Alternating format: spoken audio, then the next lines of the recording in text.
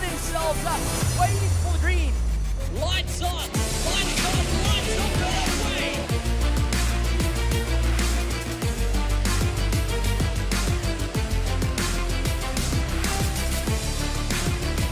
The rear and going into the green direction.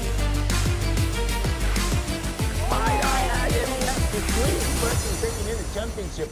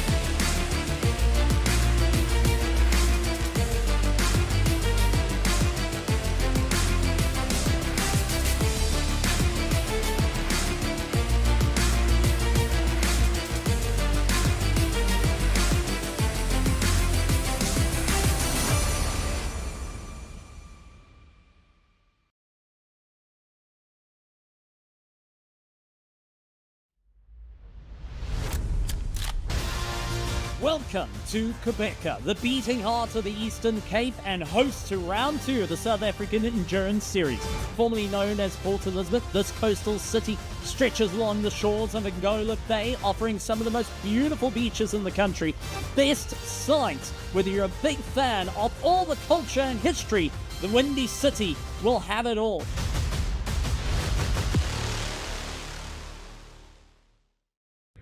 And just outside the city lies one of South Africa's most historic racing venues, the iconic Aldo Scribante. Originally opened on 30th of November 1975, this short circuit that is 2.4 kilometers in length is tight but incredible. 8 corners in total, 5 right-handers and 3 lefts. Drivers will have to go through top-end speed down the main straight before hard braking into turn 1, where it's so easy to overcook it and run wide. Through turn 2 and the flowing section, drivers must carry momentum. This part is fast, committed, and punishes even the smallest of mistakes. The back section is where the circuit really tightens up. The sequence of technical corners demands precision inputs, smooth throttle application, and patience. Get it wrong here and the lap quickly falls apart. Watch as they dive through the final corner. They will have to really get themselves sorted, gunning down to the line. And who will walk out the champion? Who will walk away going and carrying out the points? And who is going to get the fastest lap out here at Aldo Scribante, round 2 of the South African Endurance Series? Well, if you weren't excited already, we hope you are now. You've seen it. The scene has been laid by Stephen Koenig. It is round 2 here at Aldo Scribante in Gqeberha. We're enjoying the SAES. Round 2 of SAES, we've seen an incredible scene and backdrops laid out for us at round 1 in Swartkops, and we're coming down here to continue where the championship has started. I'm joined by Themba Khumalo. My name is Prince Ndiweni. If you just joined us, welcome to an exciting day of racing. We just cleared up a very exciting warm-up program, a support program with all of our classes, the MRSSA, Sports and GT Cup SA, the VW rookies. All of them have laid up what is this moment that we've been waiting for a couple of months now, Themba. Exciting stuff where endurance racing concerns, where we combine the 5 hours of Aldo Scribante racing into the night with the 1 hour dash and a bunch of hungry competitors whose engines we can hear on the grid here in commentary. They're right beneath us, getting the ground shaking already. They're lining up for the grid walk. Themba, exciting times for us for this afternoon going into the evening.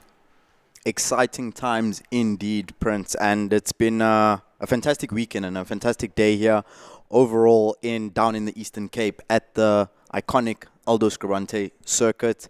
It's been a tough weekend for the drivers. Very, very hot weather conditions during the week in terms of preparation.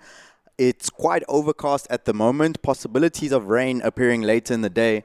However, the thing that we have to take into account is that the conditions are changing here because we are in the windy city, as it is known. So we have been keeping an eye out for changing conditions, and we have new stories. New drivers, the Nova, some new drivers coming in there, and Michael Steven back in town around about this point of time. But we are going to be taking a look at the track, the beautiful Aldo Scribante circuit. As you can see, our drivers on the grid getting ready for action, and we have a lot of exciting racing coming up ahead of us in the next 5 hours. And absolutely, in frame, you could see there's Aldo Scribante, the Scribante Racing Lamborghini Huracan GT3 Evo that will be marshaled, I believe, by Michael Steven. And then we have side by side with him was the Porsche 911 of Scribante, beg your pardon, Stradale Racing. So a lot of Italian names to be pronouncing for the endurance race. You got to get your Italian hand gestures and pronunciation correct. Stradale Motorsport, of course, marshaled by the likes of Ranjis. And we also will be enjoying, like you were saying, Temba, for the 5-hour race, the longer race, the main event, let's call it. Young entrants into the Nova Proto 2 car, very exciting stuff there. With Charles Visser, effectively is the most experienced competitor that we have in the car there. And he's being joined by a couple of newbies who've really impressed over the course of the weekend, Temba. Yes, indeed. And many fans of Pesty Racing will be very excited to know that Baron Pretorius is in the Nova NP02 this weekend. Quite a significant change of pace from the type of machinery he's used to here at the Southern African Endurance Series. That also means that Dad Harem Pretorius is on the sidelines today supporting his son in the Rico Barlow racing car. And then we also have young Valen Volsking joining Pretorius and Charles Visser in the Nova. So very exciting to see what that team is going to be delivering for us today. And always exciting to have a new driver combination because there's a whole plethora of factors that brings into the equation, especially for the teams. And speaking to the Rico Barlow guys, they have been going through a big process of adaptation this weekend. So very excited to see what Volsking and Pretorius can do under the stewardship of the Nick Adcock Rico Barlow Racing setup, with Charles Visser as the team leader, pushing them forward as they are one of the teams that are looking for the overall victory. Yep, it's gone from a position of pace setter, now a position of team leader. So your skill and ability comes with some responsibilities, and I think Charles Visser has taken that in his stride. So the team dynamic that is built up there will be quite interesting to study and analyze as their strategy unfolds before us during the course of the 5-hour race. There's that beautiful Nova Proto 2 we've been hopping on and waxing lyrical about. And Stewie White getting in the mix there with Michael Steven, having a bit of a chat as to what your contribution of being the fastest racer in the country is. Because I've had my say. What's yours? Michael Steven, of course, will be trailed by Stewie White. There he is right behind him. We had to establish whether it's Exo or Stewie starting in the car. We'll get a clear picture of that in a moment. But we've got a beautiful array of equipment there. Oh, the bright, striking colors of all the cars we've gotten to enjoy, a couple of which we've seen before. The Inter Africa Lamborghini, having said a couple of interesting scenarios that we saw. They were practicing some of their race scenarios. We remember towards the end of their session earlier on, and they're practicing their pit stops and making sure they come down to a T. So strategy at the moment for the endurance race comes to the fore, and that is a question that's going to be asked of all of our competitors, especially when we get into the next segment of the race. And the 1-hour dash competitors have peeled away, because remember, it is a race within a race where we see a 5-hour and a 1-hour race happening concurrently. So lots of stuff to look forward to and dynamics to read into and analyze and assess with you. We hope you're joining us from all across the world on our virtual grandstands. Do fill our comments with your assessments and what you think. But as for getting more insights into what's happening down on the grid, we have Nadine standing by.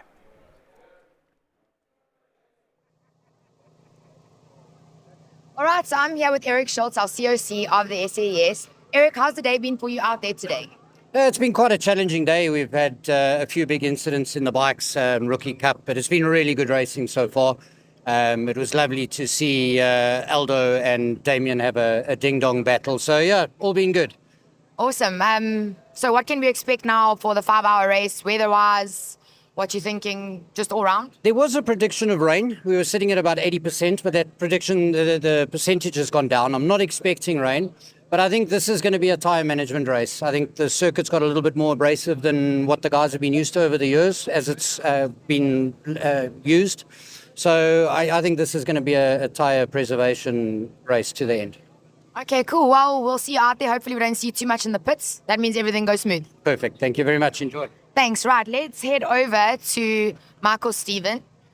He is a local motorsport superhero in PE. He's from PE. Haven't seen him in the series for a while, but he's back for round 2. Thanks for coming back. Yeah, absolutely great to be back with Scribante and looking forward to the race. Yeah, I think the grid is, or the track is so full today with spectators because you're here. I wouldn't quite put it down to that, but yeah, it's always fantastic, driving around and seeing a full crowd on the banks. I think that's a trait of PE. They always come out to support, and hopefully we don't disappoint. Yeah, well, definitely not sitting on pole, right? Yeah, so it's a long race. We're only doing the 1 hour, but it's 1 hour flat out. So let's see what we can do. And tell me, out of all the cars on the grid here, which one are you looking to have a good battle with? None of them. Hoping to drive into the distance. Yeah, so I think, we just go out there and obviously see the first couple of laps what's happening. It's always endurance racing. It's not about that one lap do or die into some of the corners. Get through the first couple of laps and then we see where we are. Well, cool. Thanks for joining us again. Yeah, awesome. Good to be here. Thanks. Okay, let's move on. Let's move on to spectator. Hello, guys. How are you? Hello, I'm finding you. Good, thanks. First time out at the track? Yes, Okay, so first time at one of our series. And what do you think of today? it's nice, going nice. Are you going to be back again? Yes, probably. Okay, cool. Hopefully next time you're going to talk a bit more. Okay, let's go on to the next one. Francois, how are you, my friend? Very good, Nadine. How are you guys doing today? I'm good, and I see things are definitely looking up for you in Pesty Racing. I see you guys have jumped ship. We jumped ship. I mean, we got the opportunity to drive the car. Nick Adcock, who's the car owner, asked Barnes if he would like to drive the car, and we ended up testing last week in Cape Town. Test went very well. They were very happy with Barnes' performance, and they said, would he drive the car this weekend here in PE? So here we are. And they're like, can you bring the whole team, including you? Well, you know what? I got the phone call also to come and assist with the strategy and everything, yes. Awesome. Well, I'm excited to see what Baron's going to do. I saw he did some incredible lap times yesterday in the Nova. Yeah, he did. He's really getting comfortable with the car. For him, it's a bit of a step up, from a backdraft into an aero car. It's a bit of a mindset change in the way it drives. I think he's adapted extremely well. He's managed to make the car his own, and he's feeling very comfortable in it, which is great. I'm going to go ask him all about it right now. Thank you. Baron Pretorius, jumping from a backdraft to a Nova. Tell us how it is. Yeah, I think it's a fairly big jump. I'm really honored to be here. This team has been amazing. I've learned a lot this weekend, and it's a big jump, but I've really enjoyed the car. We did a test a week or so ago in Cape Town and, got used to the car and came here, and every session we've just improved. So I'm super excited for the day, and we'll see what it brings. Obviously now you're in a car that has a lot more power. So how do you adjust your driving strategies and skills to that? Oh, look, this car is completely different to a backdraft. I mean, backdraft is more a production type vehicle, where this is a prototype. So the aero is a massive shift, and also the braking. You can't drive it the same. So you have to change your entire driving style. But I've managed, and yeah, I've really enjoyed it, It's really nice going so fast around here. This car is insanely fast, especially through corners. Once you start understanding how it works, it just feels like you can keep on pushing. So I'm super excited. Well, I'm super excited to see what you're going to do today on track. I saw yesterday in qualifying and practice you had some really good lap times. I think you did a 57, right? Something. Yeah, I got down to a low 58. We were on for 57, and then I made a mistake going into the last corner. Had a snap-off oversteer, and we lost a bit of drive coming out, so we lost a few tenths there. But other than that, it was a solid lap. I'm still getting used to the car and learning to understand it and where the limits are. So I'm super happy with the way we've driven this weekend. We've qualified pole in the endurance, so Michael got us now. But at being a split qualifying, it made it a bit tricky to keep up as a Lamborghini. But our main competition is behind us, so I'm sure we'll fight them and see how the race goes. Who are you calling your main competition, MJR? No, Into Africa. I think more into Africa and the Porsche from Stradale. They were super consistent yesterday. So I think Clolile them and Stradale is going to be our main competition for the weekend. Well, don't disappoint. No, I won't. I'd just like to give a massive shout out to Nick Adcock for giving me the opportunity to race with them and Just for Sleep and Rico Barlow them. And then a massive shout out to my family, my mom, my dad, and my uncle for the support. It's taken us a long time to get here and we finally where we want to be. So a big shout out to them and everybody that's helped us through the course. And a massive, massive shout out again to Rico Barlow for the effort he's put in. Well done on you because, I mean, you got there, right? Well done. Shalpasa. So tell me about your new team. Come move away from the noise. I'm just standing there so it looks like I'm busy, you know? That's so it looks like I'm doing something. So tell me something quickly. You've got a new team, a younger team. How's it going? Adapting? It's a good team. Luckily, I'm not the oldest, so that's the best part. But you're still the fastest. Debatable. No, I'm actually really happy. I mean, I did the test in Cape Town, and unfortunately, I wasn't there. I was doing other stuff. I was doing a go-kart pre-run. But the team informed me, and they say it went pretty well. So, I had high hopes, and they certainly made it come true. So, I'm really looking forward to it. Barton is very experienced with the backdrops and stuff like that, so I think he will handle it pretty well. Our other teammate, Waylon, first time, so I know he's got a little bit of nerves, but I think I'll handle it just fine. And then myself, so I'm just here to drive the car, like I don't take any orders or anything, so I just try and do what I do. So overall, I think we have a good team, and at the end of the day, we're just here to bank the points as well. So let alone something goes wrong, just hope it doesn't. But we're just here to bank the points and take it to the championship at the end of the year. Yeah, you are the current championship leader after round one, so bring that thing across the finish line. Yeah, definitely. But there's a little bit of mind games going on because this round is double points now. So yeah, it's gonna be super competitive, and especially now with all the other G3 cars, it's gonna make it a little bit difficult as well. So I think if we just stick to our plan and just take it from there, and just keep calm and collected, I think we'll finish in the front. And I think we'll be pretty happy with that as well. So you, calm and collected. No, that's like a polar opposite, So it's trying to be professional behind the camera, man. So, but yeah, that's a plan. So we just have to stick to it. So that's all I can hope for. Okay. Well, good luck out there. We'll see you in the pits later. Thank you so much. Cool. How's that one? Calm and collected. That's so funny. Oh, Gerald. Sorry to interrupt. How are you? One next to yourself. This is Gerald Ekron. He is the Inter Africa manager. How are we feeling about the team performance so far today? I mean, it's only been Adolf out there so far. And now your boys are going into the 5-hour endurance. Yeah, Adolf did an amazing job. We're super proud of him. Well done to Dino on winning the day. After the endurance race, luckily we didn't do the sports and GT, so we took a bit of pressure off the guys for the day. To be honest with you, we were struggling yesterday the whole day with setup, and the team worked massively hard last night and finished the car this morning in warm-up. We looked a lot better.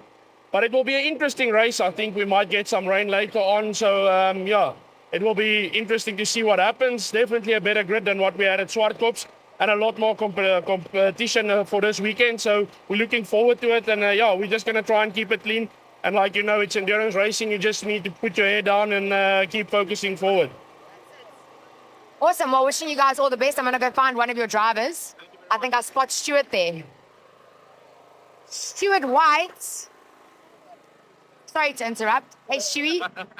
So this is Stuart White, one of the Inter Africa drivers. Stuart, you had an amazing lap yesterday of 57.06.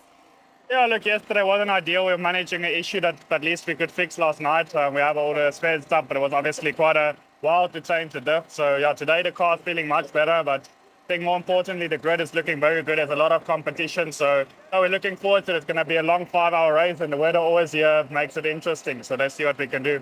Did you and Gerald rehearse your speeches? Because he just said the exact same thing, basically. No, we just know how big the problem was. It was quite a big talking point from yesterday. So, yeah, just keep our heads down. We have the experience, and we know how to manage these races. So we just need to lean on that and come back in the 5-hour race. Yesterday, you guys were quite secretive. You didn't want to give us any information, but I always understand why.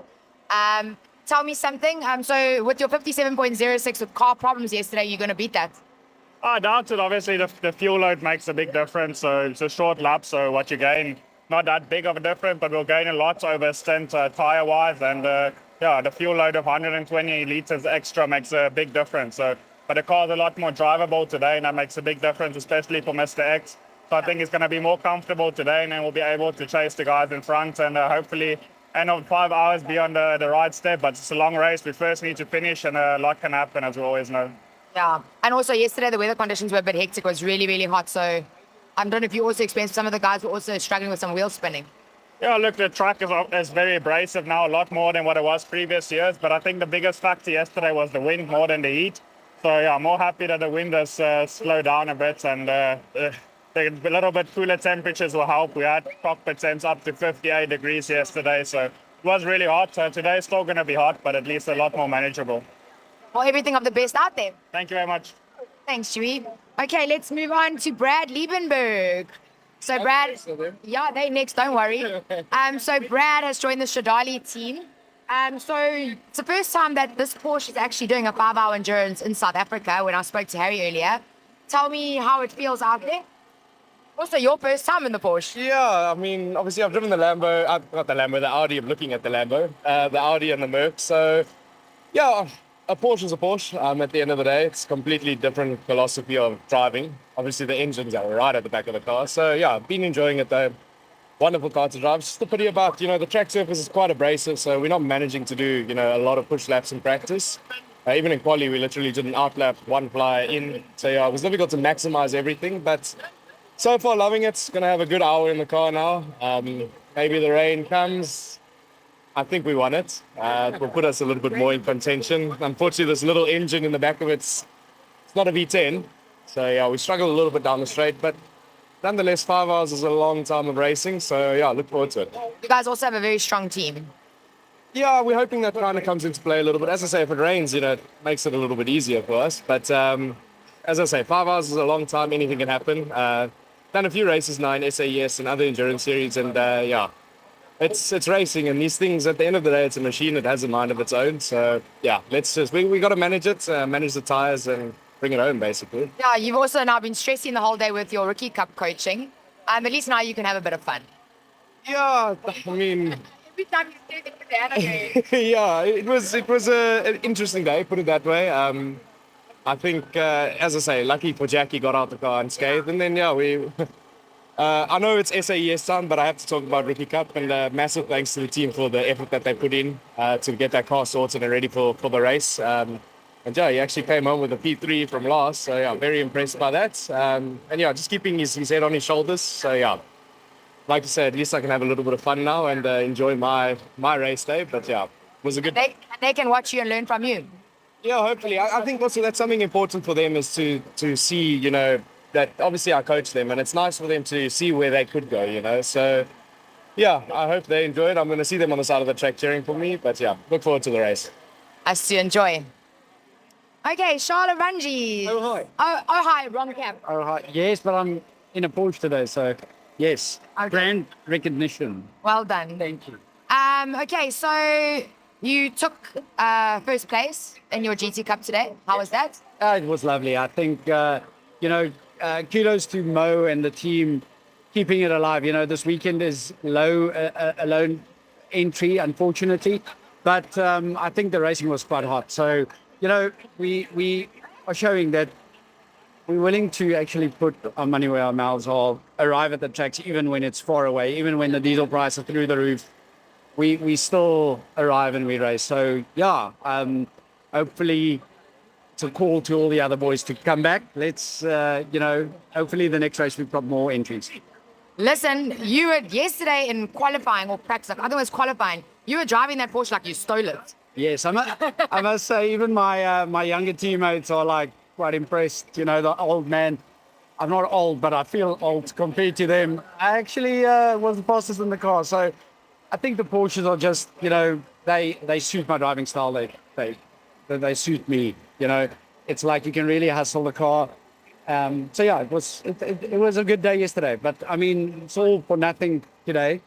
A 5 hours is a long race, so we have to finish. Absolutely. Well, all the best out there, and thanks for your time. Thanks so much. Pleasure.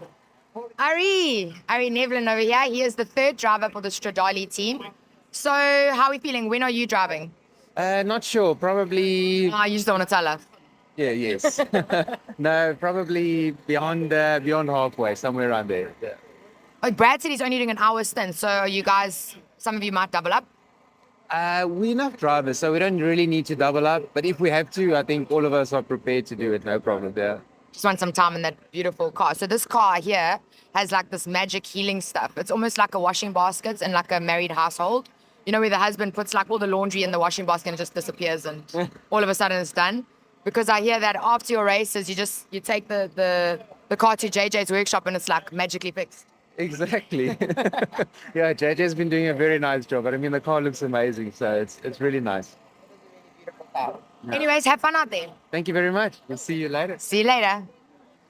Okay, let's move on. Let's get another spectator. Hello, Mr. Cameraman. How's it? Have you got your license to be taking photos here? Yes. No, I'm joking. I do.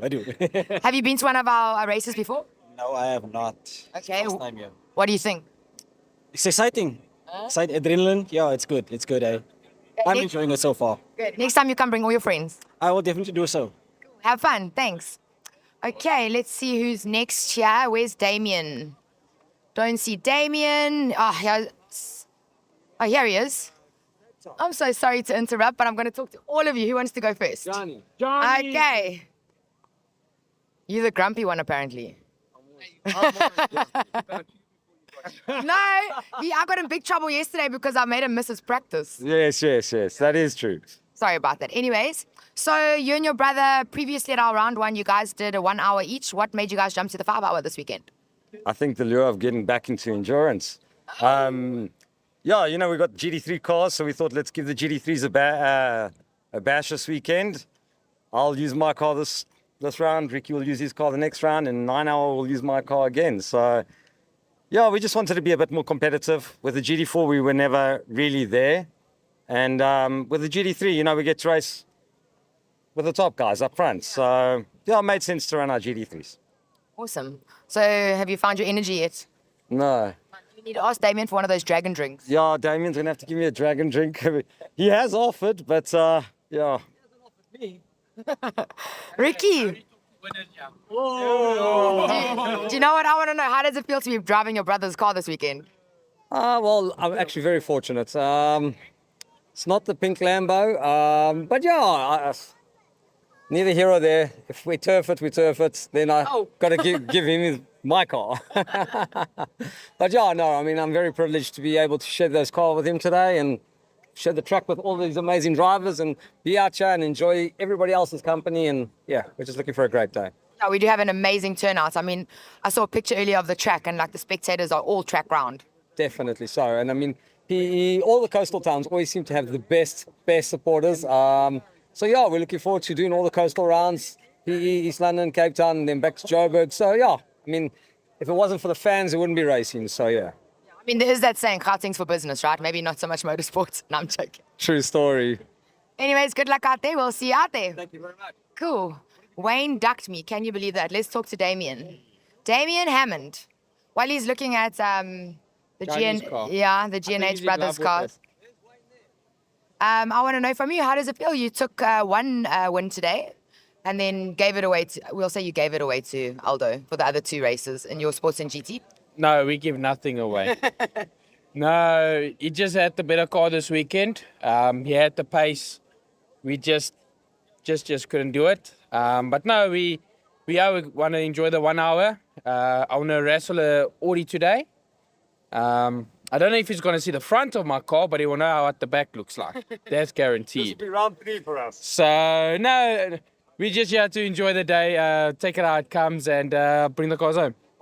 Awesome. Listen, don't kiss each other again. Was it you two that kissed last round? No, you and Kolile. No, it was us. Yes. Yeah, at the 9 hours, we had a small little exchange. He came on to me a bit too hard. And then he came back at me at Swartkops as well. So, yeah, it's been eventful between myself and Damien. We'll keep it clean today. Yeah. Sounds like a love-hate relationship. Anyways, enjoy, guys. We'll see you out there. Bye. Okay, so let's move on to see who else we can chat to. Let's talk to Leighton. Leighton, can we have a quick chat? Yeah. Hi, welcome back to the series. Thank you. It's Pleasure. good to be back. It's good Yeah. to be back. I think the last time we saw you was at the 9 Hour last year. It was at the 9 Hour last year, yeah. And we're hoping for the same weather. I hope it doesn't rain, in my opinion. I just like racing in the Rye. It'll be a little bit fun, a little bit more exciting, but we'll see. If the weather comes, then it comes. We'll handle it correctly. Well, lucky you're getting in the car now, because I think there might be a little bit of rain later. It might be. From what I've seen on the radar, it looks like it's coming at about 4 or 5 o'clock. So look, we'll handle it if it comes. We have the strategy for both, dry or wet. So just trying to give these guys a little bit of a hard time. So we'll see what happens. I saw you in qualifying yesterday. I think you're definitely going to do that. I hope so. I hope so. I was really trying to wring this thing's neck. I mean, on qualifying, unfortunately, we didn't have new tires. So I was actually quite surprised we were as close as what we were at the Porsche, but happy. Yeah, you did very well. Well done. We'll see you out there. Marius Jackson, let me tell you something. If there was a prize for the nicest pits, you would have won it this weekend. That big screen, that aircon, everything. You really kicked out for the boys. Well, I'm glad we're getting win 2 trophies this weekend for the pits and for winning the race. Listen, I don't know about a trophy, but I'll buy you a brandy. Ah, nice. Let's do shots. So, yeah, we're happy to be here, obviously. The crew is here, full force. And we're looking at the weather. We hope it's not going to rain. If it's raining, it's also fine. We're happy with it. We've done it before. So, and this time we're in a different machine here. Yeah. The last time it was for Audi. Now we're tackling the grid with the Porsche. And let's see what we can get out of her. Oh, you must have fun out there. Listen, earlier on in the Sports and GT, I see that your other teammate, client, Ian, took out our other car that was supposed to be on the grid here. Old Mark Verrier, do you know what happened? It looks like a racing incident. Oh, okay. Yeah, so Nice way to put it. Yeah, it's a nice way. But everybody was there looking at all the footage and stuff. And what I've heard, it was a racing incident and stuff, but I'm not on top of it. The team manager, you can ask her what happened. She needs to know. I'm just here as a driver this weekend and enjoying it. Good for you. Good answer. Yeah, thank you. Okay, have fun out there. See you later. Thanks. Bye. Okay, let's see. Yeah, let's talk to Mo Mia. Sorry, guys. Oh, you love your prime time. How are you doing? I'm waiting for you to come and say hello. I'm well, thank you. Good. How's the confidence levels? Yeah, good, hey? Good. I had some good inspiration from you yesterday. So, looking forward to it. And 1 hour is always nice, right? Get to do some proper track time. Awesome. So yesterday you actually mentioned to us you own a couple cars privately, and you said that you do more mileage in this car annually than you do all your other cars combined. Yeah, 100%. Well, look, racing, if there was a race in Durban every weekend, I'll be on the track. And, it's good. You get off the road, don't do crazy things. And this is exhilarating, right? I mean, maybe I should sell the other cars and buy more race cars. I like that idea. Yeah, you know what? But anyway, nice. it's good fun. But also, before we go, thanks to EXO, as usual, for always putting on a great show. I know it's tough and it's not a great economic environment, but Tolile, we really, really appreciate it. Well, we also appreciate you being a part of our series consistently and also getting all the GT Cup guys to also come and join us. Yeah, look, the important thing is as long as we catching a jaw, right? We have to have some fun. I mean, we South Africans, we got a great spirit. And the GT Cup guys, if you're listening or watching, I don't know where you'll disappear to, guys. You'll need to come back. We need you back, GT Cup guys. All the Porsche guys with the GT3 Cup cars. Come on, join us. It's actually a proper jaw. You tell them. Listen, good luck out there. Have fun. Cheers, Nadine. Thanks a lot. See you later. Cool. Oh, Roberto Franco, he made it. Back from Tomorrowland with 5 minutes to spare, ladies and gentlemen. Always just in time. Always just in time. You almost missed it. Did you even do qualifying yesterday? I just made it in time for qualify. In the dark. It was fun. Yeah, it was great. Nice to be here in PE. Yeah. I must say, I'm missing my son that we're not doing the endurance together, but we'll be in Cape Town for the big one. You mentioned he's preparing for a big race? Yeah, for his super touring car. He's pushing to prepare for Red Star next week. And we've got quite a lot on the set of schedules of different races to do. And very excited to be, as usual, here for Saes and to be able to be with the guys. And obviously the Audi's not here, but that will come. I mean, I'm beginning to wonder if this car even exists. I know. It does. It does. Just getting sure that I know the car properly before I put it out there. So, thank you. Pleasure. And is your son just an excuse, or is it because you just got back from Tomorrowland? Tomorrowland was a lot of fun. No skiing incidents to talk about, but yeah, Tomorrowland was terrific, and definitely going next year again. Well, welcome home. Thank you very much. Have fun out there. Thank you. Bye. Okay. Looks like we don't have time for... Oh, we've got time for one more. Awesome. Wayne Hoffman. Fine, thanks. And you? Well, thank you. So I heard that how you got into racing is... okay, maybe you just tell a story so I don't get it wrong. How did you get into four-wheel racing? Tired of being a spectator, eh? Okay. Funds, yeah. Not in the grandstand. Absolutely. But I heard something about you had like an accident or something, and then in a 991, and then you purchased a 992, something along those lines? 9 weeks ago, yeah, Power Series, unfortunately, had a little bit of a mishap. They've nicknamed me Harvey Wallbanger now. And yeah, unfortunately lost the vehicle, and fortunate enough to lay my hands on this. Yeah, a bit of an upgrade, so looking forward to it. Awesome. Well, you must have fun out there. Thanks, guys. Awesome. Keep on doing a great job. Keep it on the grey stuff. The black stuff, yeah. Ciao. Have a good one. Ciao. Thanks, Wayne. All right. So before they chase me off the track, let's quickly talk to our Mozambicans. Hello there. You back? Are you ready? I'm ready, always. Good. You must go have fun out there. Listen, try keep the car going for the full 5 hours, ne? Yes, we will. Yes. Manage to finish the race. Yes. It's a new car. Yes, it's a new car. Okay, good. But it's still not the Audi. Also, all these oaks that are promising Audis, I'm beginning to wonder if they are actually Audis. Slowly, it's taking time, but hopefully this year it's going to be ready. Amen. Okay, good luck out there. We'll see you guys in the pits. All right, that is all from me for now on the grid. You'll see me later in the pits, catching up with the guys and bringing you all the action that's happening on track to your couch. Let's go back to the guys in commentary.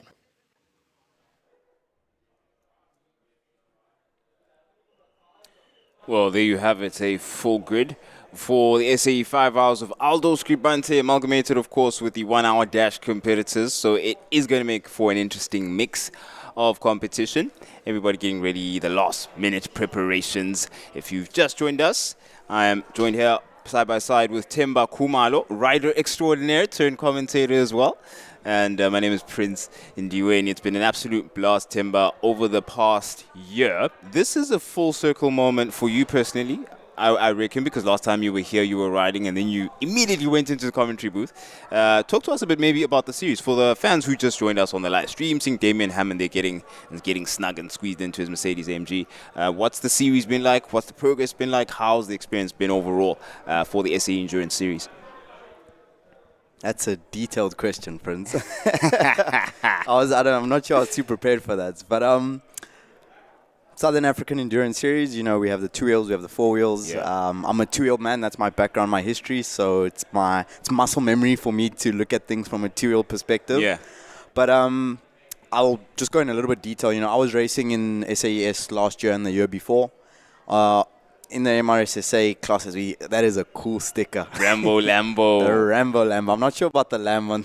So, I get it. It's a good one, but it looks a bit weird. It's a bit weird. Oh man, that is, well, Maverick's sibling.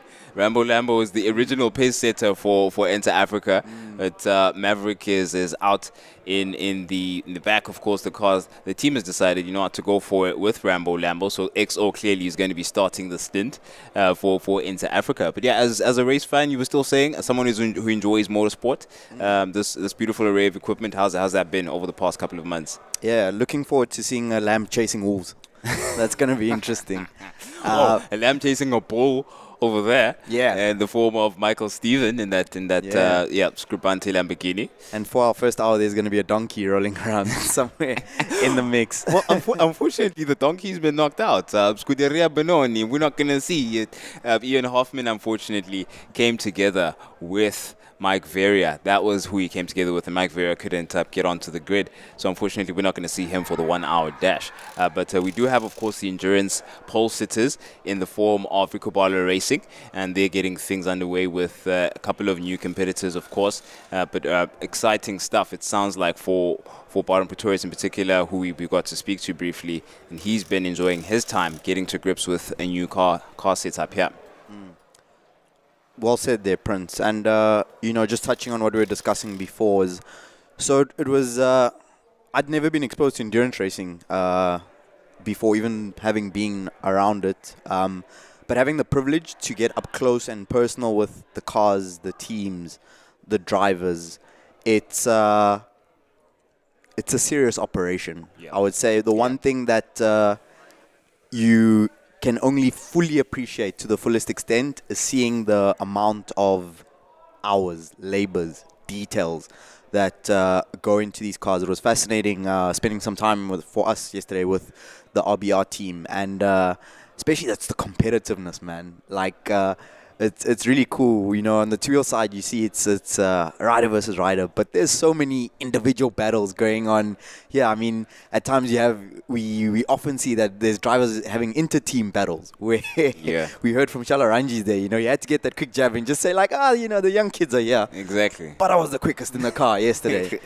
So there's so much to unpack, and what a privilege that we have a full 5 hours to go through all those details and what makes the Southern African Endurance Series racing special, and what makes this circuit in particular, Aldo Scribante, special. And on top of all of that, we still have the 1 hour dash to keep an eye on. I'm keeping my eye out for Damien Hammond. He must be on his 7th, 8th, 9th. In fact, for the little kids, he must be on his 6th or 7th Dragon energy drink today. Yes, So it's up for debate.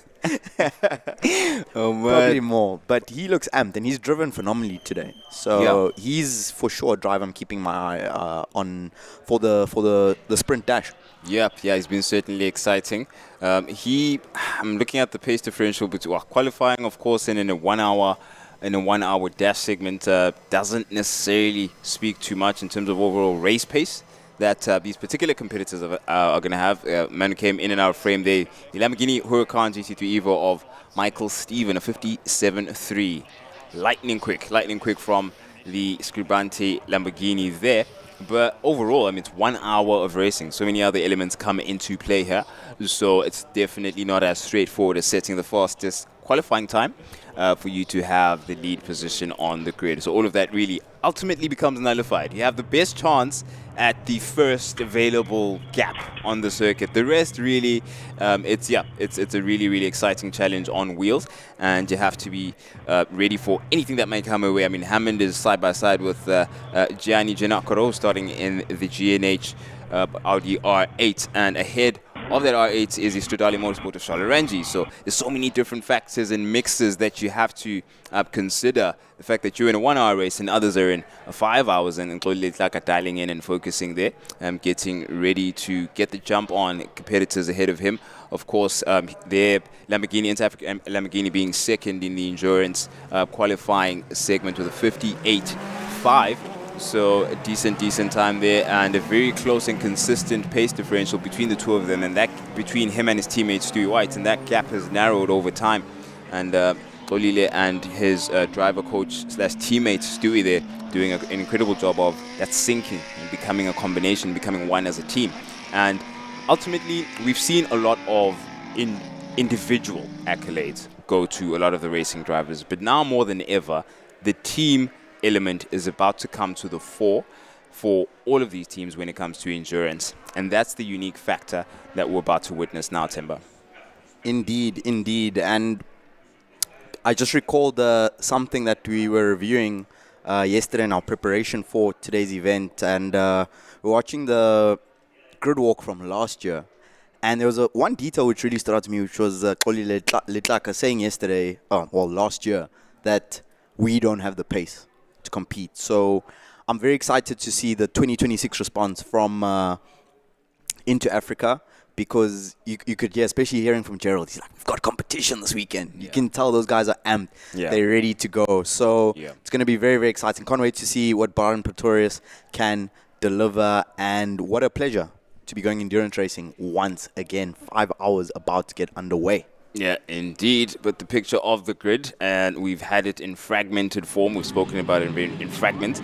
But we've got Michael Steven leading up the grid side by side with Rico Barlow Racing's Fissa. Then we have Pretorius, I beg your pardon. Then we have in the second row of the grid, Inter Africa Racing's Tolile Litlaka getting to getting ready to get proceedings underway. He is side by side. There you go with Michael Stephen there, getting the car ready, making sure tires and temps are up to scratch. Going into turn one, you're going to have to make sure that your brakes and your tires are up to temperature. There we have it. We've been building up from this moment, from flag down at round one of Swak Corps, and we're getting things underway here at Aldo Scribante on board there with Baden Pretorius side by side with his closest competition in the endurance segment. It is SAES, 5 hours of Aldo Scribante. We have lights on, hold, keep it calm and steady. It's round two at Aldo Scribante, and we are racing. Michael Stephen off into the distance, and that is turn one, and the whole shot taken by him side by side with Litaka and Pretorius. Later on the brakes is Litaka. Pretorius taking the more careful route there. Ranji's dive down the inside of Pretorius and takes that position. Pretorius was going to have to make up for that not too long from now, but in the meantime, neatly filed. Everybody accounted for, going down to into turn one, entering into the S's. Now at the exit of 3. Up there goes Stephen, marshalling the entire field neatly across. Koleli Tlaka has Aranjis in tow. He's the closest so far to try and trouble and destabilize him. But in the meantime, also Hammond has a MJR Porsche right behind him to worry about. Michael Stephen already getting into stride. Quick he goes and justifying that 57.3 quali time that he set, immediately making the statement known to his one-hour dash competitors. We have a breakaway leader, then a group of 3. Very excited to see these 3 cars go head-to-head as we come across the pit straight and the start-finish line for the first time of many. Lights flashing there already for the MJR car on Damian Hammond in the Mercedes GT3 Evo. And another key detail to remember is that we no longer have drop rounds in our SAES series, so every single point will count for every car out on track. 100%, every inch counts, and you got to make sure to give it your best shot. So you're going to see full beans and full commitment, I beg your pardon, from all of our competitors. Damian Hammond, and that is, I beg your pardon, the Scribante Motorsport Porsche there. Under pressure is Litaka coming out. Ooh, heavy on the brakes now at the sweep, completing the sweep now. It's slightly blind, left-hander going down into Dunlop. Litaka's going to have to defend slightly there, keep his position. That he does, goes narrow and tighter and keeps the final corner. But Baden Pretorius in the mix as well. He's having his say on things in that 3-way battle that's culminating between the 3 stables of Rico Barlow Racing, Stradale Motorsport, and Into Africa. Out front, Michael Stevens with his first full flying lap of 59.497. No messing around from him. A 100.362 for Into Africa Racing. A 00.201 for the Stradale Motorsport car, and the Nova with a 100.141. Prince, what do you think Baden Pretorius is feeling at this stage of the race? Because it's not new to him to be fighting at the start of SAES endurance race. However, he's in very, very different company compared to what he's normally used to. Yeah, he wants to destabilize Stradale Motorsport's Brad Liebenberg as quick as possible, because they're going to be having strategy considerations to look into. If he knows that he's not a match for Tolile, at the moment he's not a realistic target. He has to look for Brad first to upset whatever strategy and considerations they have in place, projecting the next 4 or so hours. We're still in the 1-hour dash segment, but strategy is going to be something that is primary on his mind, and also matching whatever pace benchmark he was able to set and the racing rhythm he was able to establish. He's going to want to try and stay within those lines and consider exactly what he practiced and rehearsed for to stay within the, I suppose, shape and structure of the team strategy. He must be thinking team strategy at the moment, and I know Barent is very level-headed and calm, laconic demeanor, so he's not going to be working up a fuss too much too soon. He knows it's a long race. He's not a rookie when it comes to endurance racing. He has done this before. The only difference is the equipment, but he knows exactly what it takes to win and compete well in an endurance race. It's still that front 3 so far where the endurance race is concerned, as Michael Stephen has found the distance somewhere on the horizon of Port Elizabeth/Kapecha. We're not having him, as I mentioned, in the conversation just yet. He's in a different competition. Of course, Brad Liebenberg in the rear view mirrors. Oh, fantastic view on the iCam there. In the rear view mirrors of Toli Litaka going into the final corner. He's going to be all over him. There's nothing but Porsche 911 GT3 there instead of smoke fumes behind that Lamborghini Huracan.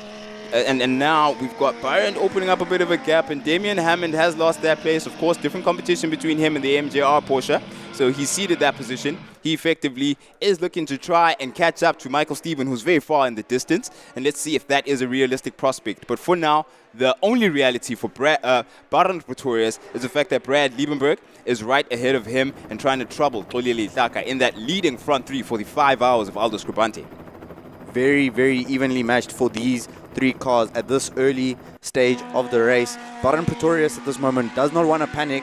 He needs to just bide his time, but he will obviously be wanting to try and find his way through on those cars as quickly as possible, as we see the Corridos car towards the outside of turn 8, circulating a little bit slower than we would be expecting at this stage of the race. So we will keep an eye on that situation for car number 11. Another lap completed. Michael Steven continues to lead out front. He has a 2.910 second gap. It is less than 0.6 of a second that separates second, third, and fourth place. That's into Africa, Stradale, and Rico Barlow Racing. Leighton Fourie has made his way up into fifth place on the road, making his way through on Damian Hammond. Fourie was the fastest driver in the car, fastest driver on track last time around, the only driver in the 59s, I think, alongside with Michael Steven, and a PB time for him. Gianni Giannacaro in the GNH Racing Transport car is in 7th place ahead of Monia, Hoffman, Franco, and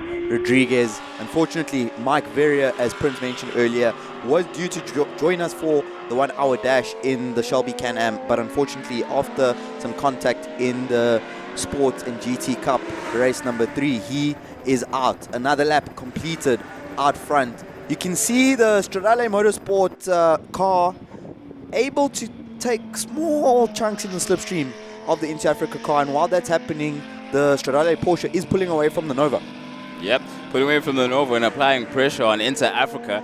The psychological element of having that much of your rear view mirror filled with German equipment is not an easy one to process, considering the early stages of the race and how much this positioning hinges and has a huge impact on the strategy going forward into the rest of the race.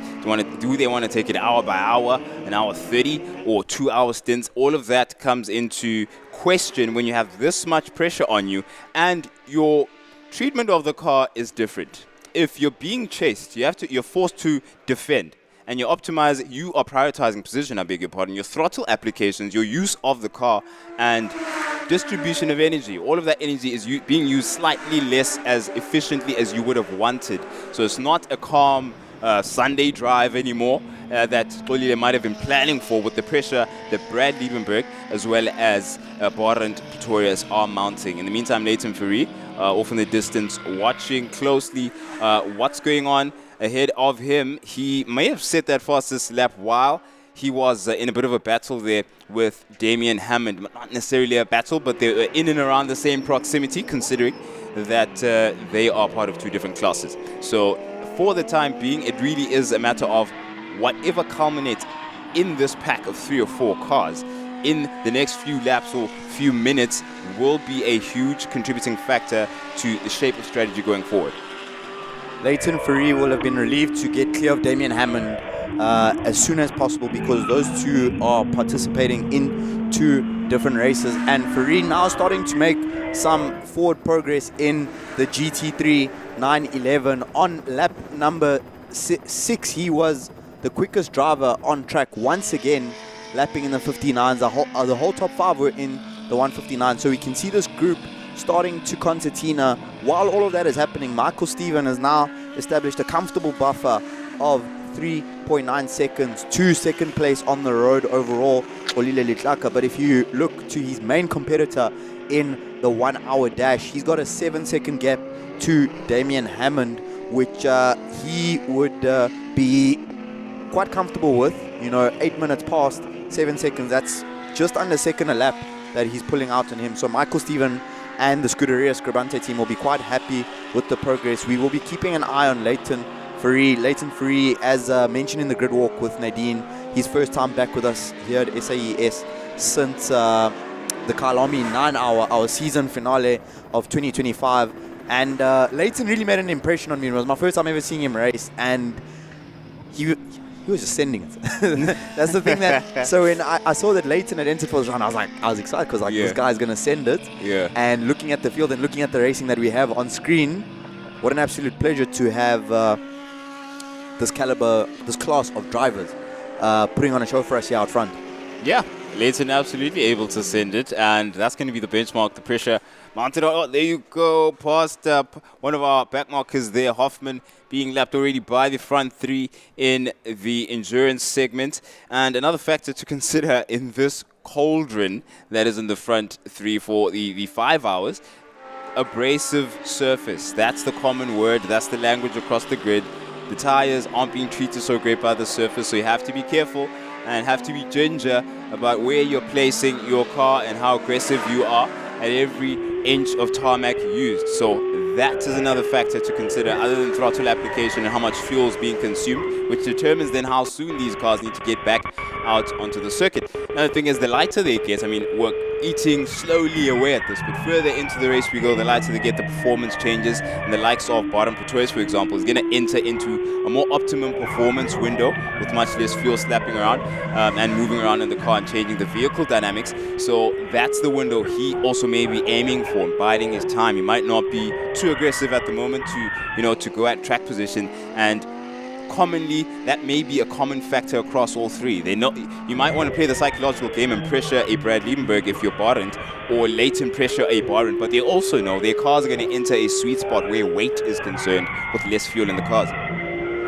And one factor that's going to play a key factor into that is the fuel efficiency of the drivers, because how efficiently the drivers are driving out on track will influence how quickly that weight reduces and what performance they're getting out of the vehicle at different stages. And then you add into that factor that with different drivers they'll be having different efficiency, so many factors to unpack that we will be seeing as we go on.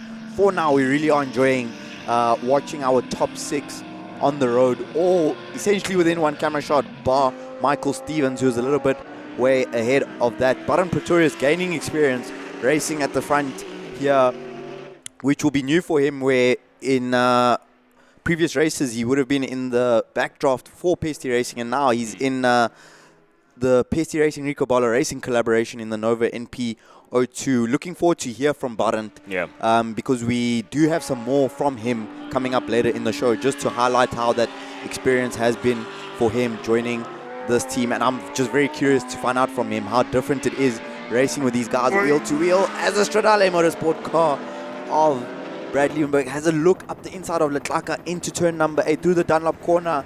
Leclerc gets good drive onto the pit straight. What do you think that first dive? We've had 13 minutes, Prince, or 12 and some change. That's the first dive, or even a feint at a dive that we've seen. What do you think that tells you for what's coming next in the next hour? Yeah, Brad wants to force a mistake out of XO, and if not a mistake, just to throw his tire preservation tactics off kilter and off the plan and whatever was planned before they left the garage.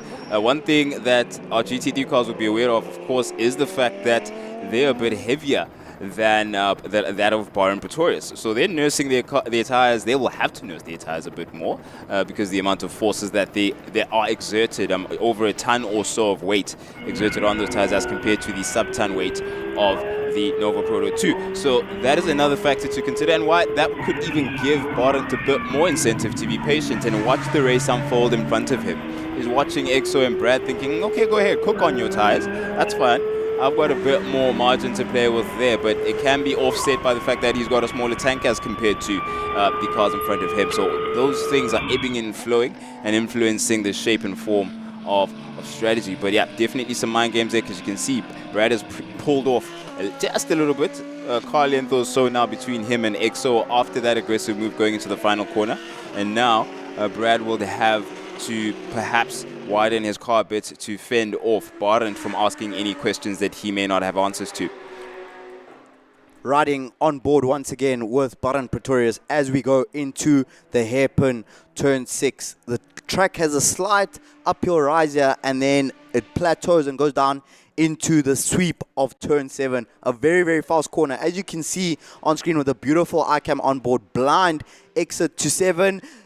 Oh, Momia just gives enough room to Liebenberg and Pretorius to come through. Important there for Litlaka to get up the inside of Mia at the entrance there for turn 8, because had he not, that for sure would have affected his exit, giving Liebenberg the opportunity to take the overall lead for the 5-hour endurance race. But really, really fantastic footage here, and interesting to see. Ooh, big moment there for Brad Liebenberg. Looks like a snap of oversteer through turn 2. He quickly recovers that, but clear for us to see that these guys, as much as they're just rolling around this train, there hasn't been any overtakes yet. The pace is hot. No, the pace definitely is hot, and something to watch out for a little further down the grid. We may be building up the temperature with that front 3 in an endurance race. Front 4, let's say, with Leighton Ferry watching not too far off in the distance. Janokaro is quietly cooking in 7th, and the trick about endurance isn't necessarily speed, and what we're seeing here is calculated aggression, of course, in the front, trying to offset each other's strategy and whatnot. We've harped on about that, but Janakaro might be looking at time and the race coming to them, because endurance is another thing, and finishing in and of itself is a massive achievement. Enduring whatever elements may come your way is also a massive achievement, so outright pace isn't the only determining factor as far as performance is concerned. So in overall 7th and in Class A 5th, the Janakaro car needs to be watched out for. That JNH Transport R8 may have something to say for this race, that's for sure. We're only 15 or so minutes into our racing, 45 minutes remaining of the 1-hour dash where Michael Steven leads. If you've just joined us, we're on board with Baden Pretorius. You're not too late. You're late but you're early. It's an endurance race, and it is the front 3 of the SAE category of today's racing. It looked there while riding on board in the Nova that Litlaka had a small snap of oversteer on the exit of 5, dipped left rear tire a little bit on the edge of the track, and you saw him immediately respond to go defensive into the hairpin of turn 6. So it's clear that for this stage of the race, Into Africa wants to make sure that they keep that Stradale car behind them. They currently are leading the 5-hour race. Not much changing at this stage of the race. Leighton Free just hovering at a comfortable distance in the MJR car. Like you were saying with the GNH team, they're going to be leveraging a lot of the experience, and important for none of the teams to panic at this stage of the race. We heard from Gerald of Into Africa. I think it was Gerald who had mentioned that we are expecting rain according to the forecast. Potentially, it was Eric, actually, our COC Eric Schultz was informing us that we had expected rain between 4 and 5 o'clock. Conditions have not changed here at Aldo Scribante throughout the day since... Oh, there we go. Move for the lead into turn 8. It's been coming. Side by side on the exit of the final corner. Litlaka still leads by half a car length as they exit turn 8. Brad Liebenberg just found a literal car as the Marius Jackson car gets sideways coming into pit lane. Ooh, close it came. Brad Liebenberg let it cook for a bit, might have backed off to make... to force a bit of relaxation into Litlaka and not expect that very well calculated move down the inside of turn 8, but Litlaka defended very well and made sure he owns that piece of tarmac and not offset what they had planned starting off into this race. He's not going to make it easy for Liebenberg, and I wonder what that means for the Pretorius then, because he's watching this thinking, okay, keep on doing exactly that. This might just turn out sweet for me. So he stands by. He's not going to be making any silly commitments ahead of Liebenberg. As you can see, this battle is heating up, and Liebenberg has made his intentions known. At any moment now, possibly now, going into 8 again. Do we get a rerun of this? Litlaka opens up, keeps it fair. Liebenberg deep on and late on the brakes into turn 8. He has made him stick and now leads the SAE 5-hour segment. Brad Liebenberg made sure of that when he braked extremely late into turn 8, protected that inside line, and we do have a new race leader. We're going to be keeping an eye on the lap times in terms of pace. I believe it was a 101.1 for Brad Liebenberg with that overtake on the Into Africa car. So we will be keeping you updated on the timing there to see if the Stradale Motorsport car starts to extend that lead in this first hour. We just caught up momentarily with Michael Steven, our 1-hour dash race leader, a best time of 59.396 for Steven out front in the Scuderia Scribante car. he looks very, very comfortable out front at this stage of the race. No response at the moment from Damian Hammond in his Mercedes GT3 Evo 4 Salmon Racing, powered by Liqui Moly. Mo Mia on for another podium as it stands. We saw him in the sports in GT and GT Cup cars fighting with Charles Rangi there up in the podium fight. So Mo Mia 8th overall, currently running in 3rd. In 4th is Wayne Hoffman and Roberto Franco, who joined us moments before the start to get into that GSW VW car. Back on board with Baron Pretorius, and immediately it's clear for us to see that Brad Liebenberg has started pulling away from the Inter Africa car. Pretorius looking for a move on the inside of Litlaka into turn 6. Door closed, move denied. Yeah, Pretorius now thinks it's his turn to try and pressurize Litlaka. He smells blood after what he's seen, and he may have seen where the proper opportunities are. Primary of which being turn 8, as you can see. Litlaka also very much aware of Pretorius, stocking up the rear. Look at the smoke puffs there at the rear right quarter of his Nova Proto 2. Litlaka will be well aware that Pretorius wants to capitalize on the opportunity he may have seen as available at turn 8. So defensive job on the cards for Litlaka going into the next couple of laps if Pretorius keeps this kind of pressure up. He's sitting in 4th, of course, overall, and he's relatively matching Litlaka for times. A couple of hundredths off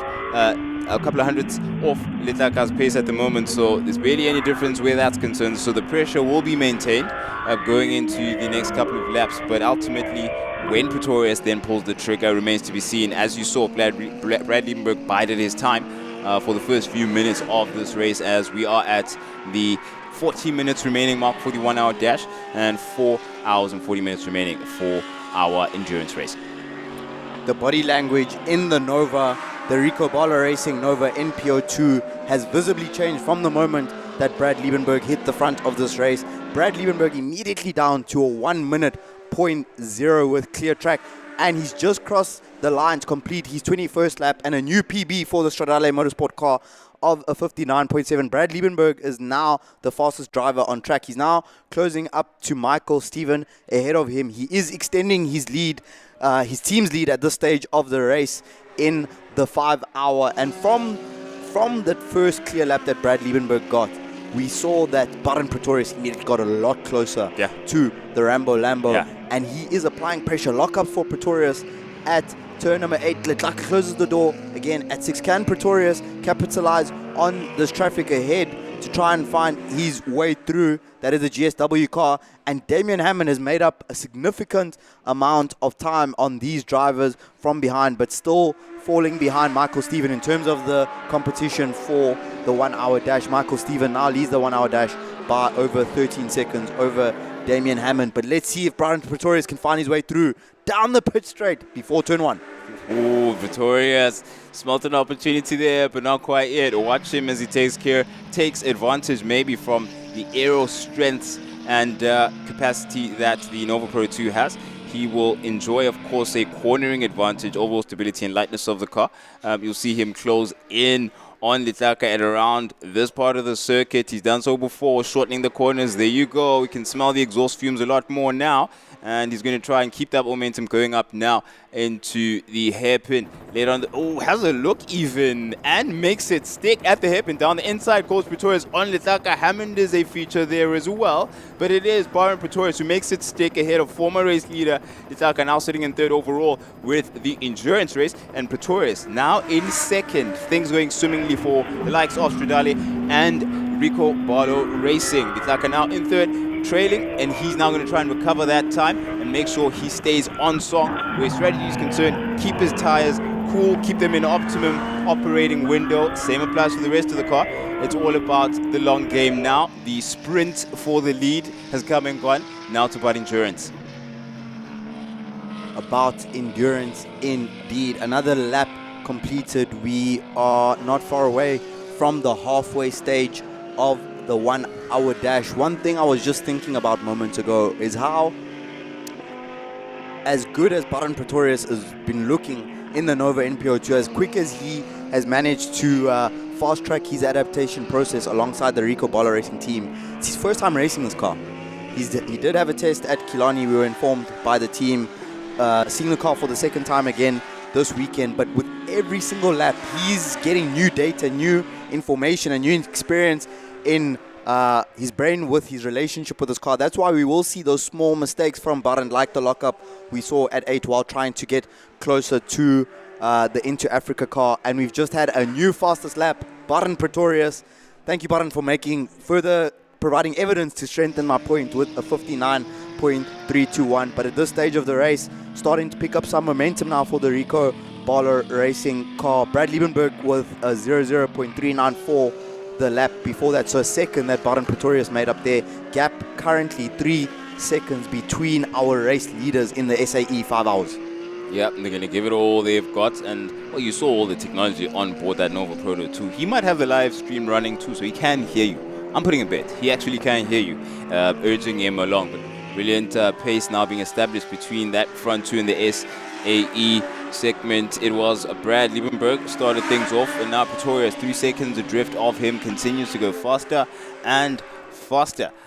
Do stay tuned for that battle. In the meantime, Damian Hammond sits second in the 1 hour dash. He's 0.6 or so behind Xolile Tlaka, but different incentives between the two of them. Different vehicle altogether. Handling dynamics a lot heavier at the front, of course, is that AMG GT3. I've tried their best, the German engineers, to get the engine as close to the center as possible, aiding in the dynamics and the handling of the car in corners. But Damian Hammond was describing how this car, aero-wise, different prospect altogether to handle. It's his first time here actually racing in GT3 equipment at Aldo Scribante. So he too is another competitor learning and gathering data and having new information that is being added to his skill set as a racing driver. And there we go now with the flashing lights. That was what we liked to call his signature Stewie White move, profusely flashing lights at the driver in front of you. Damian Hammond making his presence felt there for Xolile Tlaka, pressurizing him. And we're on board with Hammond as we speak, as we approach Dunlop. Heavy on the brakes, heavy on the anchors, down the middle goes Tlaka. There's no way to the left or right for Hammond. And he's going to have to cede that. There you go. Keeps on making himself known. He says, I'm here. And it's still Pretorius, Baran Pretorius, flashing across your timing screen, getting faster and faster. Janokoro wheel off at the right, at the outside of 4. And that was making way, of course, for Michael Stephen in a different race. But Pretorius keeps getting faster, 59.1. Third fastest lap of the race in a row for Baran Pretorius. 59.3 on lap 24, 59.2 on lap 25, and a 59.1 in lap 26. Let's see if we can get our first 58 of the 5 hours. But Baran Pretorius finding his confidence and growing in confidence in the Nova NPO2. He's now got some clear track in front of him, but that clear track is not going to be clear for very long, as he is already 1.1 seconds now back of the Stradale Motorsport car. So he will be in the dirty air of the Stradale Motorsport car, as we see that's the MJR car that we saw have that early pit stop. Leighton Fourie currently running in 7th place. Leighton Fourie in 7th as Baran Pretorius peeling off to the left, to the right-hand side rather, down the home straight to get some cleaner air. And he now trails Brad Liebenberg, but they have to now lap David Franco. Quickly, they make a light job of it. He also doesn't make it too difficult, or more difficult than it needs to be, as these lightning-quick competitors now clear the latter part of our circuit, going down into the sweep now. They've done with their hairpin. It's Brad Liebenberg. You can see the distinct handling of the car, it being rear-engined. It's a bit more happy there, and Brad seems to like it so. And Baran now following and trailing to mark every point and every move Brad Liebenberg makes to try and capitalize. But right now, they need to be aware of traffic. Plenty traffic ahead of them, and they really need to clear it as quick as possible. But they all make it difficult. It definitely does play a role in your concentration and what your overall intentions are. Because now, there we go. Hoffman doesn't make it difficult for Pretorius either. Past that 992 they go, and on the show continues.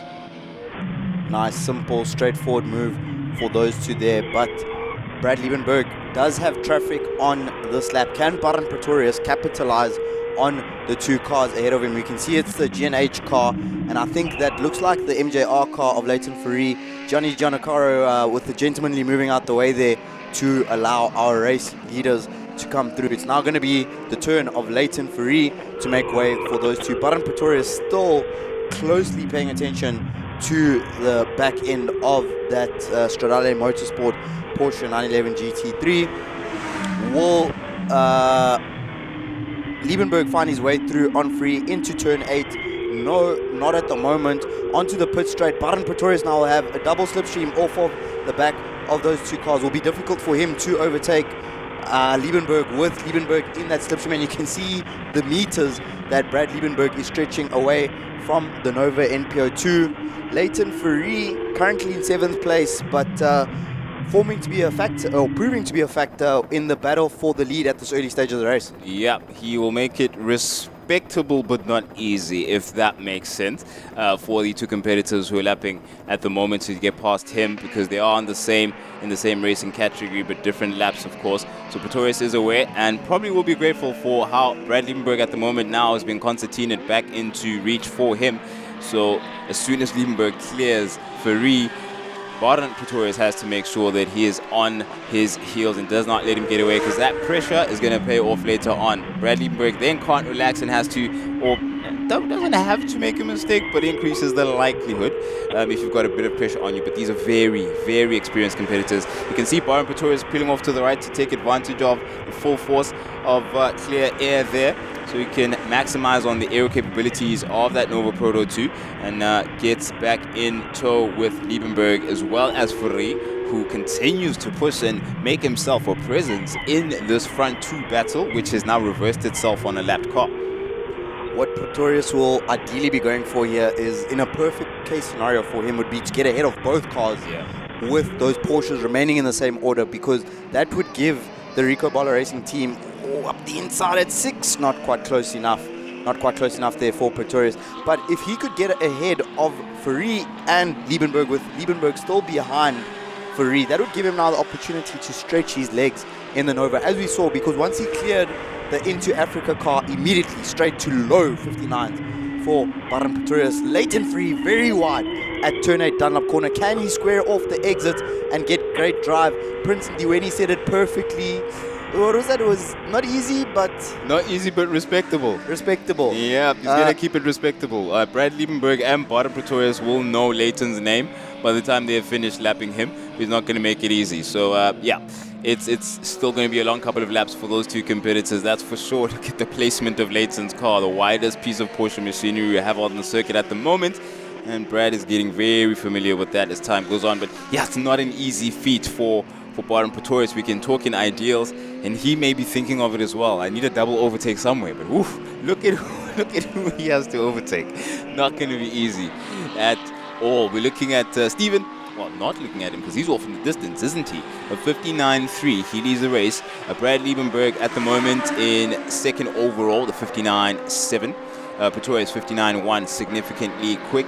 The best time we've seen from him, Litlaka, somewhere off of the top 3 race for the endurance, the Class A in 59.8. And Hammond, 1 minute. So the benchmark definitely is those 59s. The pace is those 59s in that front 3. And they've kept each other honest where that particular time is concerned, because all of them are lapping beneath the 1 minute mark in that front 4.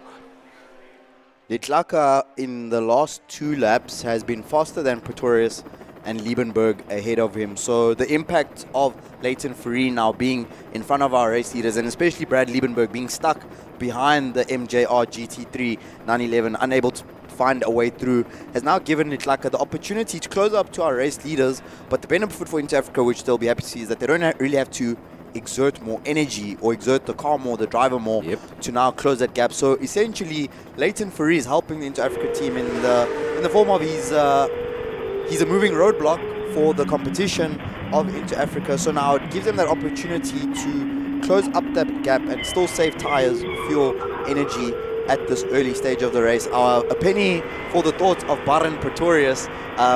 Certain that he will be enjoying himself, because being in close combat with these 2 other cars will be a lot more thrilling than what we imagine he would have experienced before. But one would surely be thinking that as it's a 101.7 now, last time around for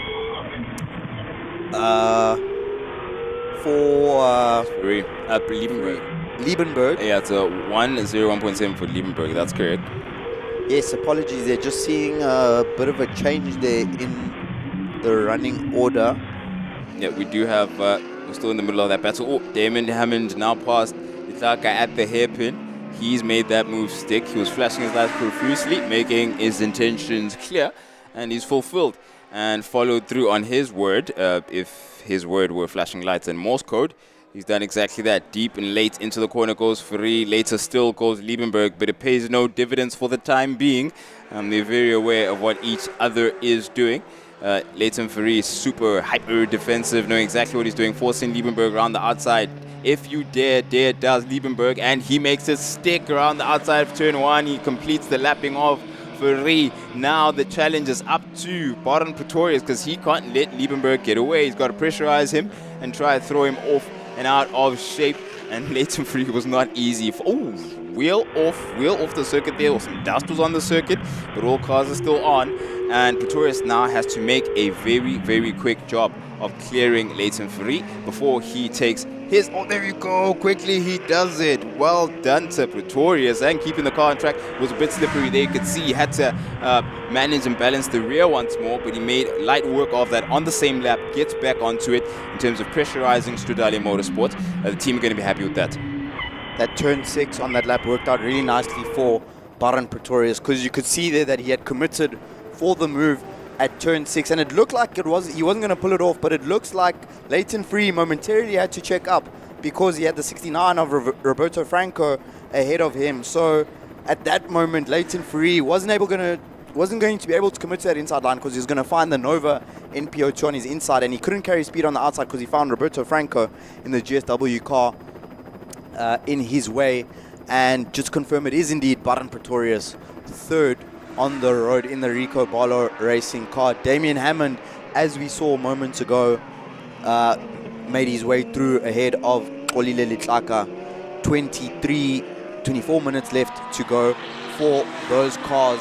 But one thing we can see on clear full display is the raw speed of the Nova on fresh tires and with still a heavy fuel tank.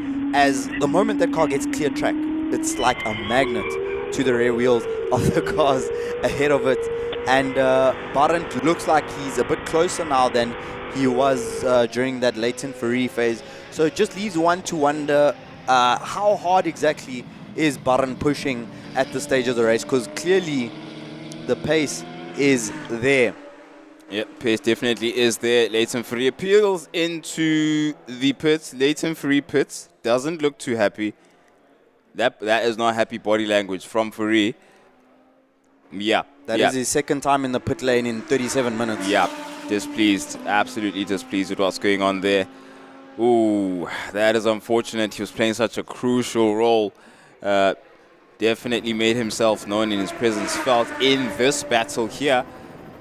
Oh, MJR definitely going to be kicking themselves and working very hard to try and figure out what the issue is. Remember, it's an endurance race. Just because Leighton just got into the pits doesn't mean it's all said and done. We haven't even finished the first hour.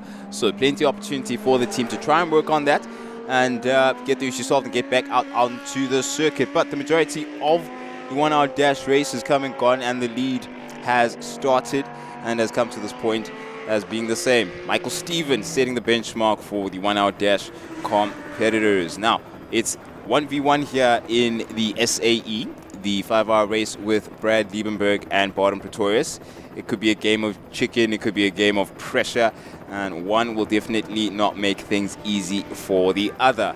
Baron Pretorius optimizes on clear air. It's going to get his car operating in its ideal window, that's for sure, considering its aerial capabilities as compared to Brad Liebenberg in the Porsche 911 GC3. So that is what's going to be on Brad Liebenberg's mind. Make it difficult for Baron to get clear air as much as possible. Don't make it easy for him, because he definitely has the pace to overtake and get that clear air. But if you can put a dent in that, it's going to change the shape of his 5 hour strategy. There is Michael Stevens. Concentration, the picture of focus as he leads the 1 hour race.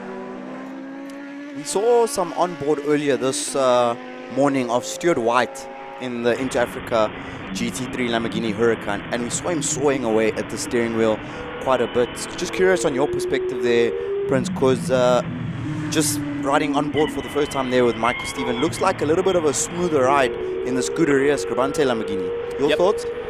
Yeah, I always like to say to Steve that when Stu White's in the car, because you can see the more aggressive body language of the car. He's really throwing it around and getting it to commit and really testing its limits. So I definitely can attribute that to driving style more than anything.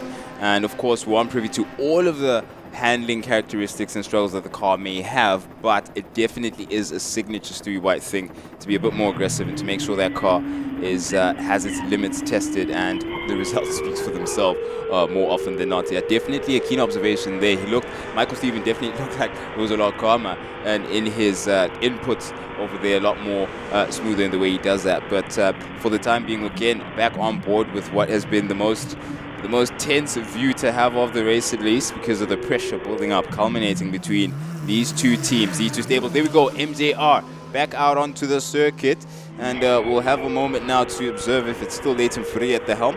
But that issue that was bothering the team made them stop twice within a couple of minutes, really. Within 10 or 20 minutes, MJR went into the pits, back out again. That issue's been solved. We'll get a bit more information as to what the mystery issue is that saw Leighton Fourie quite displeased, but he's back on and we'll be happy about that. A couple of laps behind, of course. He was already 2 laps adrift, and now that would add another lap or so, and if I'm not mistaken. So yeah, he's definitely going to want to make that up quick.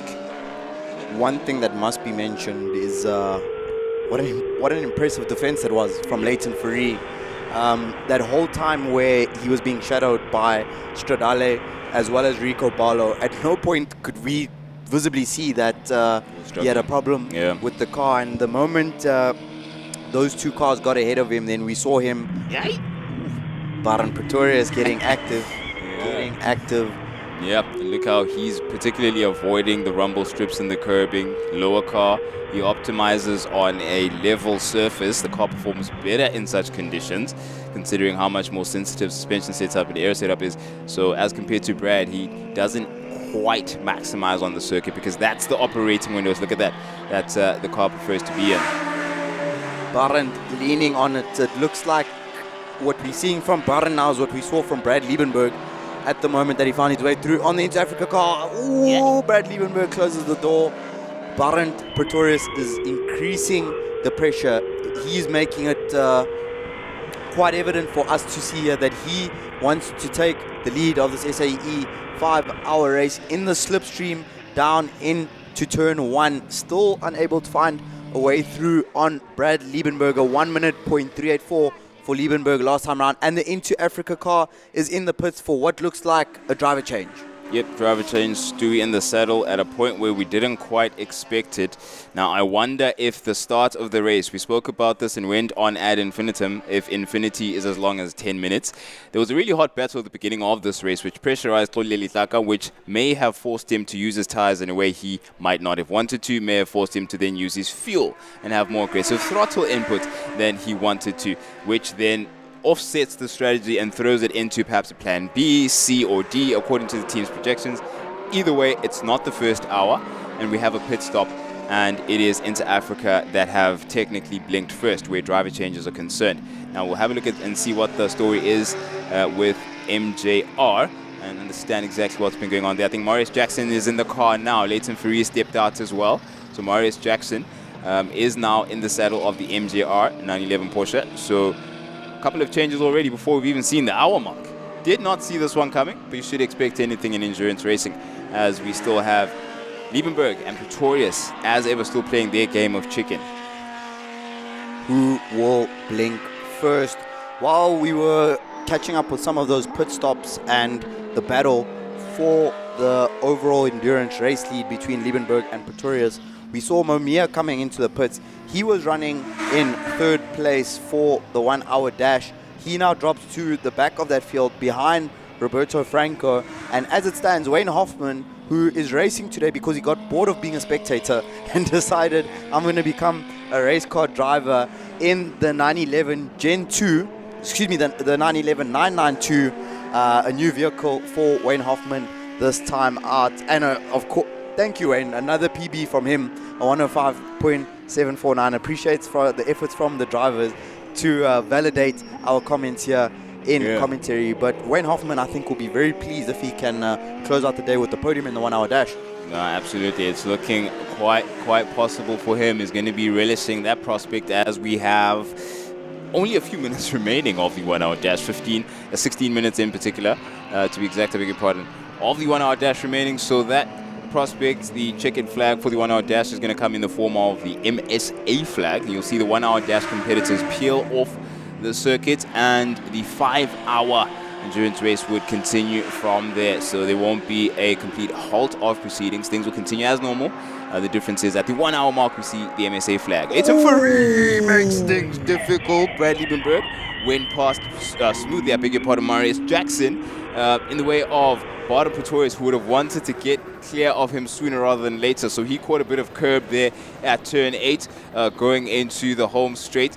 And Pretorius now makes it stick at turn 1. He does not want to lose Brad Liebenberg. By all means, he has to steer clear of any trouble, of any back markers and interruptions to stick to that man out in the front of the 1 hour race at the moment. The 5 hour race, I beg your pardon. Heart in mouth moment there for Baden Pretorius and the Rico Barlow racing team. Thank you to our LiveX team for the replay. Watch Baden Pretorius, 2 wheels on the grass on the inside of turn 8, threading the eye of the needle between going completely on the grass or driving into the side of the Marius Jackson racing car, with Marius Jackson in the car behind the wheel. At that stage, that was very, very close. Stuart White in the Inter Africa car has immediately got himself in 259s, a new PB for the Inter Africa team on lap 41, completed for them of a 59.373, and that makes Stuart White the fastest driver on track. So Inter Africa, following their strategy, we are going to wait to see how that strategy unfolds for them as time goes on. I'm sure Baden Pretorius would have been feeling a little bit frustrated in that moment here, because it's once again these two 911s in front of him giving him a hard time. And I think all he wants, young Baden Pretorius, is clear track so that he can stretch the legs of that Nova NPO2. It's time for us though to catch up with Nadine down in pit lane, who is catching up with one of our drivers. Okay, I'm standing there with Leighton for Ian. You got so mad, but I'm... It's just a stint of frustration, I must be honest. I mean, in the beginning I could hang on with the boys, and then I found the tiger at the corner, slow, front end poncho. And then I thought I could land it cut again. And then we had a problem with the fuel rig. So I got a cancellation on the engine a couple of times with no fuel. And then I carried on trying to break through it. And then when the boys came out, I thought naturally I undercut them with the problem that we had in the pits. I had no acknowledgement. So I came out and I thought I was ahead. So naturally I completed about blue flags. And then on top of that, our radio. So I had no information that I was a lap ahead. So I defended. So I apologized to Storale. Honestly, I didn't know. I had no blue flags or anything like that. So I thought maybe I was in the fight, which I wasn't. So apologies from my side to them. But yeah, finding English problems in this car. So need to get that sorted before the next round to have any points. Maybe just use this round to iron out the problems and stuff, but also you showed really good sportsmanship in the way you managed the situation. Yeah, I mean, I had to apologize to the guys. I know how frustrating it can be. Obviously, from my side, I don't know but yeah, we have to figure out these problems because it's causing a lot of chaos, and we don't need to bring a fight that long if we don't sort out these insurance problems around in the car. So, fingers crossed. See you later. Okay, let's go back to the guys in the picture.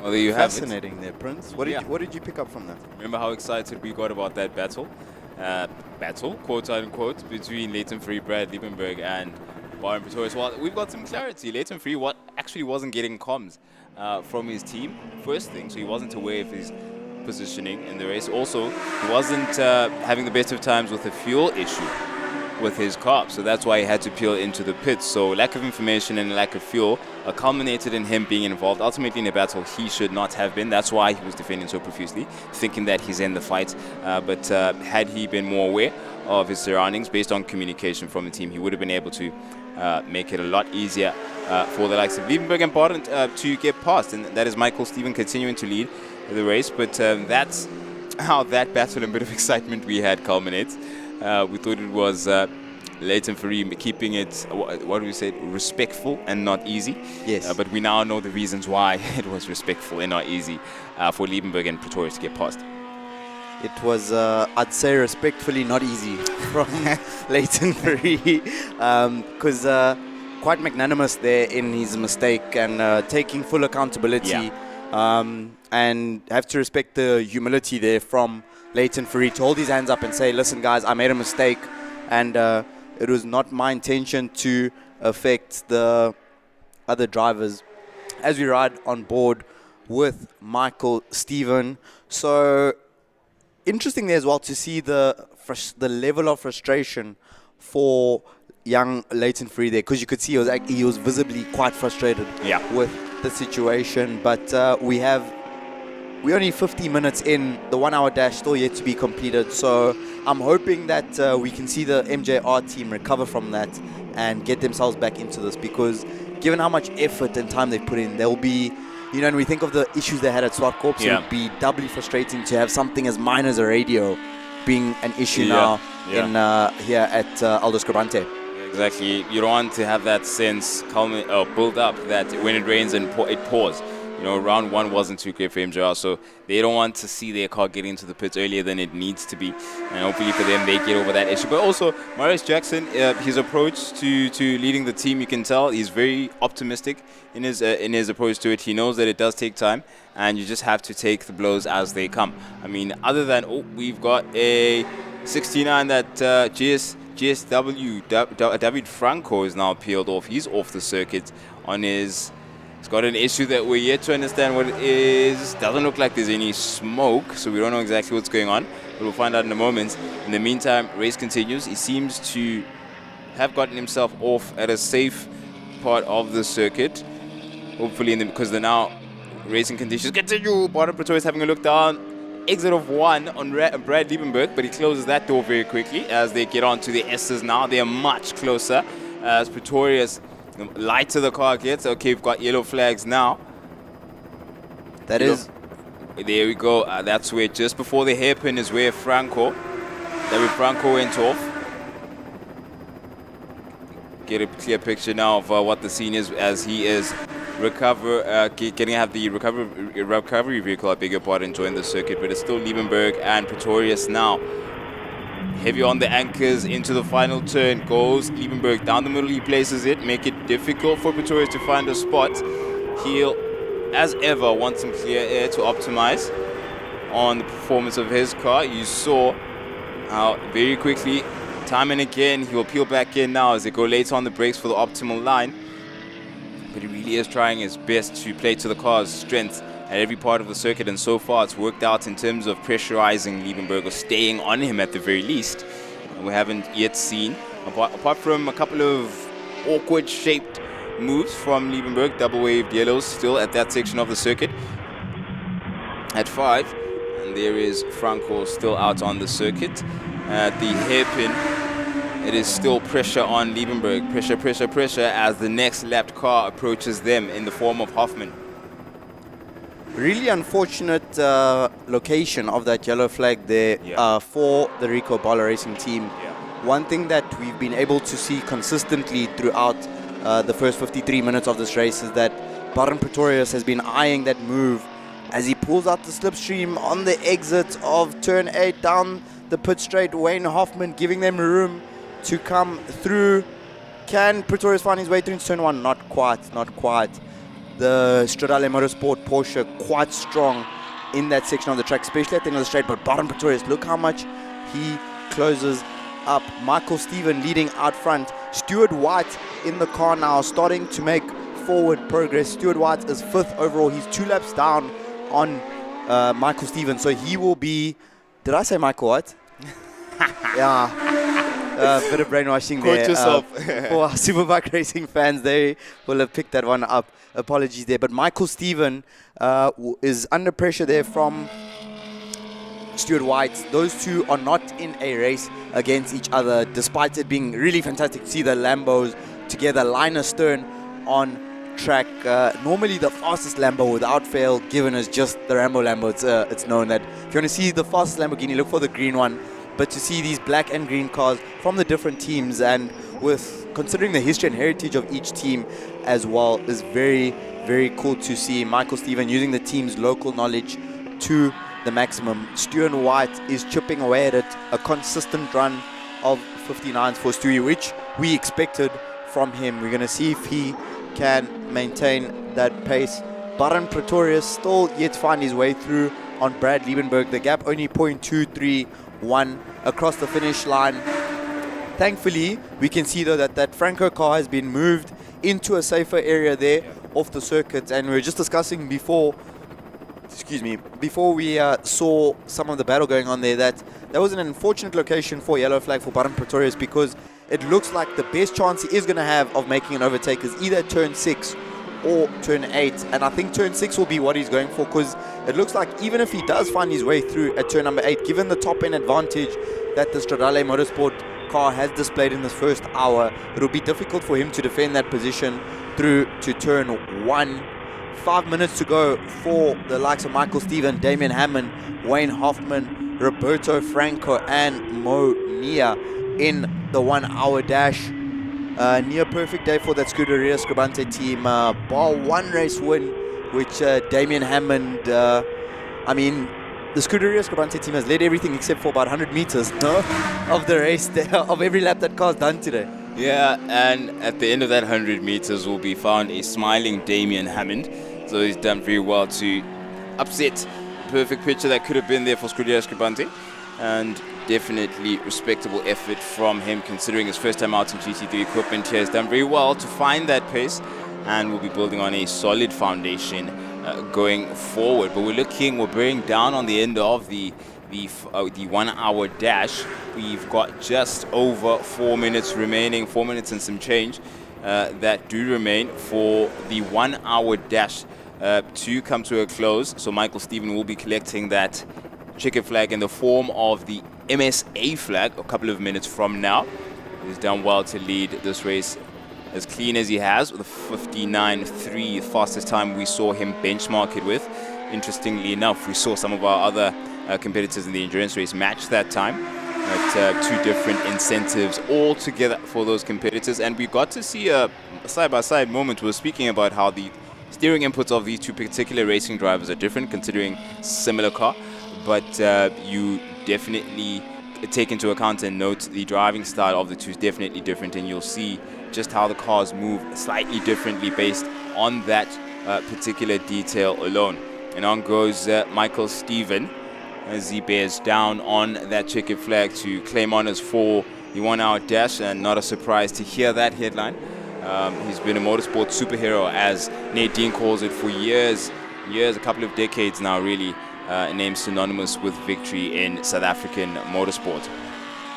I am the least bit surprised to see that after a couple of laps of Stewie White being right up on the back wheel of Michael Stephen, being the racing superhero, he is immediately back into 59s. Yeah. Even though he has got a sizable 36 gap, a 36-second lead over Damian Hammond, who runs second in the 1 hour dash. But Michael Stephen, being the racing superhero that he is, sees a car catching up to the back of him. A 59.6 for him last time round. That's only 0.2 and some change off of that car's quickest lap in this 1 hour dash. So 2 minutes 30.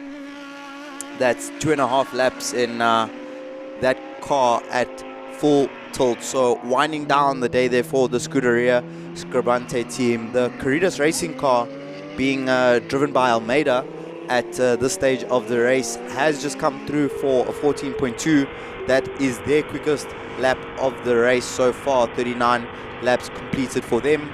Marius Jackson, Prince, lapping in the 107s, 108s. Yep, Marius Jackson back into it, and that is indicative. That sounds very familiar. That's exactly what we saw when they were nursing an issue out at Swartkorps. Exactly the kind of pace that they were running in order to overcome an issue, and that seems to be mirror image of that exact scenario. So we keep an eye on that. We do know previous issue that had Leighton Free getting into the pits was a fuel issue, as well as comms. He didn't have the right comms, so he wasn't aware of exactly where he was in the race. But this issue seems to be exclusively related to pace, so that's definitely served a knock for the MJR stable. So we keep an eye on that as Michael Stephen continues to throw around the Lamborghini Huracan GT3 in anger. And as he bears down on collecting the checkered flag, only a minute remaining of the 1 hour dash race for Michael Stephen to come and collect his honors. A well-earned and really a 10 out of 10 bar that sprint race, which Damien Hammond put a dent in a lot earlier on in the day. You can see, according to our timing tower there on the left of screen, we are in the final minute of the 1 hour dash. So Michael Stephen in the Scuderia Scribante Lamborghini Huracan GT3 Evo 2 will be looking, Evo 1 will be looking for that MSA flag to claim victory in that car alongside Aldo Scribante, who put in an amazing performance today in the Sports and GTs and GT Cup earlier today. So for our viewers at home, enjoy watching the Scribante car at Aldo Scribante for the final time today. Stuart White continues to chip away at it, running in 5th place overall. That will prop up to 3rd place, where he is in class for the endurance. Into the final corner, turn 8 for Michael Stephen in the Scuderia Scribante car. MSA flag waving and race victory. Congratulations to Michael Stephen, a fastest lap of 59.396. That is his day of racing done. We will now be looking to Damien Hammond in the Mercedes GT3 for Samlin Racing, powered by Liqui Moly. He will come through for 2nd place. A very solid day for Damien Hammond. 3 second places with a race win in the Sports and GTs, which I think he will be very pleased with. And Wayne Hoffman, I really enjoy saying this. Nadine asked him on the grid, what brought you to racing? And he said, I got bored of being a spectator. How cool is that? And here he is about to stand on a 1 hour dash podium. There's Damien Hammond to complete his day's racing to take 2nd place. Congratulations to him. He can now have as many Dragon energy drinks as he wants to round out his day. Congratulations to him. Oh, brilliant weekend from Damien Hammond. Has had and carried this demeanor all weekend long, that of a winner, or at the very least a podium finisher. But that is the man who takes the top step of the podium, Michael Stephen, for the 1 hour dash class. We just heard his car buzzing and shaking the earth beneath us as he gets into the pits below us here at the commentary booth. And well done to Scuderia Scribante, putting forward an impressive effort and having Michael Stephen at the helm. Back into the pits he goes, as Damien Hammond will join him for the 1 hour dash podium. Celebrations all around for the Scuderia Scribante stable, the Samlin Racing stable, and of course MJR will be proud of Hoffman getting himself a podium after deciding he's too bored with being a spectator. He'd rather collect podiums in SA's premier endurance racing series. And that then leaves the stage for these two competitors right here at the moment, all to themselves, as Liebenberg as well as Pretorius. They now can battle uninterrupted, relatively uninterrupted, as they continue what has been an hour-long battle of pressurizing each other so far to throw each other out of shape. Pretorius having a look at the hairpin, not quite committing so little between the two of them there. Pretorius' signature move. You can see he's very comfortable in the car, able to place it exactly where he wants to in order to pressurize Liebenberg. And that's the aggression, signature aggression from Pretorius that we've seen and come to enjoy over the years. And to see him in this form of racing equipment, even more exciting. He must be beside himself with enjoyment, where he's at the helm now of the Nova Proto 2 and chasing down Brad Liebenberg, who leads the 5 hour race, which will resume from here on out. It's been a full hour and a little bit of change. Here we go, turn 2. Baron Pretorius on the inside. Not quite. Yay! Not quite. Determined is Baron Pretorius. You can see with how much conviction he's committing to those inside lines. The moment that gap is big enough for him to attack and get alongside that Porsche, we will see Baron Pretorius do it. Let's see. He's got a good run on the exit of 5. Goes for the inside at turn 6. One other interesting thing to see is that there's no point really where it looks like Brad Liebenberg is laboring to close the doors. he's carrying wide sweeping lines, carrying the corner speed. I think he has the confidence at this stage to know that it's going to be a bit of a lunge that Baron Pretorius is going to have to pull off. And we have seen Brad quite strong in the Dunlop corner, turn 8, where we saw him make that beautiful move on the inside of Kolile Litlaka. So it is a yo-yo effect that we have here. They come towards each other way like there's that musical instrument. Concertina. A concertina. Yeah. It's a concertina effect here between these two cars. Baron Pretorius once again looks up the inside at turn 2. Door still closed. Brad Liebenberg, as we highlighted earlier, able to climb up that inside curb there at turn 2 through the S's and straighten that corner out, the exit of 3 through the West Bank hanger sweep, riding on board with Baron Pretorius into turn 6. You can see that he's just not close enough to even really attempt. He keeps going for that inside line. As Prince has mentioned several times, he is trying to protect that aero to make sure that he gives it the maximum effect by putting his car in clear air, despite him being right behind that Nova NPO2. Into turn 8 one more time. Brad Liebenberg goes to that outside line. Oh, this is a little bit different from Barent. He goes wide in the middle of the corner. Is he...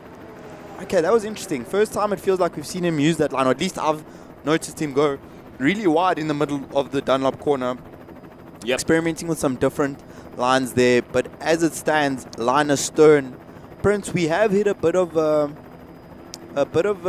state of calm briefly as the 1 hour dash cars make their way off the circuit, but we still have some big names to get in some cars later. The likes of Charles Ranji, the likes of Joe Ellerin is going to be coming through. Charles Visser will be out there, so lots more action to come. Anyone in particular in terms of the drivers that you think is going to make an impact, a big impact in a stint? I'm looking forward to seeing what Neveling contributes to this particular battle, going further into the race. And you absolutely, I'm with you there on saying there's this relative state of calm that we've reached here. Looking at the lap times between these two cars, they've dropped into the 1:02.1s, so they're certainly a lot less aggressive in where they're looking for speed and time, and that would then be indicative of a pressure. There's a pressure release when it comes to these two, but it's not entirely easy for Liebenberg, of course, to lead and be ahead of Pretorius, who hasn't really put a wheel wrong, because this concertina is really down to the millimeter. They're closer at the same point of the circuit, they're further apart at the same point of the circuit, so they're putting a wheel right every single lap after lap, back to back. So I would love to get a data set which shows the lap times between the two, other than the laps where they're navigating traffic or passing back markers, just to see where the consistency is at, or where there've been fluctuations in how they've gone at the first hour of the race. So there's definitely a lot at stake for these two, and you can see it really is a pressure game right now. And if they're both happy with the window of operating that they're in, it's going to be down to the wire as to who blinks first where pit stops are concerned. Who will blink first?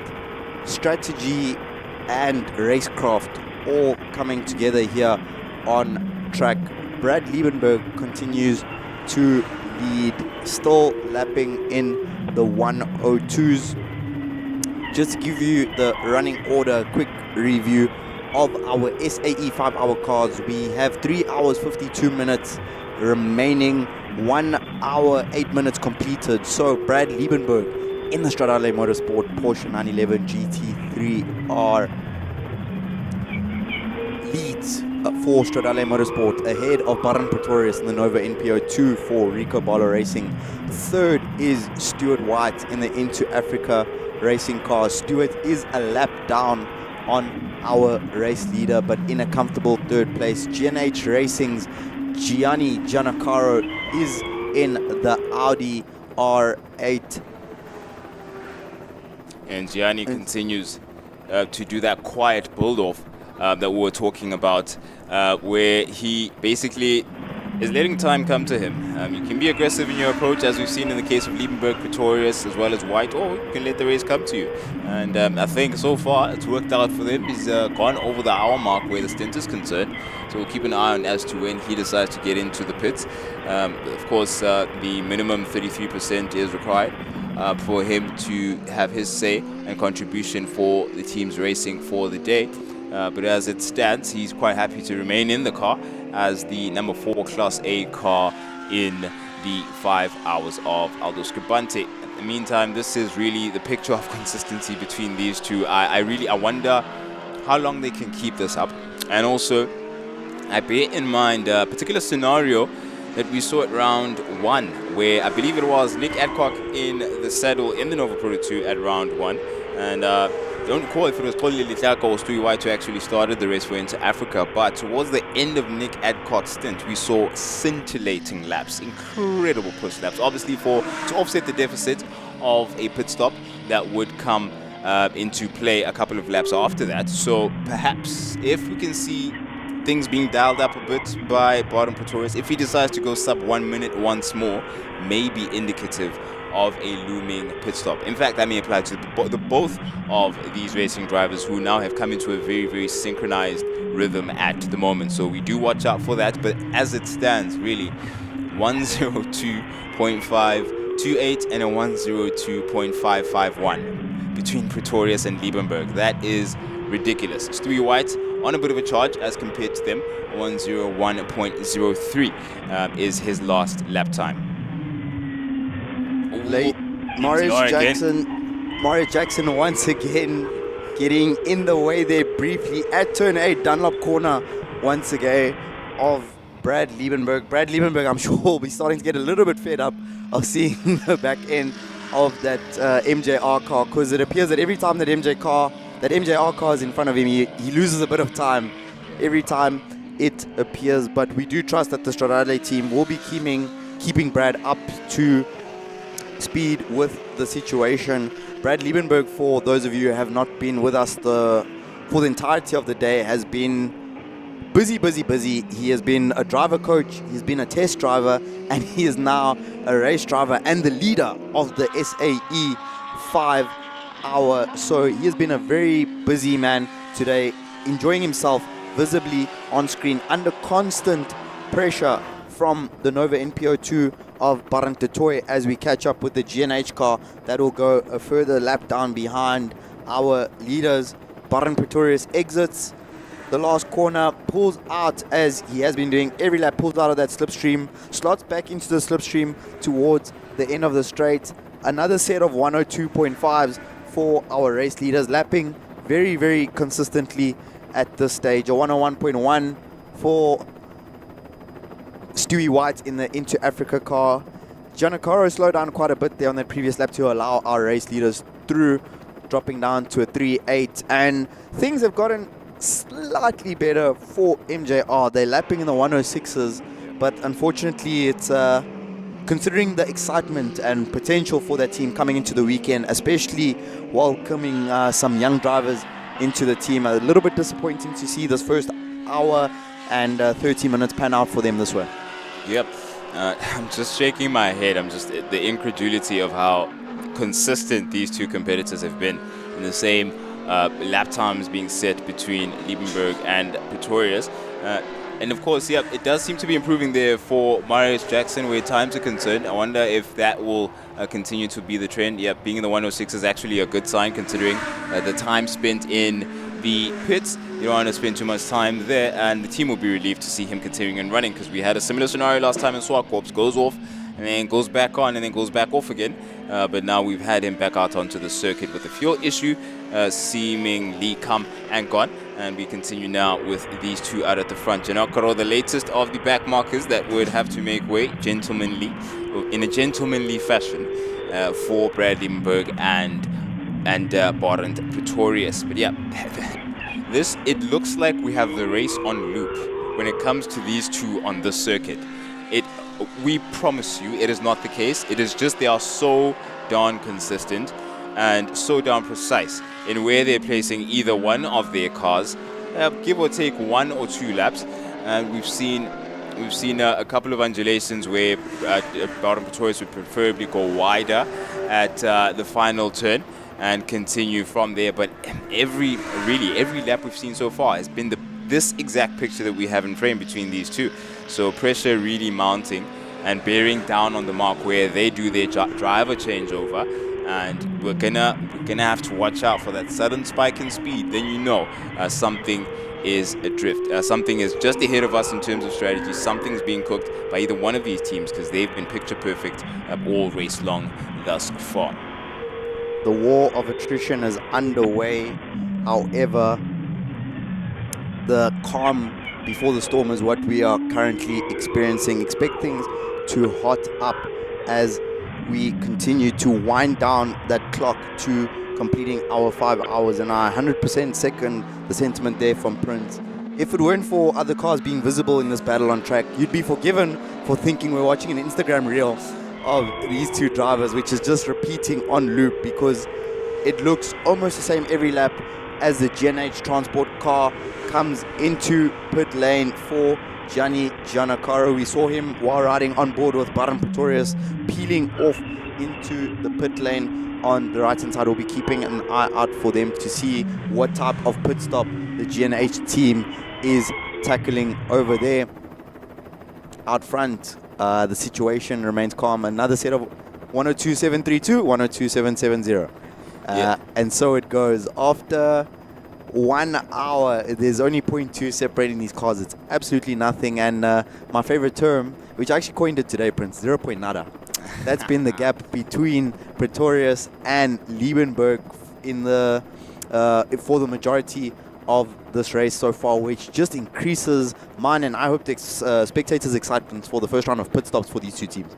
Yep, indeed. I like the term 0. Nada. That's going to be the title of this battle, the headline.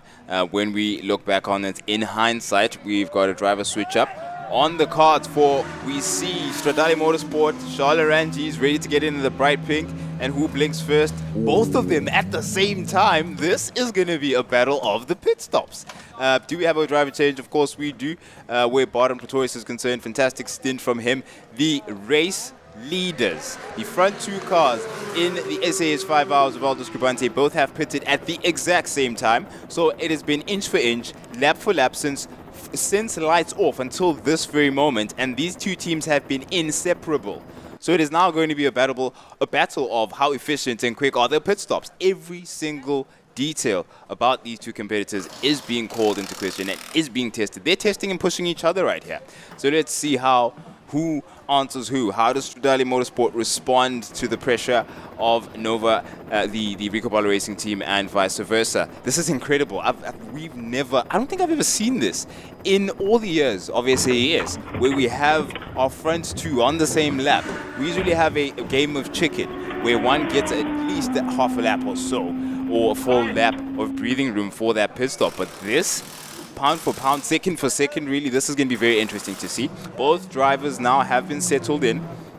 Rico Paulo is quick at the finish. They're done with their filling up, and on they go. Pit stop done. It is Stradale Motorsport, and you're going to also factor in smaller tank, less amount of time that it takes to fill the Nova Proto 2. Or we can also factor in how fuel friendly and how fuel efficient were the throttle applications we saw between the two of them. Baron Pretorius may have won that battle as well. So all of those factors being coming in. New shoes going on to the Stradale Motorsport 911. And we've got Stradale Motorsport frantic, quick, and oh hi, it's oh bye now. That pit stop is done with Rico Ball Racing coming off with the leader of the race. And they're going to be very happy about that. They will be, and fascinating to see the difference in time of those pit stops, and loving the irony of Baron Pretorius following that car for 1 hour and 17 minutes as the Into Africa car now comes into the pit. New Fuel shoes going into that car. We've got a splash and dash and some tires at the ready. So Into Africa also responding to cover that pit stop for the front two runners. They got to make sure they're on the same sequence strategically so they can make up for any differences with nothing but racing. You don't want to have a pit stop in between you and victory in your next competitor. So some new shoes going on for Stewie as well. And we'll expect to see a change and several flashes across our timing screens not too long from now. Stewie's been quietly quick and consistent as we're following that battle between Stradale Motorsport and Rico Ball Racing earlier on. And he's now going to dial it up a notch as he gets back out onto the circuit for Inter Africa Racing. Stewie White with a brief moment to catch his breath there in pit lane. He pulled away Oop, from the pit, not but he ideal. stopped. Not ideal. Problems. Stewie hasn't gone out onto the circuit in a flash as we expected. Team's going to have to help him out and push the car back into... Oh, no. They're going to have to line it up. What's the issue here? Something is amiss with Stewie's car. Drama in the pit lane. Oh, one of the jack hadn't... Are they going to jack the car up once more? Yes, they are. Something's wrong with the car. Oh, no. Oh, Inter Africa did not want this. Okay, front left being attended to, or the left side of the car, now the right. What is going on? And then we've got another car. The MJR car is had come to us. Maurice Jackson had an issue at the start finish. Inter Africa's going into their garage so more mechanics can attend to the car. There's a limit of 6 pairs of hands that can actually touch that car while they're on the outside. The issue at hand with Inter Africa right now, our third place SAE 5-hour race car has to attend to this issue urgently. They need more mechanics on at the ready, so you know it's a bigger issue than something minor that can be solved. So while that happens, Maurice Jackson also peeled off at the start finish, came out and started again on his own steam, so he might actually get into the pits at the culmination of his lap. And in the meantime, this bodes very well for this particular car right now, which is in the net lead with Volshenk at the helm of the Rico Barlow Racing Nova Proto 2. There's Inter Africa now attending to the issues, doing discussion with race manager, team manager Gerald, to get to the bottom of what the problem is. Oof, that is our third place endurance car. That's a lights off I just saw now. This is a serious issue and massive implications for the championship. Massive implications for the championship because attendance and consistency is everything. Another of the cars that had an issue, Marius Jackson back out onto the circuit. He seems to be A-okay. Marius Jackson. Oh, he's in the pits. In the pits as well. It's all going off at the same time here. We did allude to the calm before the storm. Looks like a driver change for Marius Jackson Racing. I would guess that would be Joe Ellerin going in that car now. Yep. Into Africa, rolling the car out of pit lane. So hopefully for them that whatever problem that they had, there has been permanently resolved for that car. As we see the jacks being dropped, Stewie White's fire up the Rambo Lambo and roll out of pit lane. He needs a push from the mechanics allowed. That car not firing up. No, we do not want to see this Inter Africa team have to roll it back into the box. One of the mechanics giving that dead signal. Oh no. Oh, this is not good. This is not optimal for Inter Africa Racing. What did I just witness? I witnessed a handshake there between Inter Africa Racing's Xolile Tlaka and Gerald Ekron. That handshake can only mean one thing. That body language can only mean one thing. It's almost a look of disbelief there for Xolile Tlaka, and that's shaping up to be a DNF. That's resignation. Stewie White out of the car. Oh, no. That is a DNF for our defending champions, Inter Africa Racing, with an issue that is beyond their reach right now. They can't, you can see the confusion in their body language. Byron Tings side by side with Gerald Ekron there. What is going on? Oh, wow. So much has happened in the past few minutes. The implications on the championship for this are massive. Huge.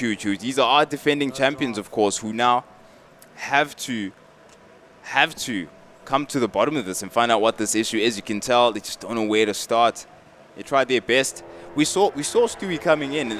Initially, we thought it was a minor issue, maybe the jacks still engaged or something of that nature. But when you saw them getting back into the pits and getting the car back into their garage to get more mechanics to attend to it, it seemed to be a lot more serious. In the meantime, while I catch my breath, we have a lead taking shape with Rico Barlow Racing at the helm, ahead of Shalaranjis in the Stradale Motorsport Porsche 911 GT3R, and he is looking good on pace. Let's have a look. He's on 1 minute 3 or so. Volshenk on 1 minute 4. So Stradale Motorsport will be happy with that. They've had a sort of left-right, you go, I go chicken type of game that's been going on since lights off in the beginning of this race, and that continues to be the case. They're going to be chuffed with themselves and will continue with that battle race long. But as you called it, Themba Khumalo, Joe Ellerin rolls out of pit lane now.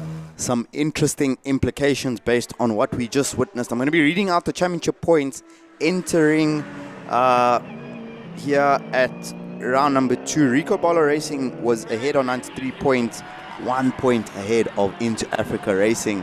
And as it stands, Into Africa is in 4th position and Rico Bala Racing is leading this race. So drama here at Aldo Scribante.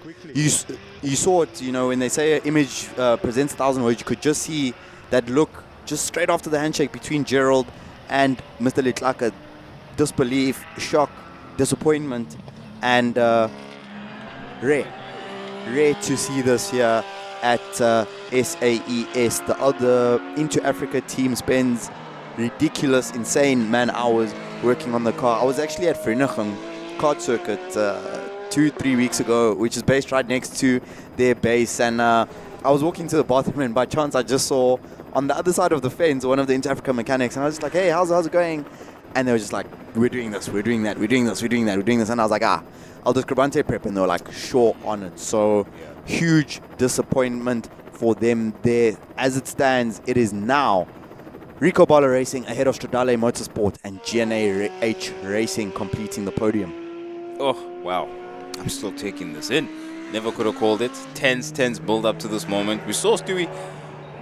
I don't know if there was something that was indicative of Stewie's pace in the build up to him peeling into the pits for the splash, what was supposed to be a splash and dash and a change of shoes. I don't know if his pace was maybe indicative that maybe there's an issue that he was dealing with, because he wasn't doing any sub 1 minute times. He was over the 1 minute mark, quite clear of that. But either way, this has culminated in Into Africa not being able to continue. So we'll get some more news on that. Of course, Nadine is at the ready to find out exactly what's going on. But as it stands, our championship leader, as it stands, going into this round, is looking solidly to be Rico Bala Racing at the moment. And we've got Aranjis pressurizing on behalf of the Stradale Motorsport stable. Looking at the gap between the two, a 30-second or so gap, as of course Rico Bala Racing was able to pull off a quick pit stop and had less of a job of it to complete when both the teams went into the pits at the same time on the same lap. And it's incredible. That is one of the most enjoyable moments I've witnessed actually in our series, where neither team really could call and make the other blink first, and it still remains to be the case. The pressure is still on despite that 30 or so second gap that we see between those two competitors.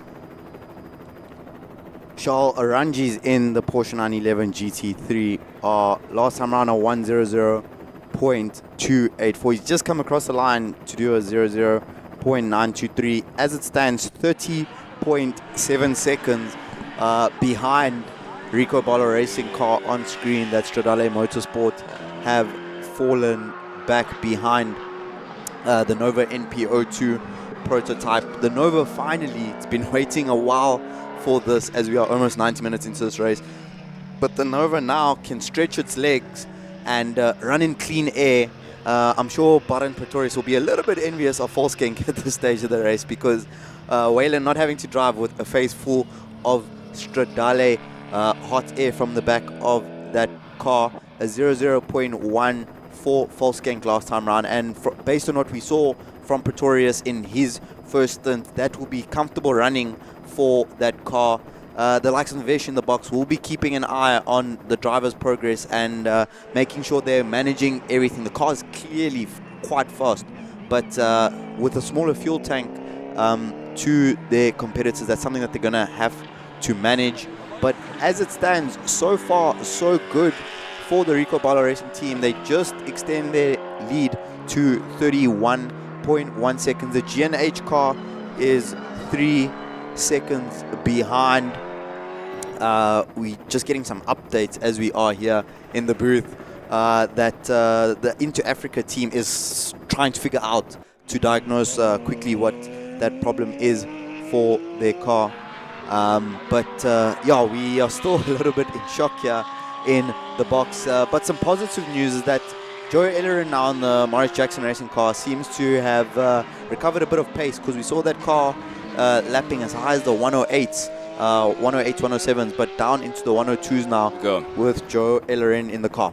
Fantastic. That will be great news to be flashing across the screens of the MJR team.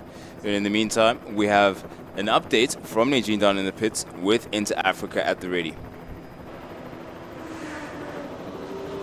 Okay, so I'm standing here with Gerald Holgron, Inter Africa manager. I'm sure all of our viewers are wondering why you guys are already in the pits just 1 hour after the start of the race. What's happening? Unfortunately, Nadine, we retired the car. We broke the clutch. Never expected that to happen today, honestly, because we do lifing sheets on the car, and the clutch was way within our mileage. But yeah, you take it on the chin and you move forward to the next one, and we'll go back to the drawing board. There's some stuff that we definitely need to fix. But firstly, I want to say thanks to X for always allowing us the opportunity and giving us the platform that we have. And thanks to my team. Yesterday was a tough day for us. Like I mentioned on the grid, we really struggled with the setup. And the guys worked till late last night to fix it.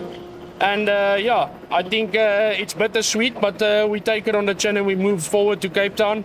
And strongs to all the other guys. I think this was the best race start that we had in a long time. So it's really exciting to see where the endurance racing is going again. From being in a little bit of a low to picking up again and where it is now. But yeah, thanks to you guys, and yeah, thank you very much to my team. Also, thank you to you, Thanks for the efforts, and I'm so sorry that it ended disappointing for you guys today. You guys are always a team we love to see shine, and I hope there's still going to be cheers at the end of the night. But yeah, sorry that you guys have retired, and we'll definitely see you guys in Cape Town. No, absolutely. I think this is also some humble pie to eat, and it brings you back to where you need to be. I also just have to mention that this was our first mechanical retirement in 3 years. So, we had a good run so far, but these things happen, and we know that that's what it is, and that's what endurance racing is about. So there's nothing you can really do about it now. We could probably get the gearbox out and change the clutch before the end of the race, but you'll be so far behind that it wouldn't make sense just putting some extra mileage and going behind the pack. So we decided to retire the car, and that's what it is for today. Okay, well, thanks for the update and to update all the viewers and stuff. And yeah, we'll see you guys in Cape Town. You can go enjoy packing up and resting. Yes, drinking some water. Yeah. Thanks, Gerald. Take care. Well, that's quite disappointing to hear, but I guess these things happen in motorsport. Well, there you have it. Hydrate, hydrate, hydrate. I'm feeling quite thirsty as well, Prince. So I'm also drinking some water here. But magnanimous there in defeat is Gerald. I don't know if you felt the same way, but it almost like he was going through the stages of grief during that interview. And I don't mean to be funny, but it almost seemed like he was still shell-shocked in the beginning, because I could see the disappointment in his eyes. But as he went further, it's like he reached acceptance to be it's like he realized, wow, it's been 3 years since we've had a mechanical, and it was coming into perspective for him. But for us as neutrals, we probably, I can't say the most disappointed, but hurts for us here watching this race, because it was looking at the pace from Stu White, it was shaping to be something exciting, because they were certainly going to get back in towards the front, we assume, as the race was going on. Yep. Stu White, it's been a signature of his to make up for the deficits that are found in either direction, and he seemed to be taking on that form and getting into that stride, but it didn't quite culminate. As we saw, a clutch issue, first mechanical failure in 3 years for Inter Africa Racing, an incredible feat, which I think encapsulates why this is such a shocking moment to actually witness, because we haven't seen something of this nature in 3 years from that particular stable. So on the show goes with Rico Bolo Racing in the lead, Volshank at the wheel, with 59.1 being set by Barton Pretorius, what you see on your screen now. But Volshank of late, he's gotten into the 59.9s.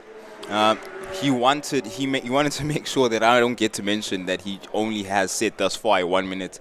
He's immediately stepped into the sub 1 minutes before I had my chance at saying that.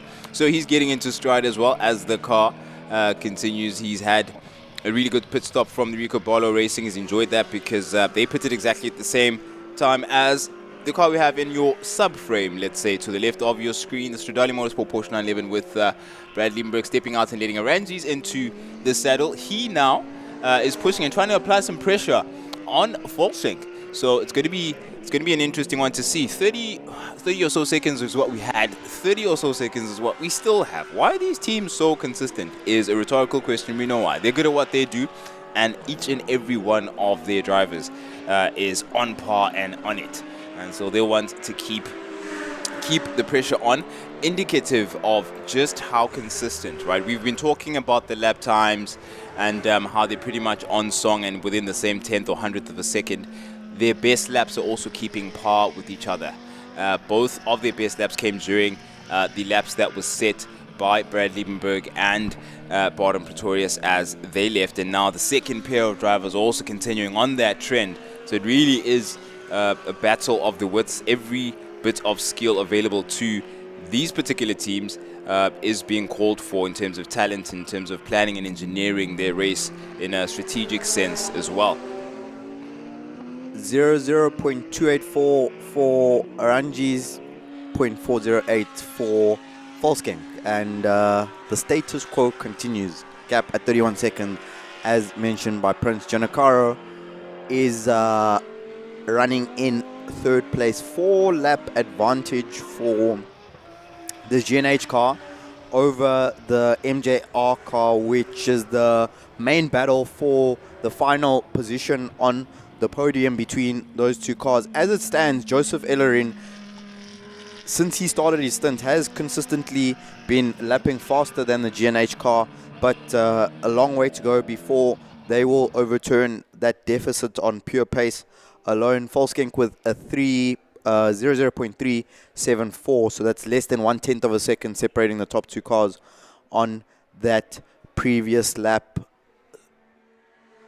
Ellerin with a 101.381, back into the 59s for Charles Aranges. That gap briefly drops beneath 31 seconds, but very, very evenly matched are these teams. The drivers doing phenomenal jobs, honestly. We've seen minimal driver error, minimal apexes being missed. We saw a small lockup in the early stages of the race for Baran Pretorius as he was trying to make some overtakes, as this looks like the Corridas car down in pit lane. Yep. It looks like a driver's change that's going on at the moment.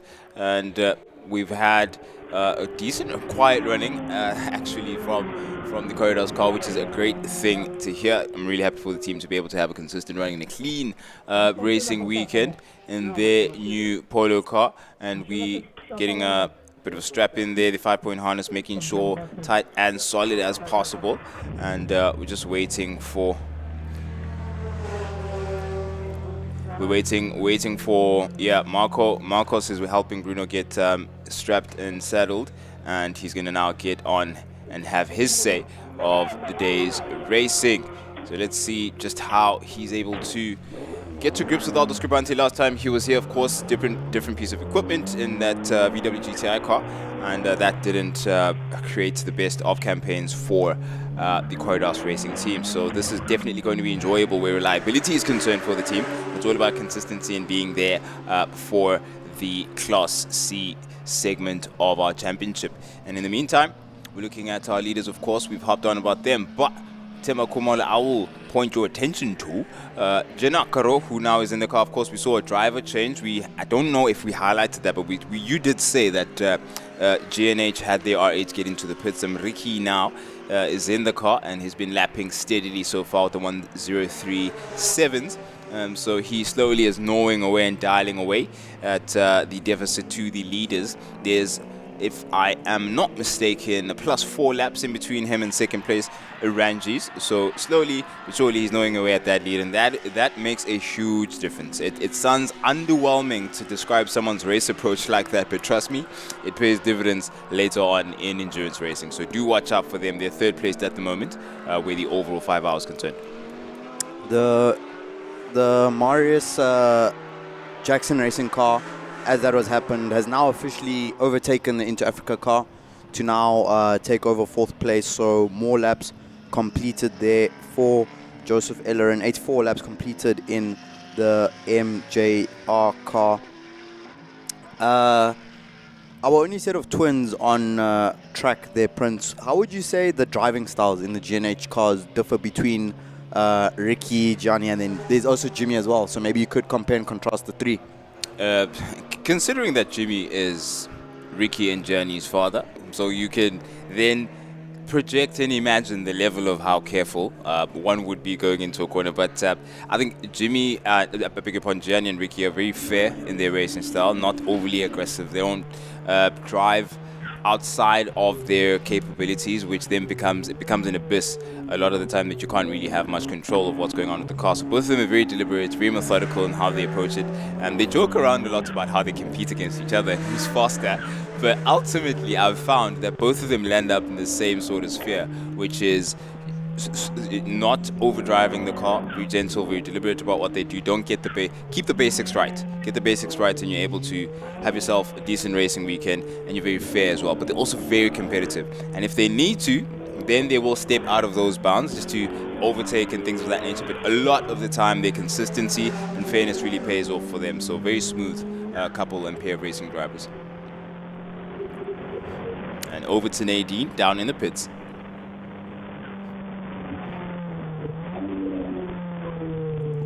Earlier today for his GT Cup, and then he decided to retire a bit earlier from the 1 hour dash. He's got a story for us, and then I'll tell you the truth. Well, like my friend Gareth was saying, you know, if it's got X and something, it's bound to give you something. But in any event, look, it's a race car. Unfortunately, it's a fuel pressure. Probably some dirt in the fuel pump. But these things happen, right? I mean, at the end of the day, it was an awesome weekend, right? You know, any day on the racetrack is awesome and just spectacular. Thoroughly enjoyed it. Lovely track. And today we had great weather. Yeah, it held out. Yeah, yesterday was a torture. Right? Oh, it was hard work yesterday. I actually didn't get to speak to you about yesterday, but with the heat, you said you were having major issues with your tires on track. Well, yeah, the tire pressure, the tire temperatures, I think, shot to like 85 degrees, and it was unmanageable. You know, and even under braking, the car was squirmy. I appreciate the fact they were old tires, but the heat, I think the track temperature was 42 degrees. Ambient was around 36. The app shows you 32, but it was super hot. Yeah, you know, it was really. In actual fact, I didn't go out just after midday. I didn't go out because I thought, well, there's nothing to prove here because it's not like I'm going to go faster, and all I'm going to be doing is like, you know, sort of driving on a knife's edge and take the car safely. You're the winner. You're the winner at the end of the day. But you know, we had some new guys who were joining us, and Wayne's back as well. And in the 992s, they're awesome. And you know, they pedaled and they really did well. And Wayne was out in the 1 hour as well. So kudos. It was busy, and they also both got a podium. Yeah, they actually, well deserved. And it was a good draw. Actually, it was, you know, that's a nice thing about racing. It's fun. You're always the winner. You have a smile on your face, you're happy. Of the time is you and your car are safe, you all win in one piece, and that ultimately is the winner. Yeah, look, you know, looking forward to the season. Looking forward to the season ahead. It's the next one in Killarney. Yes, I think, yeah, Cape Town. It's always nice to be down there. Hopefully, shout out to all the Cape Town GT Cup guys. Come on, guys, you've got about 4 or 5 cup cars there. We can see you in your own backyard. Challenge. It's a challenge from us out of towners to all the Cape Town guys. We'd love to see you. Yes, GT Cup, sign up those entries. Okay, let's go back to commentary. Well, thank you to Nadine. And Mo, giving us a bit of a breakdown of how his day went, describing the conditions, high temperatures, the incredibly hot heat yesterday they had to bear, and luckily the conditions were favorable today. Overcast, warm, hot, but overcast, which is a lot more bearable and making it easier to I guess, understand the behavior of your tires. I mean, they sound like they're literally melting off the rim for a lot of our competitors. So Great to see that the conditions are a lot more friendly. I mean, we saw also high temperatures have quite the effect on our competitors. We saw that in round 1, where some of the competitors are literally lying on the floor in a drench, just soaked from just how incredibly hot it is in those cars, and having to sort of regain their composure and cool down as quick as possible before they continue on their stints. So the heat definitely plays a role, other than tires, performance of the car, but also generally physically, it's quite a demand on each of our competitors to stay in form and be able to concentrate as long as they do in an endurance race. And I'll add to that minor note, but cherry on top there, to see Momia putting the high press on his competitors to come improve our show here and just have more cars on track, which would be really great to see. But we call it the war of attrition for a reason, and it is survival of the fittest. If you are just joining us, welcome to round 2 of the Southern African Endurance Series. We are 3 hours, we are 1 hour and 45 minutes into the 5 hours of Aldo Scribante. You can see overall laps completed for our drivers out on track. 101 laps completed for Waylon Volskank and his Rico Bala Racing team, ahead of Charles Arangis, who is 26 seconds. So Charles has been steadily whittling away at that gap. It was 31 seconds. It peaked at 31 seconds when both of those drivers started their stints, and it is now down to 26.0 seconds. And Arangis did take half a second out of Volskank last time around. Giancarlo with 97 laps completed for Gen 8. Joe Ellerin, 90 laps completed in the Marius Jackson racing car. And the big news for us here down at Aldo Scribante, for the first time in 3 years, a mechanical and a DNF for the Into Africa racing team. The big upset, the big surprise to see them out. And they are currently in 4th position, but will soon be overtaken by the Corridas Racing GTI, which is currently being driven by Bruno Campos. And that is your running order in the SAE 5 hours. The gap still 26 seconds out front. Volskank and Arangis still going blow for blow, band for band for the youngsters who know that term in terms of the lap times. They're basically playing tennis, just passing the ball back and forth between each other. In the 1 hour dash, if you weren't able to join us, Michael Steven took a dominant victory ahead of Damien Hammond and Wayne Hoffman. Some technical problems for Franco and Mia to close out their races, as we follow Ricky Giancarlo into turn 1. I think, Prince, before we went to the mode, they were just discussing the Giancarlo family and the drivers and some of their respective strengths, mainly. We're focused on their strengths. But I have a question for you. Hypothetical scenario, you are going to race in the SAE 5 hours of Aldo Scribante. You have a car, you're in a very strong team. The drivers are Prince Ndweni, Stephen Koenig, and you have to choose between Ricky or Gianni to partner you for the race. Which driver is taking that 3rd seat in the car? Did not just do that. Oh my word. You know, I just fast forwarded to the moment that I speak to either Ricky or Gianni on the grid one of these days. This is going to be fun. All right. I'm going to choose. You can be. I wanted to choose the politically correct answer and say I'm definitely going to choose a Giancarlo. I'm definitely choosing. Which one? A Giancarlo, but I'm gonna go for Ricky. And why? I'm gonna go for Ricky. I'm purely just reading personality outside of driving style, because I think they're very similar in where they end up. But I think personality-wise, I think Ricky would take a bit more risks. So then I'd bet on him as like a qualifier, or we need like those, those back-to-back just hot laps. I think experience-wise, I could lean on him to be able to do that for us.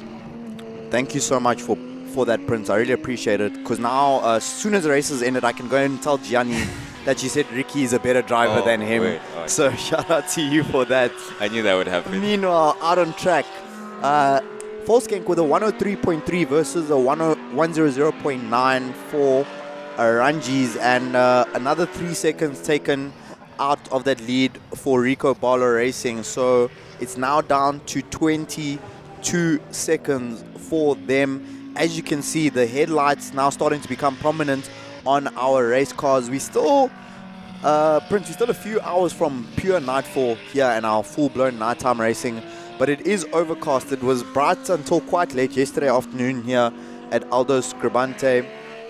We did have some discussions with drivers, teams, the COC Eric Schultz about potential rain, but I'm looking out the commentary window, and as it stands, it's looking good for us, Prince. The weather's been extremely consistent throughout the day. We are in a place known as the Windy City. The wind is very, very low at this stage of the day, so it's looking predictable for our drivers. That gap out front is down to 20.7 seconds. But it's been smooth, steady conditions for our drivers, as we see once again the Stradale car behind the MJR cart and seemingly losing time. Losing time, and the trouble here, you don't want to let that Nova have clear air and run into ideal running conditions, and it's relatively uninterrupted at the moment, apart from a couple of back markers, and Ranjis also wants as minimal interruptions as possible to minimize that gap. And for him, now that gap is 19.8, so he's doing pretty well to shave off some of the time that had been accumulated given the difference in pit stops. And I guess that was the importance of the Nova Proto 2 pitting at the same time as that 911 GT3R of Stradale Motorsport, because that would then pressurize them to actually have to push as hard as they are now to close this gap, knowing that the Nova Proto 2 and Rico Barlow Racing team would have a bit of an advantage where their pit stop was concerned. So that is really paying dividends for them, with Volskank out in the lead now. Latest of his times, a 1:01.4, consistently in and about that mark. Ranjis, however, has to push a bit harder, the 1 minute dead mark. 1 minute dead 0.4 for him, so he consistently has to stay there or in the sub-minute mark, but that's a bit of a dangerous territory, I'd imagine, where time management and throttle application is concerned. What the advantage now also that Volskank will fall into, if he reaches what some like to call flow state, and the car is in a state where it can take advantage of the momentum, really, it's without the start-stop nature of having to navigate too much traffic or be in a race battle, as was Baden Pretorius. He could now take advantage of energy coming from momentum and a build-up of all of that over the past couple of laps of his stint, which is a scenario that Nivesh, one of the engineers at Rico Barlow Racing, gave us some insight on. So that is a factor at play at the moment. And when you consider the fact that Baden Pretorius was actually effectively stuck behind a Porsche for the majority of his race, what implications does that have on the pace capabilities that he had in hand? Had he had an uninterrupted opening stint, we could have seen a lot more from Pretorius, I believe, in reaching the optimum performance window that the car is capable of getting. I think so too, Prince. Judging on the evidence that we have in front of us, it was probably less than 10 laps in that first stint, in an hour 15 minutes, less than 10 clear laps of clear track that Baden Pretorius did, and I think every one of those clear laps is 59s. So the potential is there. If I'm not mistaken, Baden still has the fastest lap for that car in this race so far. He does that 59.167, because he did them in that run of 59.3, 59.2, 59.1. I remember it was lap 24, 25, and 26. So looking forward to seeing him back in the car, because I think he can make steps and improve.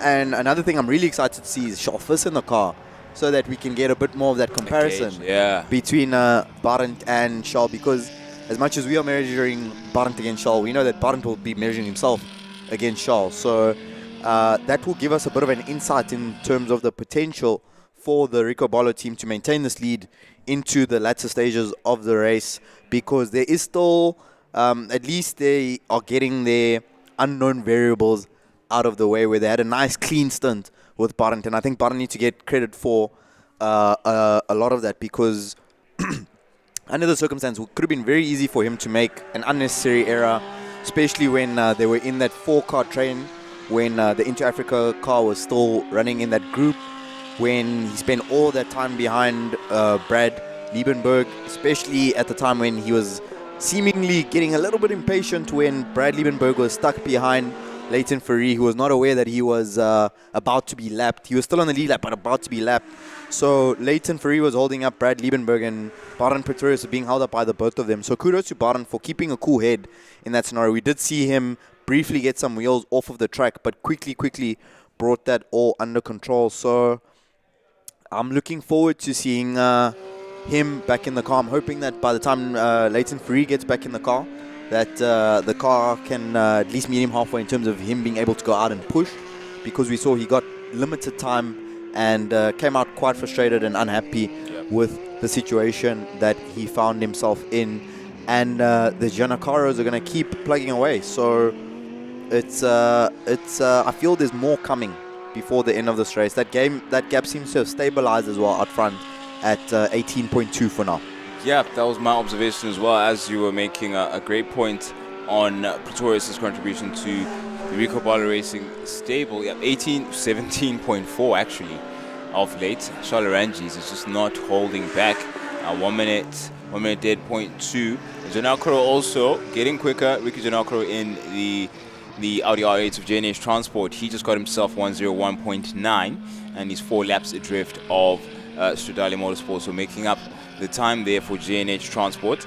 And he's going to want to get into a rhythm, of course, and get as consistent as possible, as we're bearing down on the night racing elements that comes into play here at 5 hours of Aldo Scribante. We've been looking forward to that prospect, to enjoy some competition into the night, the majority of which we're going to see covered. I mean, we've got 3 hours remaining of this, so a good chunk, a decent enough chunk at least, is going to happen during the night for us to enjoy what is going to look incredible. I can't wait to see that Nova Proto 2 in the dark, an absolute beast. And we've seen, we had a glimpse of it, seeing the whole lighting, just the cosmetic element at least of this car is always just exciting to behold.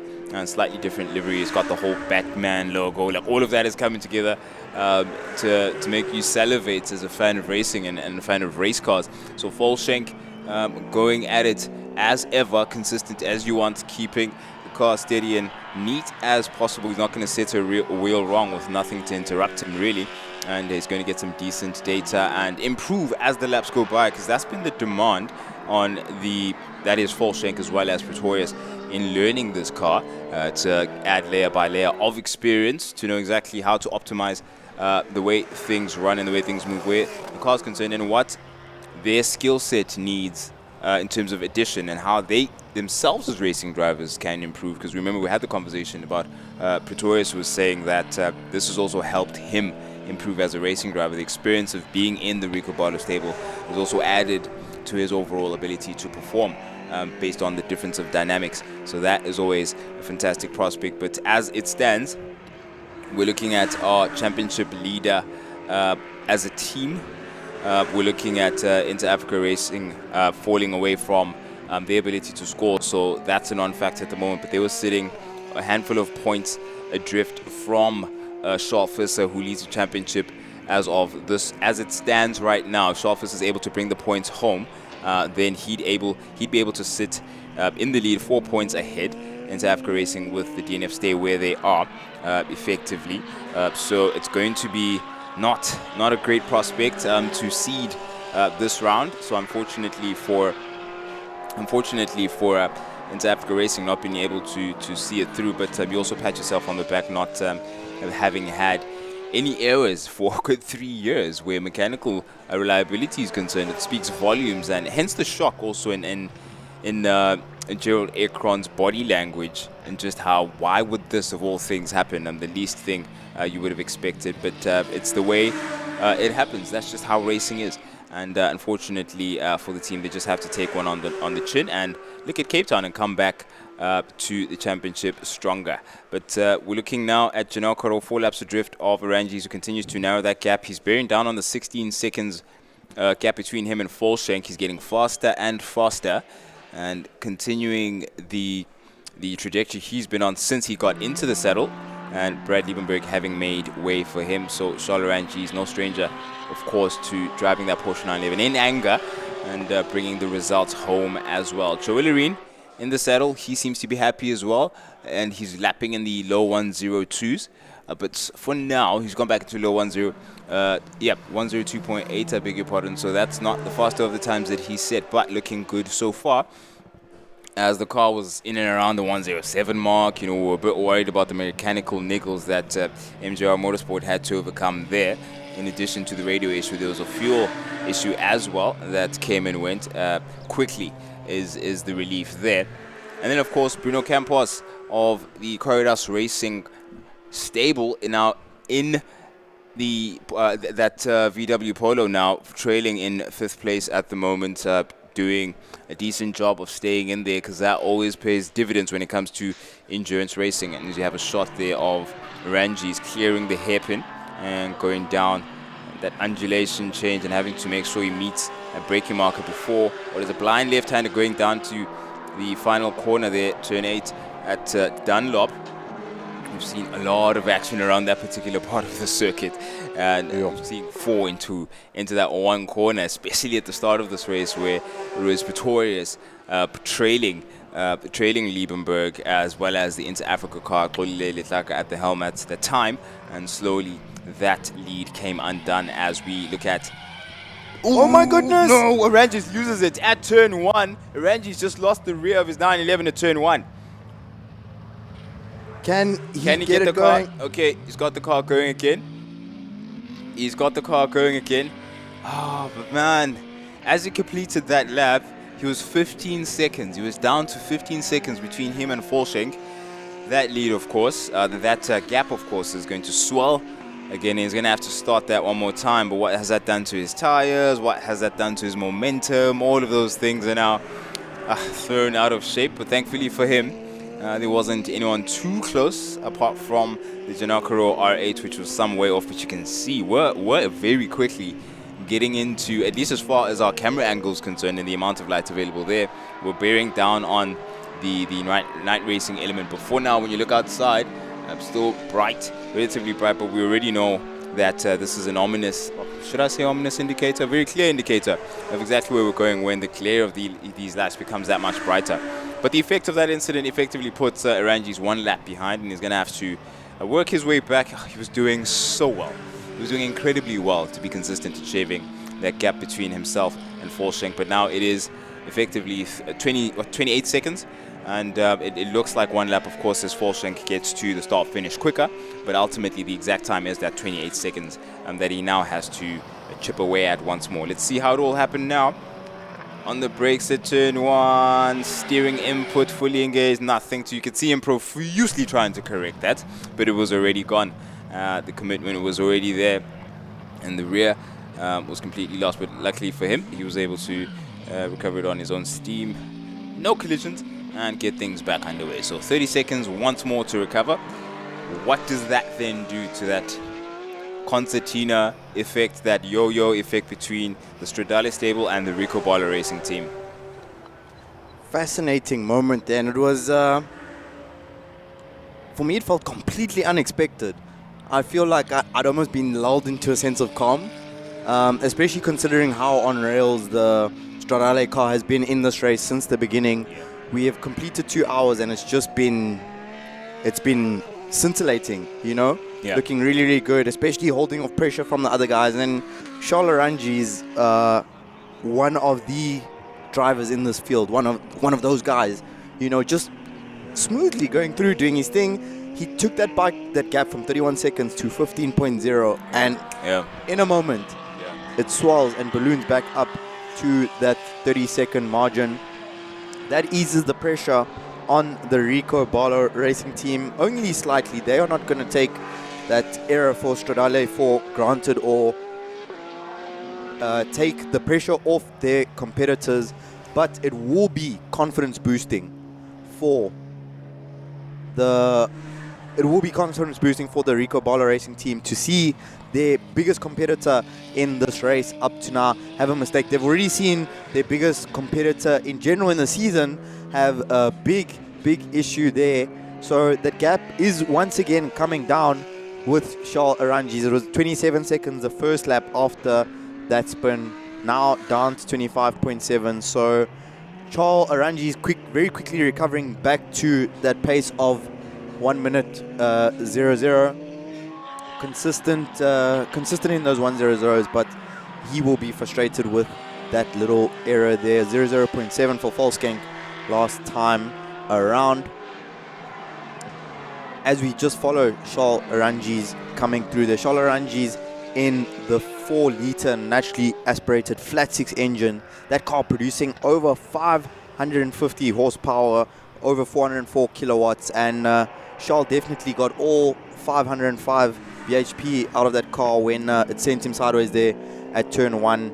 Tough break for him there. The gap once again stabilized. We're keeping a very, very close eye on these lap times because this is a close race. That gap has been biggest at 31 seconds and it is coming down once again. Giancarlo and Gen 8 still have a 3-second lead over Joe Ellerin in the Marius Jackson 911 GT3.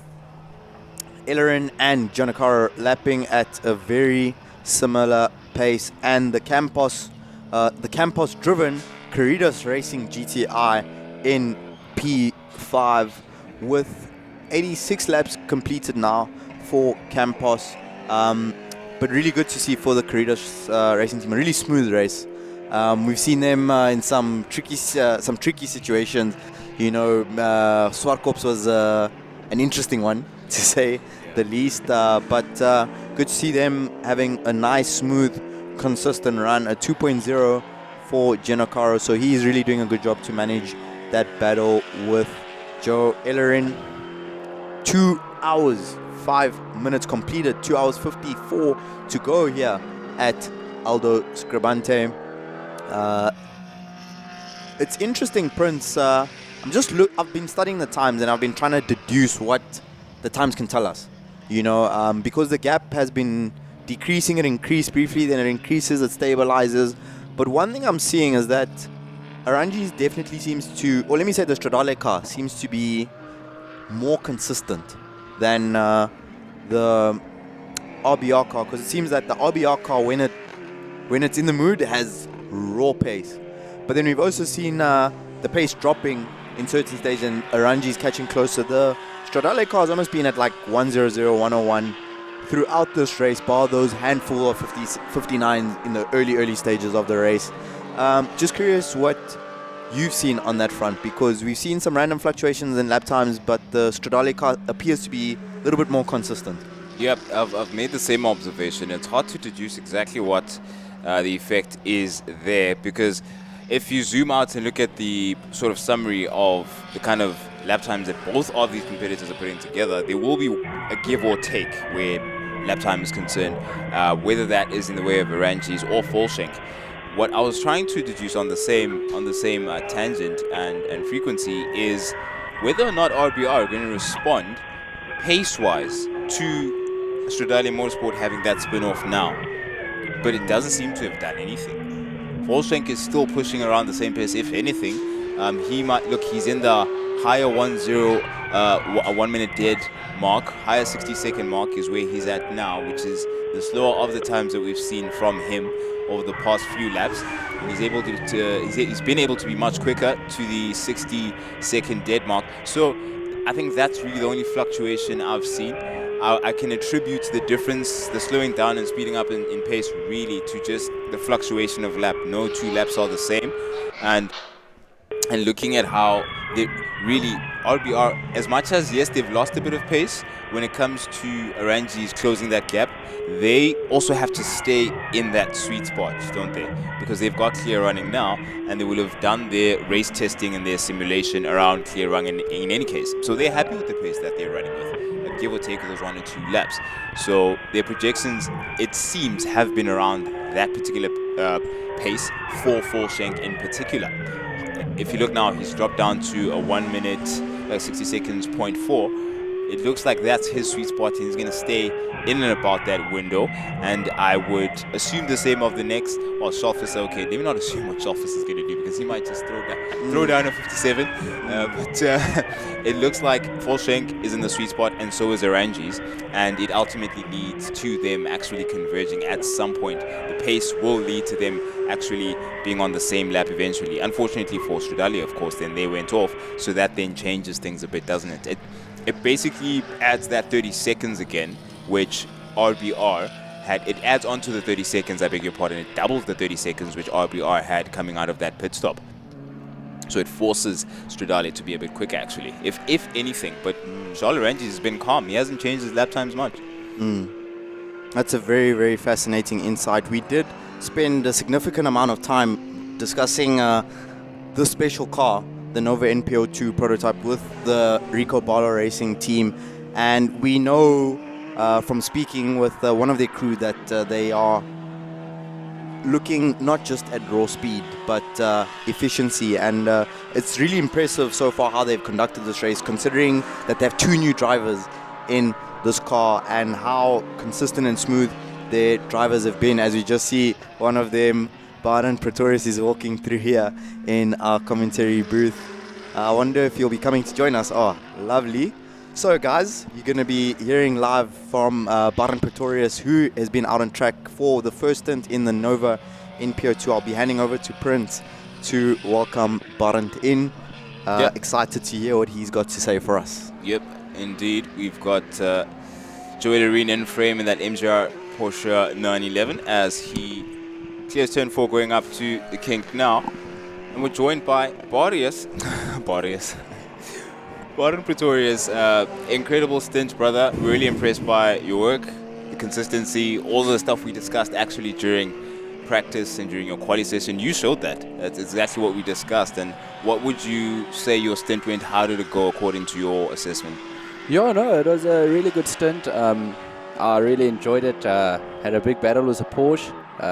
Yeah. They kept me occupied. It was fun for the first 40 minutes, and then it was just, I don't want to say annoying, but it was annoying because I couldn't get past. Yeah. Brad made that car extremely wide, so it was really tricky to find a gap. Yeah. And I mean, I had to think about the other guys. It's a long race. It's a 5-hour race. So I did my job. I know we had a lot more pace in the car, but you know, it was the first hour. It doesn't help we go in there and bin the car. We're not going to prove anything to anybody in the first hour. We want to win the race, and I think we're on the right track to win the race. We've pressured the guys. I really think we've pressured them. So yeah, now Waylon must just maintain, and then we put Charlie in the car and we check what we can do. Yeah, really impressive to see. I think pressure was the key word when we were watching you and Brad going. I mean, it was as if and this is what we said, it was as if the video was on loop. You guys were going to the exact same point of the exact same part of the circuit each and every time, lap for lap. You just were matching each other and you're trying to find that gap, and Brad is defending it. So it all culminated in you being on the same pit stop lap, effectively.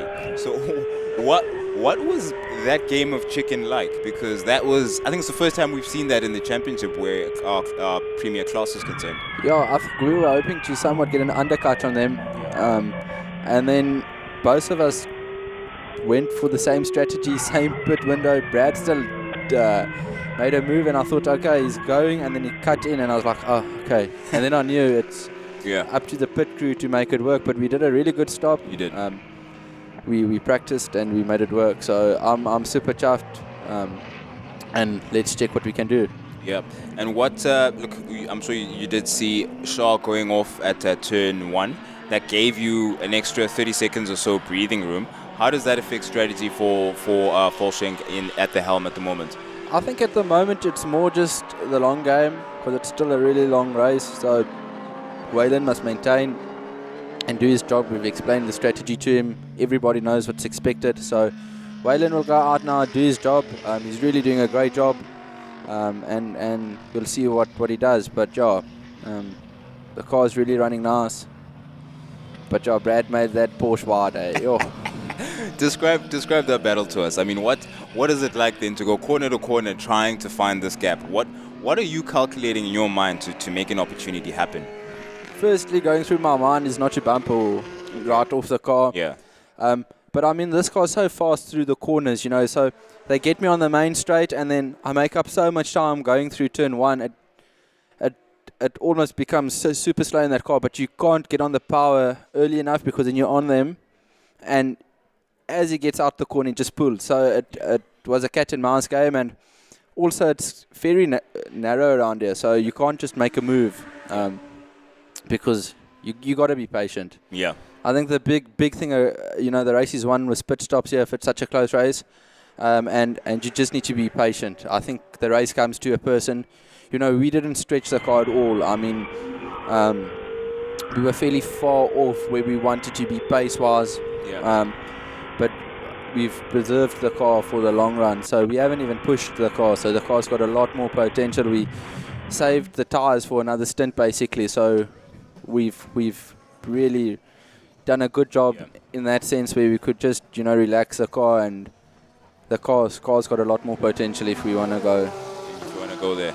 So how far off that prime operating window would you say your average pace was? Because, I mean, you had a couple of laps of clear air where you're in the 59s, but you mostly spent time around the 1 minute mark. Yeah, there was a few seconds still to go if we really wanted to push, but there's no point in pushing a car so hard. You know, we just damage it then. So, I mean, it's the same in any endurance car, whether you're racing a lower ranked car or the top cars, you still need to preserve the car to get to the finish line and maintain a cool head. The battle was insane. I really enjoyed it. I've never actually had such a battle, especially when you get to the back markers. Not that there was a lot, but you got to be sharp. I mean, the speed we get in these cars are fairly high, so you got to be sharp, make sure you don't make a mistake. Like, we catch the Polo so quickly, and the Super Cups, you know, you just need to be on your toes and not make a stupid mistake. Yeah, and that's what I found impressive, because I know you told me that you don't want to get that car onto the curbs or on the rumble strips. You want to keep it as level as possible with all four wheels on the tar. That didn't look easy during the battle. No, it didn't.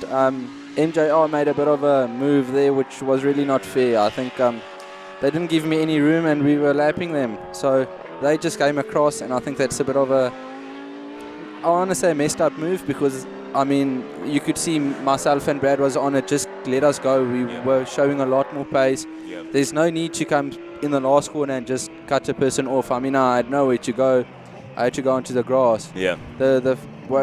I'm so lucky that we didn't have contact there. So that was a bit of a unnecessary move from their side, you know, on us. They could see we were coming, so just, you know, give us a gap and let you run. Yeah. But in Leighton's defense, he did put his hand up to say hand on heart. He really was in a bit of a mix in terms of information. Wasn't sure what's going on as well in terms of communication, so didn't know where he was at. He made it respectfully difficult, is what Themba and I kept discussing. He's being a racer, but trying to be nice about it as well. Yeah, I mean, he was also in the car. I've also been at that point. No, it's, you know, it happens. It happens. Yeah, it does happen. But I'm wishing you all the best. And looking forward to seeing if you're going to get back into the car, because you went into the majority of an hour 20, an hour 30, I believe. So that puts you at about a third of the way across in terms of total, eh? Yeah, we'll see what happens. I'm not too sure. The team will plan the strategy. You know, it's a bit different racing with Rico Barlow there. But we'll see how it goes. But we've got Charles, and I mean, he's a number one driver here. So he'll most probably jump in and he'll go and maintain and do what he does. Yeah, no, Barent, incredible job, and incredibly proud of you as well to see you to be at this stage. Of course, starting all the way in obviously our backdraft class, coming all into the Premier here in Class A with SAS. Yeah, it's a real privilege, and I'm glad to be here. Once again, a massive shout out to everyone involved. Nick Adcock for giving us the opportunity, and Rico for the job they've done, and then also a massive shout out to my mom and dad for the work they've done to give me this opportunity. So super excited for what the year brings. Hopefully we're back in the Nova sometime this year. We'll see what happens. Yeah, looking forward to it, brother. We'll keep our eyes glued to our screens to see how Volshank finishes his stint. I mean, I see just now he did a 1 minute point 3. Just over the minute mark. Is yet to drop into. I actually haven't seen a lap from him beneath a minute, but we'll keep our eyes on the screens, glued to what the Rico Barlow Racing Stable is able to put together. Barent, thank you again so much for your time. We definitely haven't finished our chat. I look forward to some of your feedback just about how things are going in the team. But I'm wishing you all the best. Thank you so much, Prince. Have a lucky one, eh? Awesome, Cheers, brother. guys. Well, there you have it. That was Bottom Pretorius joining us from the Rico Barlow Racing stable. Incredible stint he put together under pressure, receiving pressure, placing pressure. That was incredibly enjoyable to watch as a fan of racing. And I'm glad to hear that he had himself a jewel and a good time, and he played it clean, he played it fair, and that was really impressive to see him and Brad Liebenberg. In fact, we had him and Brad in the same room not too long ago here up in Coventry. So yeah, it was wheel to wheel and bumper to bumper, and it really was a scene to behold. So we'll see what the rest of the day has in store for us as we are now on board with Leighton Fourie back at the helm for MJR. He is on a hot one, as you can see. He's definitely got some time to make up for. I think he heard that the car's working just fine from Joe as he got back out of the car. So Leighton's now about to throw that Porsche 911 around and make up for lost time and rebalance his system, you know, get it out of his system. He was very frustrated not to be able to get the maximum out of his stint. So he's going to want to make right of that by first order of the day pressurizing Charles Ranges and then continuing on his recovery job.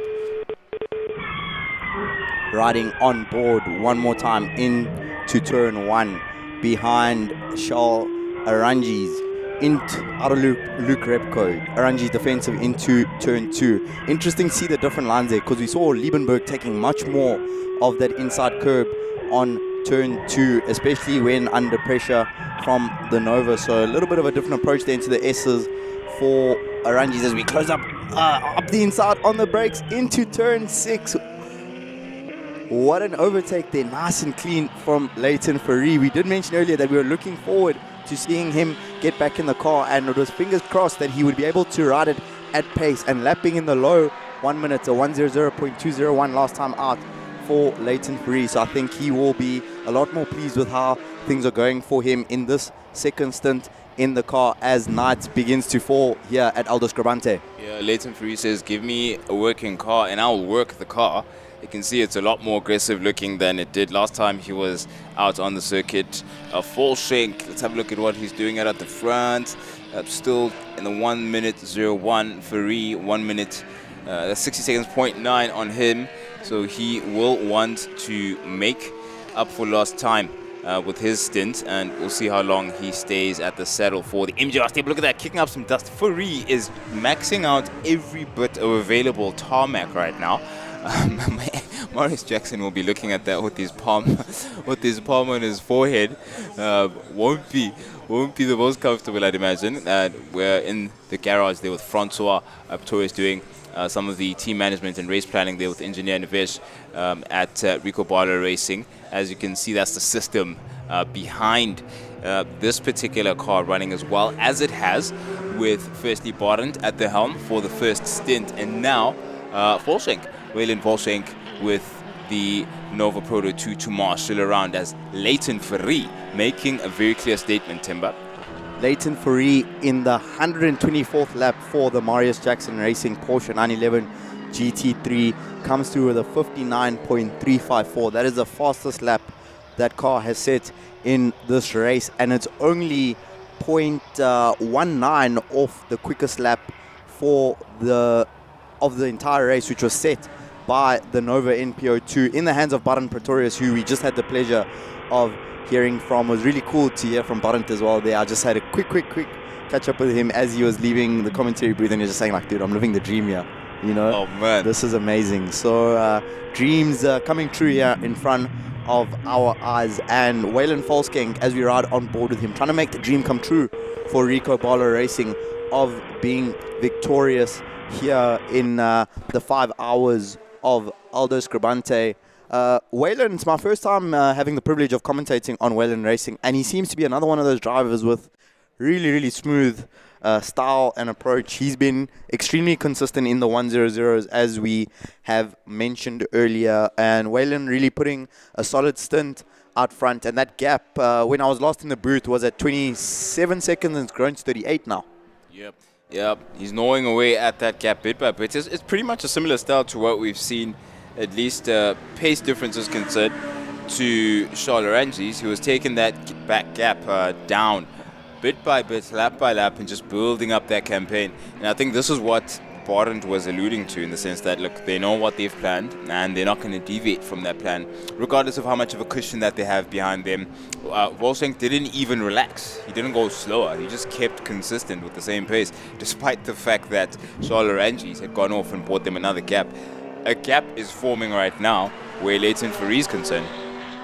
Leighton Fourie with the fastest lap of the race after 2 hours and 23 minutes, a 59.036. Could we be seeing a 58 for the first time in our 2026 edition here at Aldo Scribante? Leighton Fourie on the charge. I have to be honest, I'm a fan, because it's my second time watching Leighton Fourie race, and he's a mailman, you know, in the sense that he licks the stamp, he sends it. Lap in, lap out. And it makes sense when you see the driving style and approach of Leighton Fourie, that he was so frustrated with the problems that Marius Jackson had in that first stint. We saw a quick sequence of pit stops for Leighton in the car, followed by Marius jumping in the car, and we look at some wet tires there in the pit lane. Thankfully, those are not needed right now, and the teams will all have their fingers crossed that there's no need for those. But you never know, Marius Jackson Racing might be hoping that maybe some weather could throw a bit of a spanner in the works that could help them get themselves back into this race. Currently 8 laps down on the race leader, but it's clear that car has pace. Leighton Fourie with another 59.5.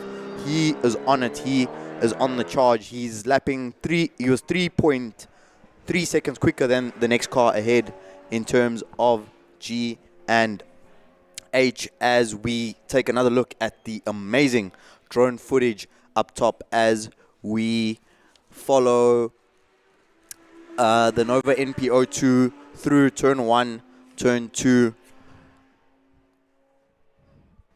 into 3, exiting the S's, turn 4, the kink for the Nova, into turn 5, the West Bank hanger sweep. You can see the polo there of the Campos car. That is a Caritas Racing car being driven by Bruno Campos, currently being overlapped there. He does a good job to give the Nova NPO2 of our race leader room to come through there, and into turn 8, the beautiful Dunlop corner, and onto the pit straight for another lap completed. Indeed. Volkswagen continues that run of decent form and consistency for Rico Barlow Racing, and he'll continue to be the picture of what we saw as the benchmark that was set by Barend Pretorius under, albeit different circumstances, lots of pressure being applied and taken on board by Pretorius, but it's just unflappable is what Barend Pretorius has been. And how fortuitous, one of the VW pieces of equipment we've enjoyed seeing out on the circuit just went into the pits, in sync with Mike Rowe joining me alongside here in the studio. Mike, great to have you here. Thanks for having me. Yeah, how's the weekend gone for the VW Rookie Cup? It's been an absolute revelation for our series to receive you guys and have you as a part of our tour. And how's round 2 gone for you? No, it's been great. I mean, we were looking for an extra event this year, and this date suited us perfectly. So chatted to Cindy, and we got on the calendar. So great to be here, and we've had a hard day today. My crew have done freaking amazing things today after the incident in race 1 to turn the car around and get it back on the grid. So very proud of them. Yeah, I saw you rolling your sleeves up, Mike. Got to get involved. That was impressive to get Jack's car back out onto the circuit. But talk us through, I mean, we can only allude to the parity in terms of the equipment, in terms of making it fair and making it as equal as possible, and leaving it up to the racing drivers in terms of their talent making the difference. What spec of car are we dealing with when it comes to the Rookie Cup? So the cars are pretty much Polo Vivo GTs, use a standard engine and gearbox. The only thing is changed is the engine management system, which gives us data acquisition that we use to coach the drivers, and also obviously the dampers are different, but pretty much a standard Polo Vivo GT that we use. Yeah. And you can see their skill set coming out of karting coming into question and being tested a lot more. How have the young racing drivers adapted to the front wheel drive prospect as compared to what they're typically exposed to? Yeah, I must say this year we've got incredible bunch. They're all really close. Yeah. But I think what's important is the amount of coaching they get from Matt Merton and Bradley Liebenberg. Unfortunately, Jonathan is also one of the coaches, but he's had international duties on our first 2 rounds, but he'll be back for the next one. So they spend a lot of time. So we actually share the fastest lap from every session, so the guys are able to compare themselves to the fastest competitor all the time. And that accelerates their learning so much faster. So we really invest a lot in the competitors here. And I would say someone who's come out of VW's initiative to actually develop the youth in an all-round and 360 sense, because I understand that there is the driving element, but there's also the media element, which I think the VW driver search back in 2016, the first rendition, is what I benefited from on a media front. Yeah. How has that aspect also grown their confidence and made them a lot stronger in terms of presenting themselves on a public platform? So what we always do in the month leading into the season, we have what I call a camp. So, yeah. And there they get a lot of media coaching from Marius Roberts and his team. Putting them in front of the camera, critting them each other. So we really put a lot of that behind it as well. And of course, Marius is at every weekend. Yeah. And keeps coaching them on the do's and don'ts in front of the camera. Yeah. But the other things that we do during the year, for instance, the next event will be at Swartkops. We spend some time on the skid pan. And just keep coaching. That's really what the year is about. Is for them to carry on learning. All right, and into the foreseeable future, what's on the table for VW Rookie Cup? Yeah, look, I think we'll probably do a different car next year. But for the rest of this year, we just we've got 5 more rounds to go, and the rest are one more event here, the regional championship. The rest are all part of the Extreme Festival. But yeah, just keep teaching them and making them better competitors and understanding the sport and knowing what the do's and don'ts are. Yeah. So it's all about investing into the youth. Yeah. Well, that is incredibly refreshing to see, and uplifting to see an institutional push for young racing drivers to be received on main circuit. I think it's a congratulations from us at SAES, and keep up the good work, really, Mike. No, thanks very much, and it's been great being part of this part of the weekend. Yeah. Thank you. We're looking forward to having you joining us for more. Really was exciting to watch them race. Cool. Yeah, the second race was incredible. I mean, with 5 cars so close together, Yeah. it's very, really competitive. Yeah. I'm still vying for Luke Hill to see how he finishes his championship. He seems to be on a good run coming out of round it's his 1. second year, so he's got a little bit of edge on the guys. But I must say he's got some competition, so he's got to bring his A game all the time. It won't be easy. But there we have it. Thank you so much, Mike, for joining us. There we have it from Mike Rowe, heading up the VW Rookie Cup program, which has really excited and set us on fire here at the SAES. It is really quite been a revelation to have them on our tour. We're looking forward to seeing them later on into the year and how the championship progresses there. Luke Hill, of course, an impressive talent out of that. Jack Moore recovering from quite the scene where his car came off in his battle with Luke Hill, but the car was put together by the team and Mike Rowe himself, rolling his sleeves up to get him back out onto the circuit. So do watch out for that on our stream when you play it back in your own time. In the meantime, we want you right here. We want you lap by lap. And as of late, we've got a 1 minute 01.2 from that man right there, Waylon Volshenk, who's bearing down on the lapped Ari Neveling, who effectively is in a net second. He's in a second place at the moment, but he's about to be lapped, having done the driver change. Stradale Motorsport, of course, switching up their contenders for this particular race. And if you just joined us, alongside me is Temba Kumalo. My name is Prince Indiweni. This is the 5 hours of Aldo Scribante SAES visits Gqeberha for round 2. Round 1 was in Swartkops, and we continue our nationwide tour of South Africa's premier endurance racing series. And in the lead is Volshenk of Rico Bala Racing. In second place, Stradale Motorsport with Ari Neveling having just entered the car and getting ready to mitigate the damage, immediately getting into the sub 1 minute times. Timber. Impressive stuff. The pace is hotting up here at Aldo Scribante. After the driver switch for GNH Racing, we now have one lap gap between them and the Marius Jackson car in with Leighton Fourie lapping consistently now in the 59. So it's a very fascinating state of play, because what we have seen clearly is that all three cars currently in the podium positions are capable of 59s. Yeah. But each team is managing the different variables that they have at their disposal. We must remember that the Nova does have a smaller fuel tank, and we heard from Eric Schultz on the grid that he believes, our COC, that this is going to be a tire management race.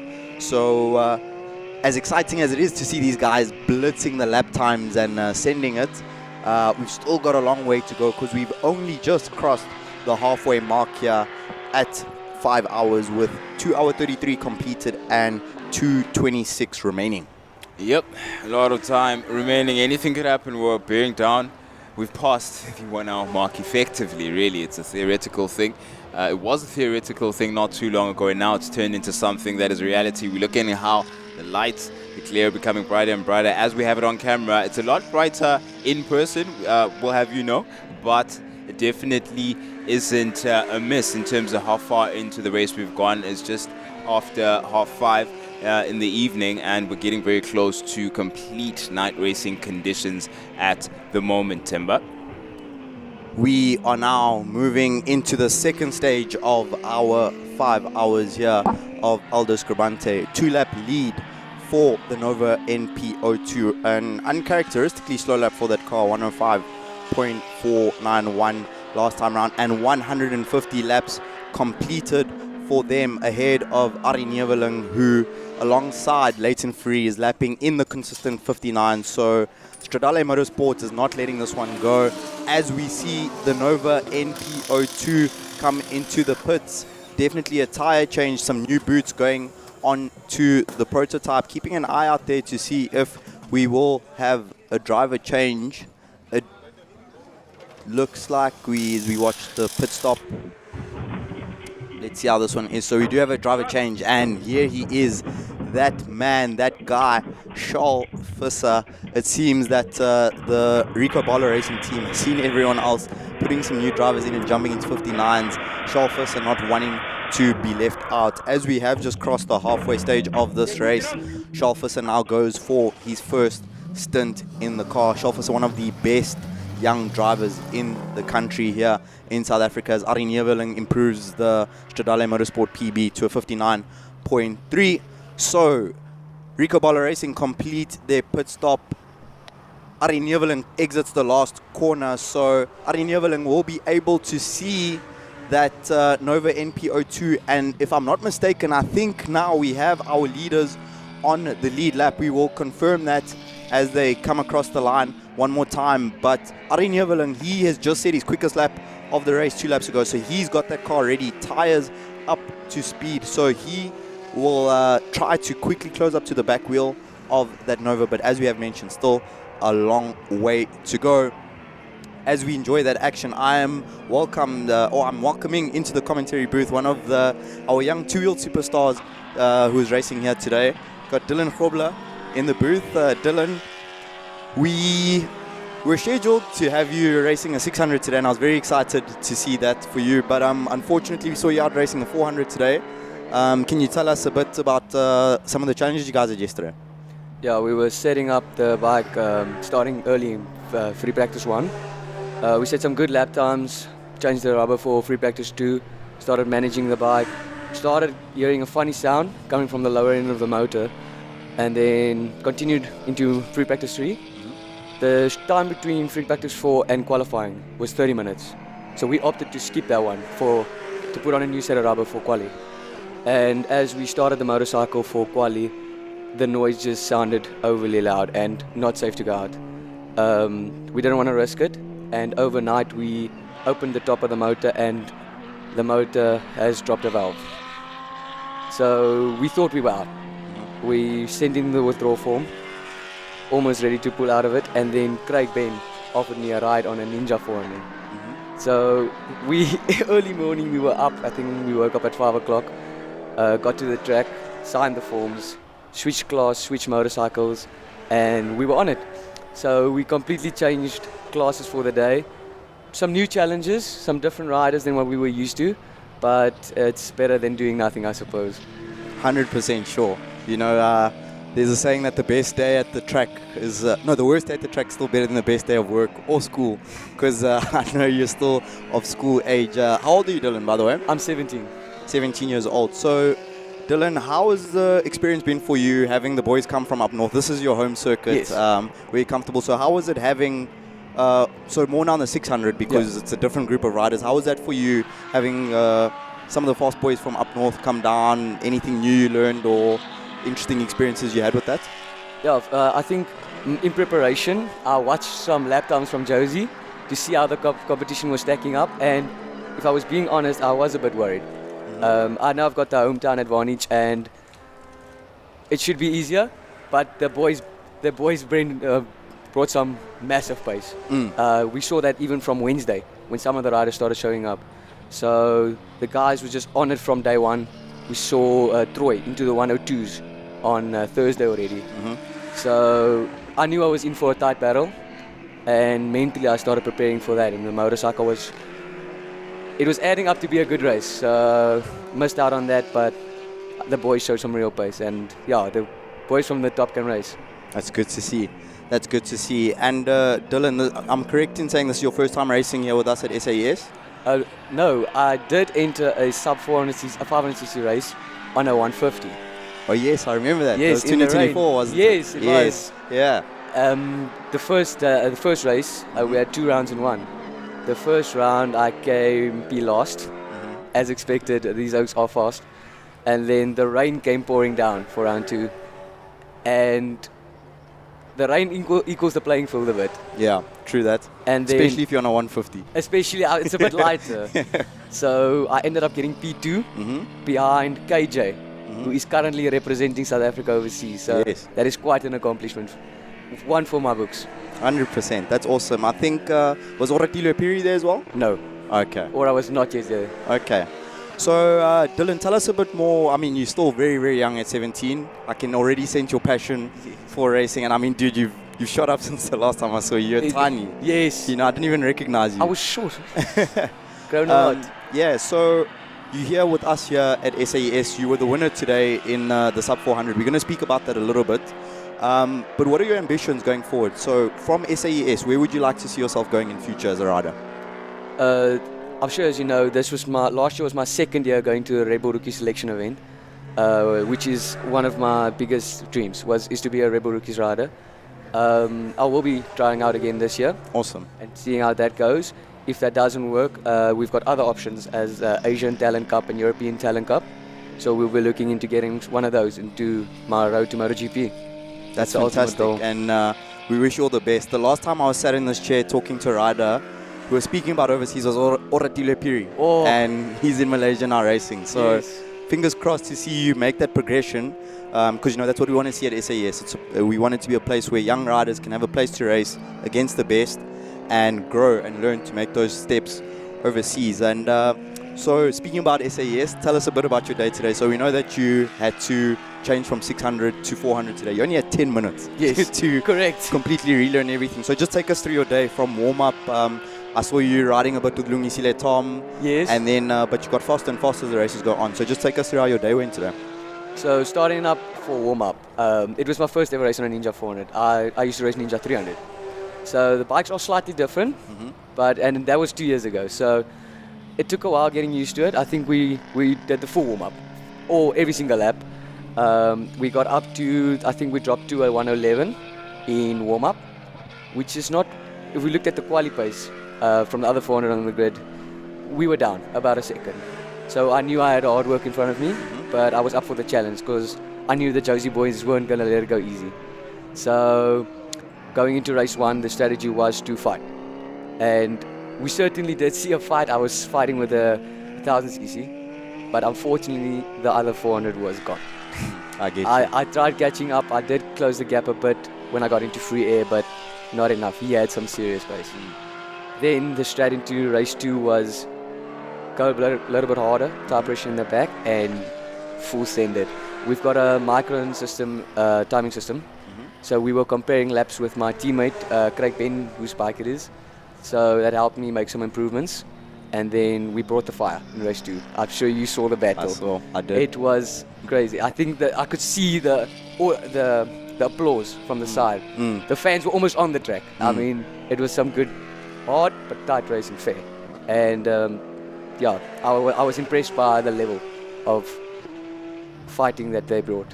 Awesome, awesome. I'm glad you enjoyed it, and it was 100%. very enjoyable for us to watch. And the final question I'll ask you, Dylan, is you mentioned that you're on a 400 racing against thousands, and if we're looking at top speeds, that's over 100 kilometers an hour difference at the end of the pit straight into turn 1. Just explain for the viewers at home what challenge is that like, being on a 400, having to use a corner speed, being good on the brakes, but then also having to be aware of the thousands because they pass you in weird places and they come quickly. It's like unexpected. So just explain for the viewers, if you can, what's that experience like racing on a small capacity bike against the big ones? Yeah, it's hard. It is mentally draining. You work really hard down the back end of the track. It's a short track. Yeah. So that it makes it even harder because you work, especially into turn 1. You want to be late on the brakes, want to be close, and then you overtake them. Normally the overtaking spot is hairpin, but generally you try getting the move done earlier. If you do it hairpin or later, the 1000cc will see you at the end of the main straight. So, and if you do it earlier than that, you must, in the way I'll put it, baleka. You must go. You must make it a good lap. Very to get fast. over. Yes, and you got to brake late into turn 1. Yes, sir. Yes, sir. But once you clear that motorcycle, then you're up to the next. Yeah. So it is, you have to work in the corners. I mean, those bikes are a lot heavier. So they do generally struggle to flip them more through the S's, get a turn for hairpin. So I think that's what we saw today. Was the 400cc's absolutely smacking it into corners. Yeah. And then down the main street. I think at one spot I got a double overtake. I saw that. Left and right. So it's hard, but you just got to keep your head and keep focused. Great show, great show. Thank you so much for joining us, Dylan, and congratulations on your win today in the 400 class. So you spoke a lot about Josie boys. So I'm hoping before the end of this year, I can be in Joburg talking about the Coastal boys that have come up to show us what you guys are made of there. I think we definitely got to make some plans. I think they came here, and to be honest, they brought the fire. They did. They won a lot of most of the classes. So I think it's payback time. We got to go beat them at their home track. 100%, 100%. Well done for making the home fans proud, and great effort today. Thank you, Dylan. Thank you so much. See you soon. Excellent. See you soon. There you have it from the youngster Dylan Grobler, your winner in the MRSSA Group 2 400 class. He gave us a nice holistic experience on what it's like being a young up-and-coming bike racer here at SAES. Catching up with the SAE 5-hour endurance, and we've got more exciting action for you coming up on track and here in the commentary booth. Charles Visser now in the car.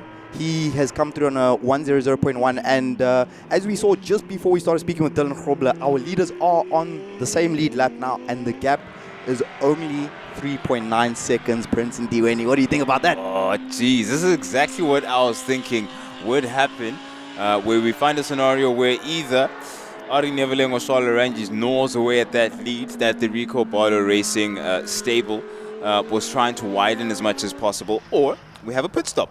And that's exactly what's happening. Charles Visser at the helm now of Rico Barlow Racing.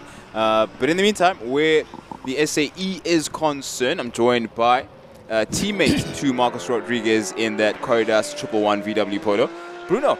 Yes. Hopping fresh out of the car. How does it feel to be out there, man? It's too hot inside, believe me. Much better here now. Much better here. Even though there's no sun, the temperatures are incredibly... Yeah, but the temperature is good, but Okay. still too hot. You feel a lot of the hot inside of the car. Yeah. But overall, getting into a rhythm, getting into a consistency, how's that been for you? Of course, a new car. You haven't raced it here at Aldo Scribante. How's your weekend gone? No, the car feels good. The car, it's a new car, like you say. You tested in KLM last year 9 hours, and still not finished. But that's what we're doing. We knowing the car, we testing the car, and it's a consistency on the reliability. And it feels good. But of course, like the other ones in the track, our car is much slower than the other ones. Of course. That's the one difficulty that we have on the track. We must be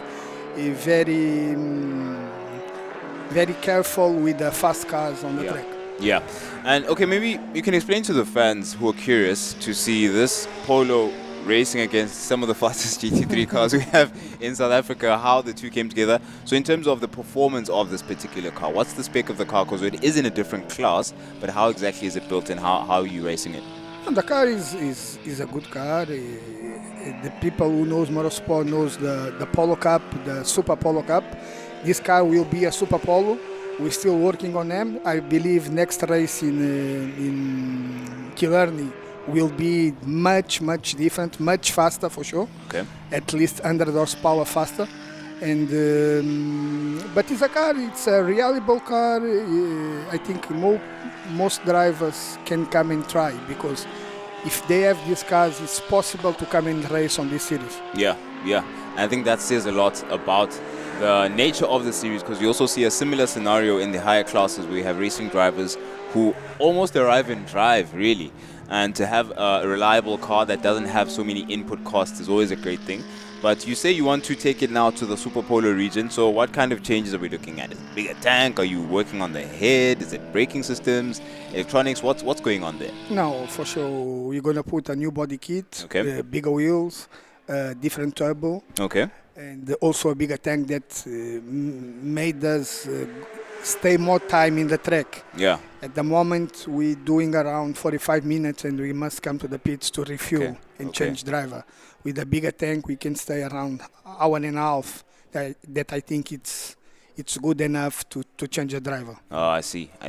And how does this car get affected by hotter temperatures performance-wise? Do you find there's a slight difference that you have to use in your approach? No. The car, the performance is very good. We have some water sprays in the radiator also that can help to cool the engine. But the temperature is good in the car. The only temperature that is not so good is inside the cockpit. Yeah, of course, I was wondering. That's the most difficult thing. Yeah, no, I no wonder you guys have so much space in that cockpit. You need as much space for cool air as possible. Yes. But with your stint you did, how long was your first stint? 45 minutes. 45 minutes or so. Marcus is also going to do a 45 now. It's around 45, 50. Around about that mark, okay. And then the lap times you're running at the moment, you're on 1:17.7. Would you say that's the benchmark you've set in terms of a sweet spot for the car? Yeah, I think our best time is 1:13 Okay. this weekend. Okay. But now on racing, we're also saving the engine, saving the car. It's a small car than the other ones. You don't need to push a lot on the car. Yeah. That's why if we stay between 114, 117, we'll be great. No, we appreciate your time, Bruno, and hoping you all the best. I'm sure you also appreciate the fresh air so you can cool down a bit. Yeah, for sure. But one more thing, as I met you downstairs, it's starting to drizzle now. Yes. I'm sure you felt that a bit on the circuit, but no difference. It's not making much of a difference yet. It's not a lot. Yeah. We're using semi-slick tires. The tire is too hot. You can feel the car still like you driving in dry conditions. Okay. If it comes more rain, that's a problem. Okay. All right, then we don't want that problem right now. For So sure, fingers crossed Fingers about that. crossed, yes. Yeah. Thank you so much, Bruno, for your time. Enjoy the rest of your stint, and wishing you and Marcus all the best. Thank you. Cheers, brother. But that's exactly how you want to see it done.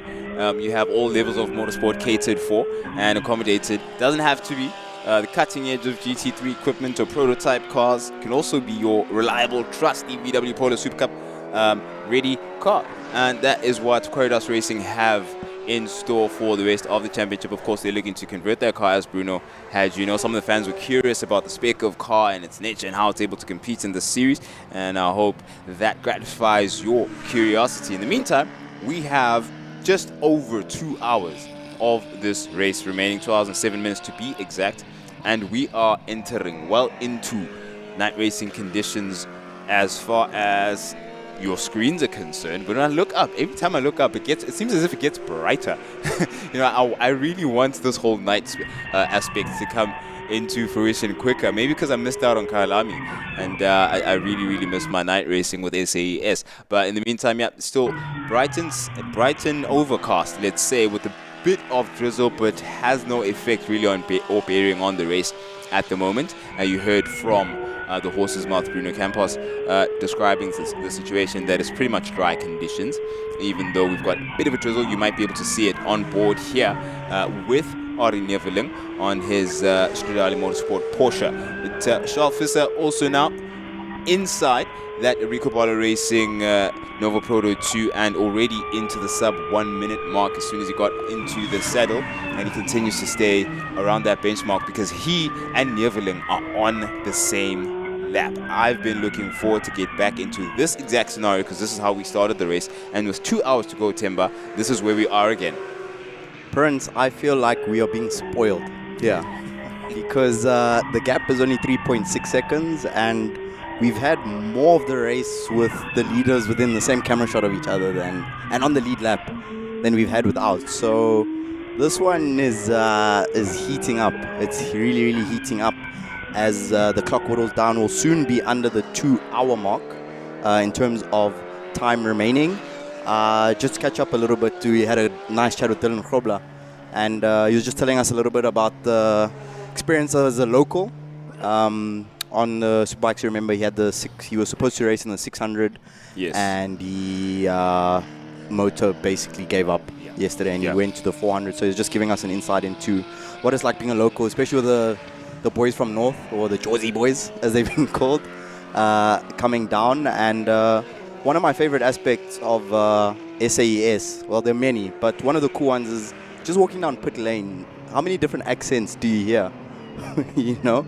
People are literally coming from all around the world to join us here at South African Endurance Racing, because the goal is to provide world-class racing, local homegrown world-class racing, and it was really cool to hear from young Dylan, only 17 years old, and it's really nice to see the pipeline of youngsters coming up through the SAES on 4 and 2 wheels, catching up there with Micro, hearing how young drivers are being developed. Yeah. And, you know, I was just telling Dylan, you know, he's speaking about ambitions of racing overseas, and the last rider who sat next to us in this chair is literally overseas, our reigning MRSSA 600 champion. Yeah. Oratile Piri is in Malaysia at the moment.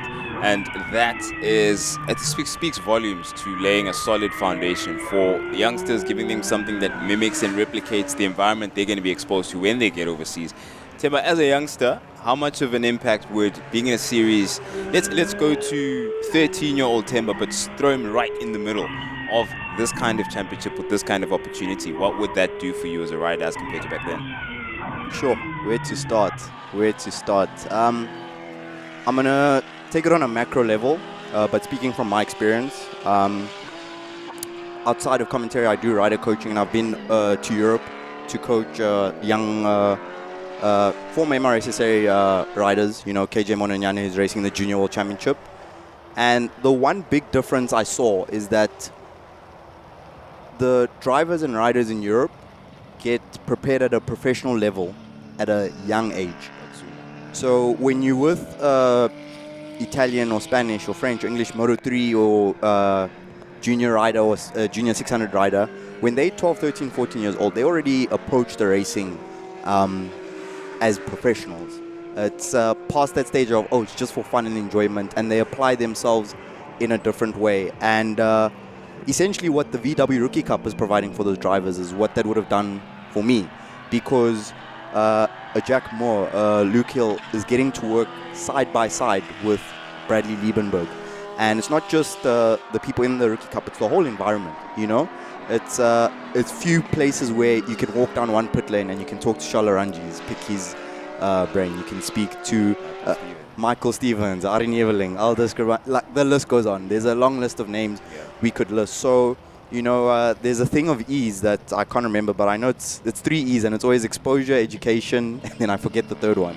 Maybe experience. Experience, yes, actually. Experience, exposure, education. And SAES provides all 3 for young drivers and riders. You get exposed to professional racing, racing at a world championship level. You get educated because there's so many different things you learn just by being in the environment. Even if you're not doing a lot, just by being in the environment, you see things, you pick up things, you hear things just as conversations are happening. That's how we pick up a lot of information. We roam pit lane and just picking up stompies, as Gary van der Speel will call it. Exactly. I was about to say gold nuggets. Okay. Gold nuggets of information. I think we'll go with gold nuggets. Yeah, you know, maybe golden stompies of information. And then it's the exposure. There's certain, if there weren't SAES, where else there's not many places where youngsters in the continent can get access to GT3 cars or endurance racing at this level. We can tell you with certainty that you're not going to find anywhere else on the continent superbike racing at this level. So I think young riders and drivers through SAS are getting that exposure, that experience, and that education. And what we hope to see is a pipeline of youngsters continuing to follow from the ones we're seeing currently. Yep. The 3 E's. Couldn't have put it better. And that is a well-rounded answer. And I think I would have loved to see I would have loved to see you in your 13-year-old phase. I see all of these young riders running around, and you have such a unique bond with them, knowing the journey that they're walking, and you can really tap into that element of them that gets them to lock in a very impressive way from a driver-coach perspective. So it'd be interesting to see you on the receptive end of that same coaching and see what goes on there. But incredible insights we've had from the competitors that we have out on the circuits, an array of competitors on 2 and 4 wheels. Bruno Campos giving us a bit of a breakdown there of what goes behind their setup at Corridors Racing and what it's been like out on the circuit. At the moment getting darker and darker and wet, not sweat, with the drizzle that still is really not much of an impact because we still have dry running conditions for all of the teams. So we won't dwell on that conversation for too long, but we'll keep an eye on it. But as you can see, it is getting darker and darker. Cameras adjusting to the sight and glare of front and rear lights of all of our competitors' cars. We're crossing over now into the remaining 2 hours of what has been an exciting SAS 5 hours of Aldo Scribante. We started off with this exact picture in mind, and these 2 cars that you see at the moment in the same frame, racing against each other, albeit a lot closer. A couple of pit stops have come and gone, a couple of incidents have come and gone, but they still inseparable. It's still Rico Barlow Racing and Stradale Motorsport back to back and vying it out, duking it out for honors here at Aldo Scribante. Initially it was Brad Liebenberg for Stradale Motorsport as well as Baden Pretorius for Rico Barlow Racing, but now it's Charles Visser having a say on things in the Rico Barlow Racing Nova Proto 2 and immediately getting into the sub 1 minute times and keeping that as his benchmark thus far. Pressurized, of course, by Arjen Neveling, who's in and around that mark of lap time as well, in order to force for Charles to possibly make a mistake or get off and out of that prime performance window where strategy is concerned. Look at Charles Visser slowing down. Why is Charles Visser slowing down?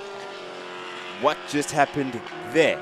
And we have a new race leader. We have a new race leader just like that, and something went wrong with Charles Visser just before the penultimate turn. He slowed down and let Ari Neveling by, but he got back onto the circuit again, is on the home straight. What happened? That is huge. That is massive, considering the build-up of this race. And now these teams have not let each other breathe all race long. Only for that to happen, we need insight. That's what we need. And thankfully for Charles, nothing that turned his race upside down. 1 position change, the gap is still the same, but he's trailing now by 1.6 seconds and not leading by 2. That was strange. It's bizarre. Maybe an error on software, on a mapping mode, maybe something of that nature, but clearly nothing that absolutely destroyed his prospects of keeping up with the Stradale Motorsport Porsche. Let's see, this is exactly where Charles actually slowed down and let Ari by. Strange stuff and huge implications for the final result of this race that definitely won't be taken for granted by the likes of Stradale. And Ari Neveling will be saying, well, Ari's actually a gentleman. He's not going to say thank you to that. He won't be grateful for that. He's going to be like, okay, continue my race. I'll keep it as is because, anything can happen in racing. So we keep an eye on this just in, the latest twist in this battle between Stradale Motorsport and Rico Barlow Racing. So let's take a look at some lap times, because that was very surprising and very interesting. Charles Visser on the lap, he relinquished the lead to the Stradale Motorsport car, did a 103.7, and Neveling came through with a 00.0. So exactly 3.7 seconds that Visser lost on that lap. The very next lap, Neveling went a half a tenth slower at a 00.1, but then Visser was 0.3 quicker at a 59.8, which makes me wonder, is there possibly a bit of strategy being played there by the Rico Barlow team? I'm not sure why they would want to relinquish the lead at the stage of the race, but to me, there's a part of my brain which is like, that kind of looked deliberate. Yeah. I see that. I see that. I mean, look, it could be anything at the moment, but we'll put that on the what do they call it? The bingo list, the bingo cards list. We'll definitely put that there to see. But also, there's no way of telling because they'll never reveal a trade secret of that nature. Maybe the final result is going to be the ultimate judge as to whether or not that pays off or not. But in the meantime, we look at it as 1.1 seconds between Visser and Neerveling, and Visser is going to want to make that gap disappear as quick as possible if we know him well. So he's doing that. He's well on course to do so. As you can see, it's getting darker and darker. We're in night conditions, and we've had not only have we had cool running all day, been overcast all day. It's been really, really tolerable and enjoyable temperatures out here at Aldo Scribante. But now we've had a bit of a switch up over the past few minutes. A light drizzle that has had no impact on the dry running. It still remains dry running conditions as far as the updates we got there from Bruno Campos came off the circuit. If you look at the circuit now, there isn't any puddles or pools or minor glare coming from water that's forming. So we can still continue in dry racing conditions as it stands with Charles Visser. 0.6 of a second now between him and Neerveling. Charles pushing. Indeed he is. So just to give you that lap time sequence, it was a 3.7, Visser loses the lead, followed by 59.8, a 59.5, then a 59.6. So I'm asking myself what could be the reason that Charles would give up the lead deliberately, and I've got two possible scenarios to pitch to you. First one is maybe a form of fuel saving, to run behind the other car where you can just follow the Stradale car, maybe add a little bit of lift and coast, especially taking into account that the Nova does have a smaller fuel tank than the Stradale Motorsport. Secondly, touching on what you just mentioned, is that maybe the drizzle, Charles saw the drizzle and thought maybe the safer option is that he can back off the pace and just let the Stradale car be a pace setter. And a bonus point, which is not a question, but we are 3 hours into this race, and if you went 2 hours 45 back, the only thing that's changed is the people driving the cars up front. Exactly. And look, and with that said, then Barton came in here and gave us some insights showing that, look, this was suboptimal for him to be in this position because he could have had much better running without a car in front of him. He did say as much. So I wonder what would make then this the inverse, where Charles is concerned. What benefit could he have from being here? It really is interesting. It could go all sorts of directions, and we can't dismiss any of the variables that we have in front of us. But in the meantime, picture perfect a replica really of literally what we had all race long for the first 3 hours, first 2.5 hours, let's say, up until, of course, Stradale Motorsport went in for their pit stop. It was relatively slower than that of Rico Barlow Racing, so that difference came in. And of course, Stradale Motorsport went off when Charles Ranges was at the wheel. So all of that has come and gone, but still, we still have these two cars inseparable, with Rico Barlow Racing bearing down on Stradale Motorsport. Let's see how Arie Neerveling absorbs or responds to the pressure at the very least, but he is another one of those unflappable individuals. In fact, unflappable is the demeanor that describes a lot of motorsport athletes. Now that I think about it, everyone is stressed except the rider and the racing drivers. It's a contradiction. What a contradiction. I can't remember if it's oxymoron or paradox. It's one of those things, but it's a fascinating thing because the people who do the riskiest, craziest stuff, because that's what non-motorsport athletes say, y'all are crazy, are the least crazy seeming people when they get out of the vehicle. Yep, most friendly, jovial, conservative, least stressed, barely any pressure, it seems, at least on their shoulders. Pressure on the shoulders of Arangis at the moment. Neerveling, I beg your pardon, flashing lights there from Stewie White and Neerveling as they make their way past the back markers. They came a lot closer than they seem right now at the end of turn 8, but back to the scene that we've had for the past 2.5 or so hours. It remains to be the case. Okay, Charles Visser, another one of those relaxed, chilled, friendly individuals. You wouldn't say he's the one throwing that Nova Proto 2 around, clinically so, to make sure it culminates in impressive lap times we've seen. 59.9, the latest of which 59.7 from Neerveling. Barely any distance between them. 0.33 of a second between Visser.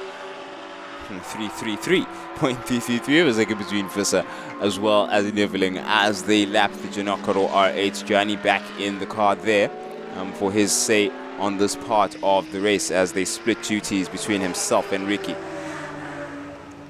Bit of a random thought there, you know, but just as you're mentioning Charles Visser, I was just thinking at how crazy it is that we were having a conversation with him yesterday, you and I, in the pit, and we were busy laughing at the Rico Bala Racing's team leader's struggles at growing a beard. And yet, the struggle for 58.0 at Aldo Scribante seems to be minimal. Oh, of course. Yes, the least of his problems. The least of his problems. That was literally the first thing that came out of his mouth. Like, guys, if anything, help me grow a beard effectively. So yeah, there you go. A sneak peek into the mind of one of the fastest men on the circuit. Unflappable, but flappable when it comes to the bearded affairs. But the one question I find standing out, Prince, is that judging on the evidence we've seen this evening, as we can hear a car has rolled into MJR pit lane. An MJR car that is free in the pit. Free in the pits, and Marius Jackson getting ready to get into the saddle. We'll keep an eye on that.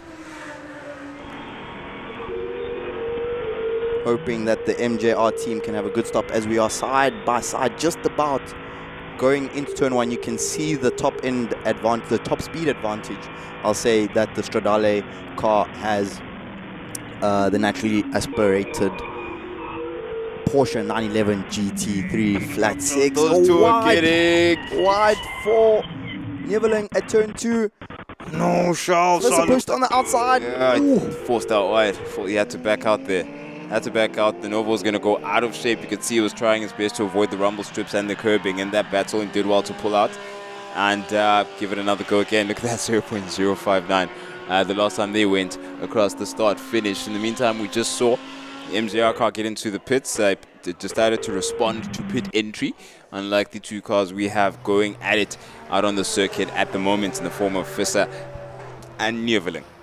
And we saw there on that iCam replay there, and a significant amount of moisture on the windshield there of Charles Visser. So possibly a weather twist that could complicate everything for the teams here as we watch Leighton Ferree climbing out of the MJR car and assisting the big boss Marius Jackson to get into begin with his stint. So you can see the rain falling on screen there.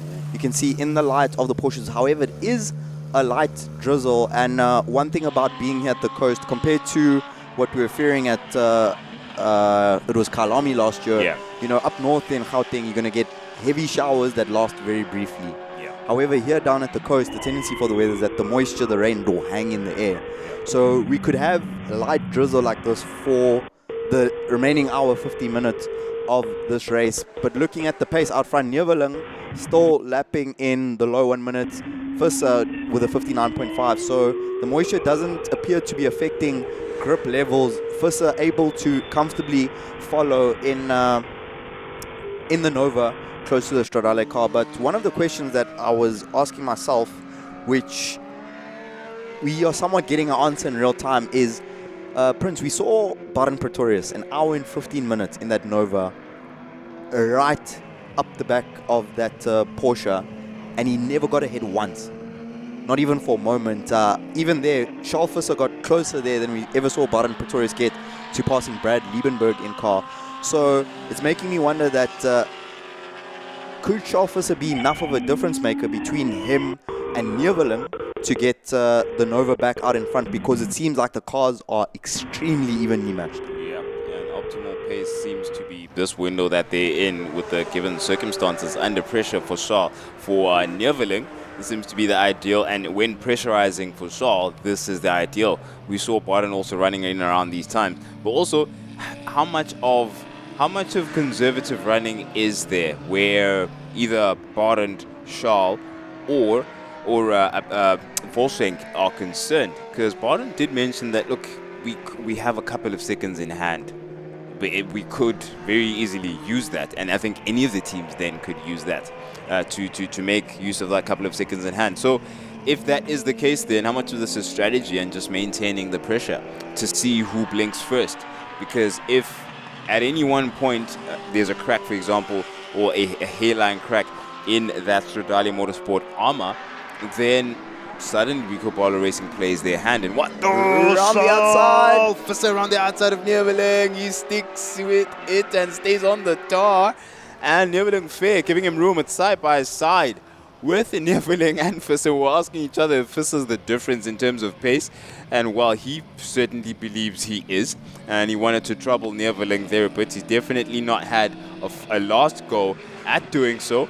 And that was indicative of his intentions. So it makes no sense. Okay, then we can possibly rule out him having done what he did on purpose in terms of that seemingly strategic slowdown to let Neveling ahead. Definitely something must have set him off there, because now he wants his place back, so it makes no sense.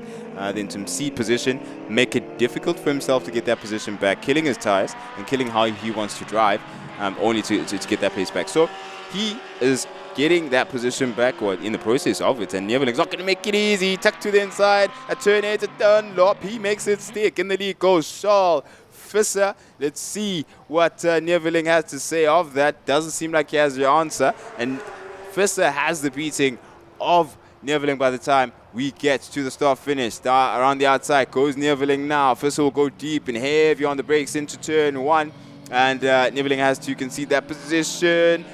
Charles Visser now making sure to be defensive, not to open any gaps, and secure that position. He's worked a couple of laps for having given it away. So he definitely wants to be in the lead, and that's where he prefers to be. Let's see what the transformation where lap times and pace is concerned for Charles Visser and Rico Baller Racing. One can only admire the skill of Charles Visser. We'll come back to unpack that overtake, but we are excited to hear from Leighton Fourie down in pit lane, who has just got out of the MJR Porsche. He is down in pit lane with Nadine. Okay, so I'm here with Leighton from MJR. So we are 3 hours into the 5-hour endurance with 2 hours left to go. Give us an update on what's happening with the car, the team. What can we still expect from you guys? Yeah, I mean, the team got a lot sorted, I won't lie. During a race, it's always sort of hard to sort out the little nicks, but we got it done somehow. We had no fuel pressure warnings, nothing like that. It was actually quite a clean stint. We caught the guys out with new tyres. I mean, Mario said to me, listen, you got new tyres, do whatever you can. I want like European Leighton out of you. So I had to like catch my breath and try to put a stint together, which I think I did. I was quite impressed with it, quite happy with it. Getting a 59 dead in the beginning was actually something I didn't expect, especially on high fuel and full fuel. So it's 100 extra kilograms in the car compared to yesterday. So I was quite happy with that. The car's feeling good. The weather's playing up a little bit. It is sprinkling a little bit, especially sector 1. So time's dropped off towards the end, but it was happy. I'm good. Okay, cool. And you guys are currently fighting for between 3rd and 4th place with G&H. Who's in the car now, Marius or Joseph? Marius is in the car, so we're hoping he can just handle the weather correctly. And then Joe will hop in the last minute. And then if there's a splash and dash at the end, I'll see what I can do. Bring it home. Thank you. European style. European style. Yes. Awesome. Let's go move on to the next teams to see what's happening in their pits and their car. Fantastic to hear from Nadine and Leighton Fourie. I'm going to hand over to Prince in a moment to just take us through his thoughts on that interview we heard there from Leighton. But we were just saying before we joined them down in pit lane that I believe you have to admire the skill and the racecraft of Charles Visser, because we saw the battle between these two cars earlier in the race in hour 1.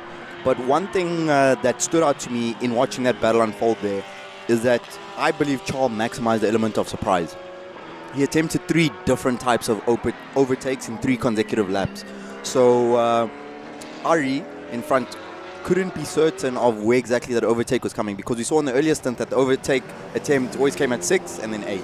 6 and then 8. But then we saw Charles try to go around, I think it was the outside of 8 first. Yes. Then he tried to go around the inside of 2, that didn't work. And in the very next lap, he bombs down the inside of 8, where you try to go the wrong way around the lap before. Yeah. And I think that may have helped him a little bit there. But he's back in front, already 1.4 seconds out front. And I'm very happy as well that you mentioned that the evidence we've now been shown confirms to us that it's more likely that it was an error, for some form of error for the Rico Baller Racing team that caused them to forfeit the lead, because it proved more than once to be an inconvenience to get in front of that Stradale car. Yeah, Yeah, very keen observation in terms of tactics there from you, Temba, but how he's selecting an area to try and surprise and shock Arigneveling and seems to have paid off ultimately at 8, having made it very unpredictable as to where he'd actually go for it. So good thinking from him there. And in terms of Leighton Free giving us some insights, the line I took away from that was bring out the European Leighton. So that was pretty much lick it, stamp it, and send it. And that's exactly what we saw. I mean, that car was dancing in all sorts of cutting shapes, is how you like to put it. That car was cutting shapes all over the place. And he was maximizing on every bit of tarmac that he had to make up those places and recover from the loss, of course, from the unfortunate mechanical issues that they went through. And you know what? To have a racing driver with that ability who knows that he's pushing that hard and it's within his means to have the car at its limits for that long in a stint is an asset. It's an absolute asset. And right now, if you look at the gap, Junakaro, look, 8 laps or so adrift, and 6 laps adrift of them are the MJR cars. So they're trying to close that gap. They're trying their best to minimize the damage that has come their way through this race. But in the meantime, speaking of the Janacaros, we've got Ricky Janacaro standing by with Nadine down in the pits.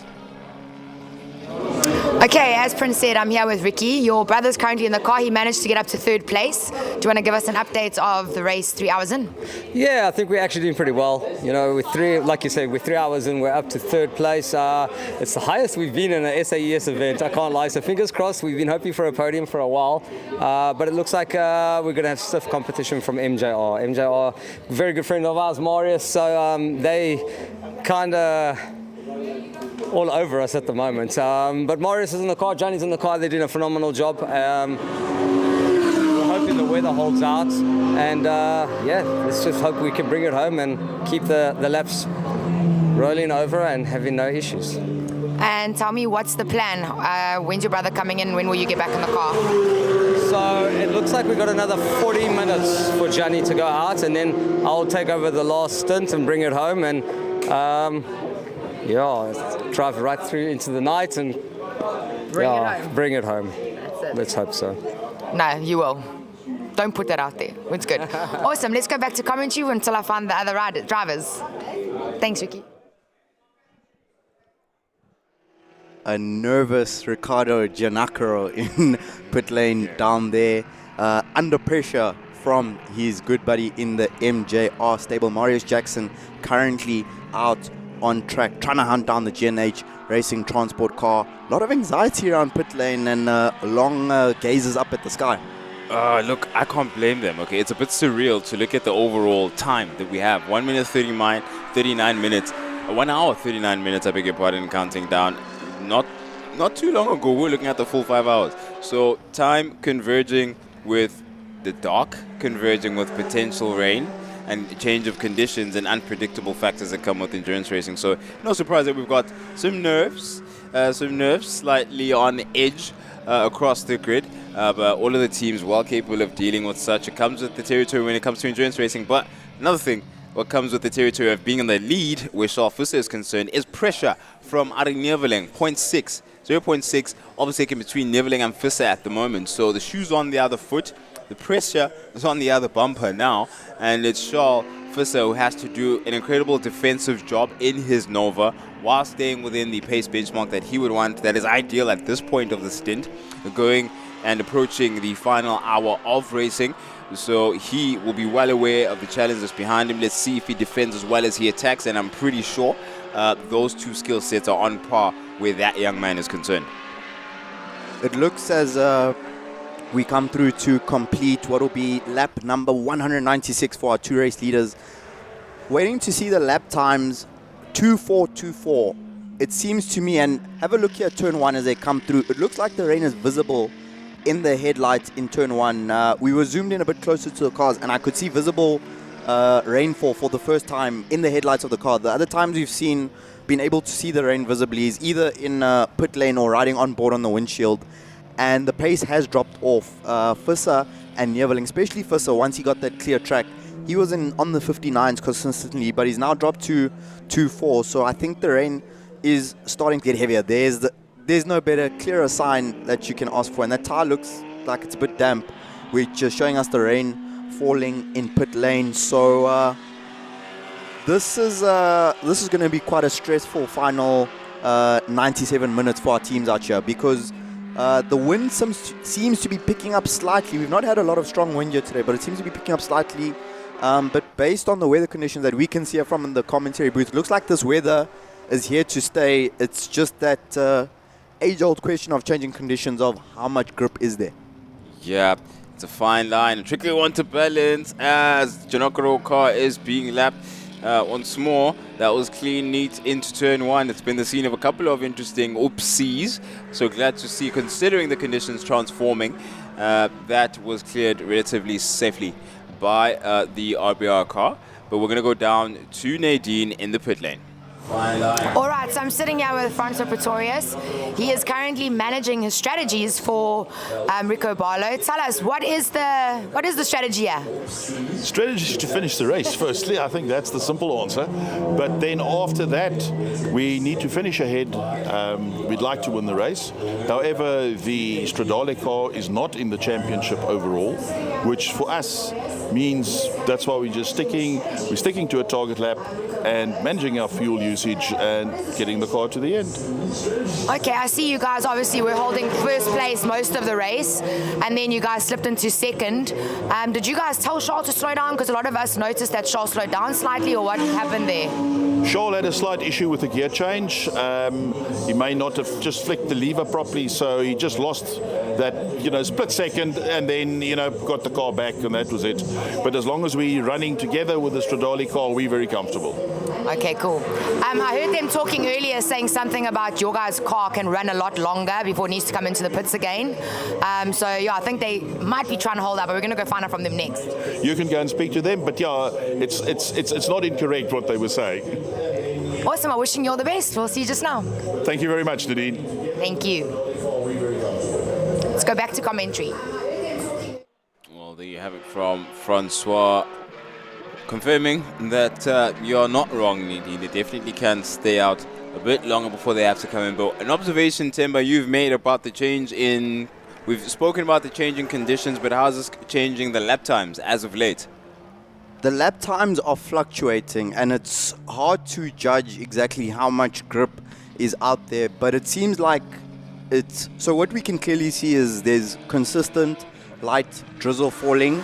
The race leaders dropped to 104s on lap 198, but on lap 199, the top two, Visser back to a 3-1, Neveling to a 2-9. Janokoro has lost a significant amount of time. They have a best lap of 101, now lapping in the 101s. In the 111s.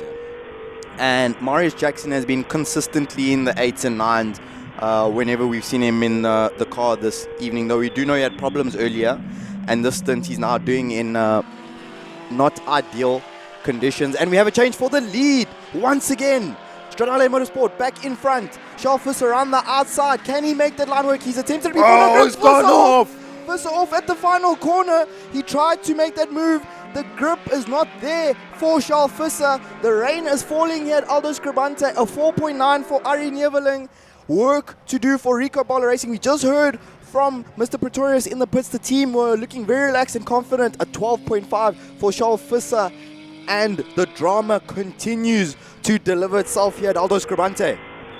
We've been asking ourselves question after question after question. We never would have seen that coming.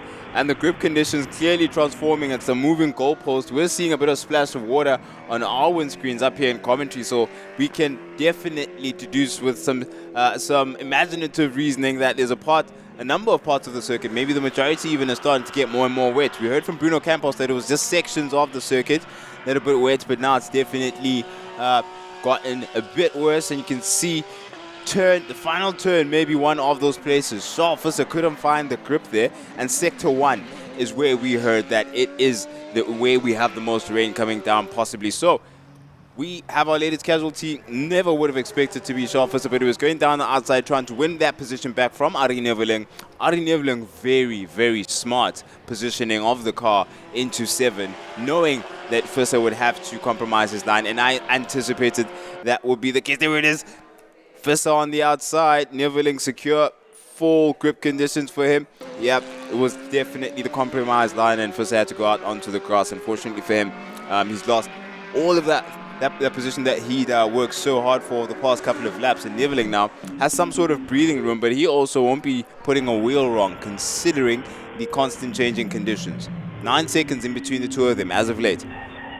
Charles Visser, unfortunately, a victim of a combination of being on a dirty part of the track off the racing line, plus moisture, and us knowing that he's in that prototype. That is probably the worst scenario you could engineer for that car to try and attempt to hold a position with the Porsche up the inside. We've also been reliably informed that the Nova tends not to find the wet as its most ideal conditions, or where the car finds itself the strongest, and we could see that Visser was struggling. Yeah. He was under pressure and being forced into an error by Neveling, and I think the entire Rico Bolo team will be extremely frustrated this evening, because it's taken them an extreme amount of effort to pass that Porsche, and seemingly when it's time for roles to be reversed, just boom, and Stradale is back in front. Oh, and he seemed like he had such a comfortable cushion, but Stradale somehow found, Neveling, I beg your pardon, somehow found that pace and made the recovery. At 7 is where the move really culminated. It could start off at the top of the hill, maybe at 6 even, where he was able to shape that move up at turn 8. But in the meantime, Nadine speaks to Charles Rangi to give us more insights about Stradale. Oh, hi. Oh, hi. I've been waiting to say that all day on camera. Yes. Okay, so we're first place. I mean, this was sort of unexpected. I mean, the Lambo's out. Charles just spun out. I mean, you guys have been in first place for almost the last, 30 minutes, I think. Well, yeah, and it's been chopping and changing. I think the conditions suit our car slightly better than the Nova. Yeah. But, Charles is such a good driver. Yes, I am. Who's Charles? Yeah, I am. Obviously, I'm such a great.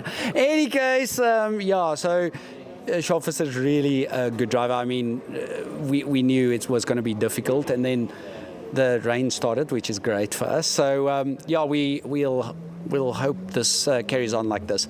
It's just a few strategy calls that went pear-shaped that we'll have to try and figure out now. It's a toss-up between myself or Bradley having to do the last stint. So a bit of a number crunching to see if we did the minimum time, which is always such a pain in the behind. Any case, here we are. Okay, so it's down to time. I thought it was maybe you can drive it like you stole it, he can't. No, both of us can. The problem was just, when the racing is this close, and I've been doing quite a lot of driving today, I just, I'm more than happy for Ari or Bradley to be in the car. I've done my bit for the day. But I think, and I think it would have been better if Ari stayed in the car. He's now used to the conditions. Yeah. Having to jump in the car now, it's not going to be ideal, but in any case, it is what it is. So earlier on, I overheard you guys talking about how the Nova can push track time a little longer, and you guys can't. Why is that? Tire wear, essentially. So you're looking at vastly different cars. Prototype weighing probably about half of what we weigh, and not needing so much mechanical grip. Compared to us, so we use tires. I think it's just the nature of the beast. So, we get to a peak of, let's say, about 65 minutes, and then we start going off a cliff like you see in Formula One. So then we start losing quite a lot of time, and that's essentially why it's difficult for us to keep up, but we always find a way to stay in the game. So kudos to the team. Our first pit stop was a bit of a problem with the fuel rig, but the second one was on point, so one more to go, and then hopefully we can pull something through here. Yeah, what happened? Because I saw that pit stop to take quite a while. Was the car just hungry or thirsty, I should say, or was there a problem with the fuel rig? No, it's the fuel rig. The valve got stuck, and it let through half of the fuel that it should have, and being in the heat of the moment, the dead man valve operator didn't realize that he wasn't pulling the valve all the way. So, a bit of a human error, unfortunately, but it happens. Yeah, we're still in the race. So you're still in the lead. Yes, okay, so cool. It's good. Well, we'll see maybe you or Bradley out there later. Good luck. Thank you so much. Pleasure. Thanks for your time. Okay, we can go back to the race or commentary. Great to hear there from Charles Arangis down in pit lane. Lots to chew on from what he said there. Prince, where do you want to start? Minimum time for each driver. That is a span in the works because Charles is uncertain himself. They're still calculating. Yeah. And with only an hour, 27 minutes to go, 26 minutes to go, that could be quite complex for them. Yeah, that's an entire chunk of the race strategies worth having 3 racing drivers. So they have to make sure that they get that on song and have it lining up with their strategy. And we have a situation also moving goalposts. We heard about the tire scenario, how they have a better or worse off consumption characteristic when it comes to tires. Theirs degrade a bit more, light, the weight issue coming into effect there, their car being a ton or so over, or just over a ton, and the Nova being lighter, so it doesn't wear away at the tires as much. But with now mixed conditions, that's another thing. They can't be so sure about how much they can rely on that particular pace, on that particular tire, if rain is now coming in as an element. So they're trying to now, as Charles said, things have gone a bit pear-shaped in terms of the strategy and how they have to shape things, because he called it clear rain. He didn't say it's drizzle. He didn't say it's a slight bit of moisture. It's clear rain. So those conditions are definitely observable and influential on the kind of lap times that are being put out now. So, and we saw together also, Rico Barter Racing actually had their wets out at some point, because again, it speaks to they know that their car is not so great in those conditions, so they're anticipating perhaps the conditions worsening and reacting to that. So a couple of the nuggets that Shaw dropped for us, they're definitely worth considering going into the remaining hour and or the under 1 hour and a half. An hour and a half remaining, and we're going down to Nadine in pit lane. Okay, I'm with Marco Rodriguez here from Corridas. Shoot, you saved that in time. I'm joking. So, welcome back. I mean, you weren't with us for a little while. It was just your dad and some other drivers. Yes. So, welcome back. Thank you. And how was the stint so far today? It was good. We're trying to finish the race. We have the slowest car, so we must finish the race. It's the only option to do a good result. I don't know. Let's see. In the endurance race, everything can happen, so we're fighting till the end. Yeah, we still got another hour and a half just over that. And how is the car going? You guys, you know what I must say, how is the car going? The car is really good. It's braking good. It's going good. No issues. So it's fine. Well, thank goodness for that, because like I was going to say is that just you guys have had countless problems last year with your car. Yeah. I'm lucky it's a new car. But yeah, your guys' commitment to the series is really unmatched. Yeah, I know. We try to come every time. It's not easy because we live far, but we want to race, so we'll be here. Awesome. Well, we look forward to seeing you guys in Cape Town, but first let's get it over the checkered flag. Yes, for sure. Thank you. Cool, thank you. Bye-bye. Bye-bye. Okay, cool. Let's go back to commentary.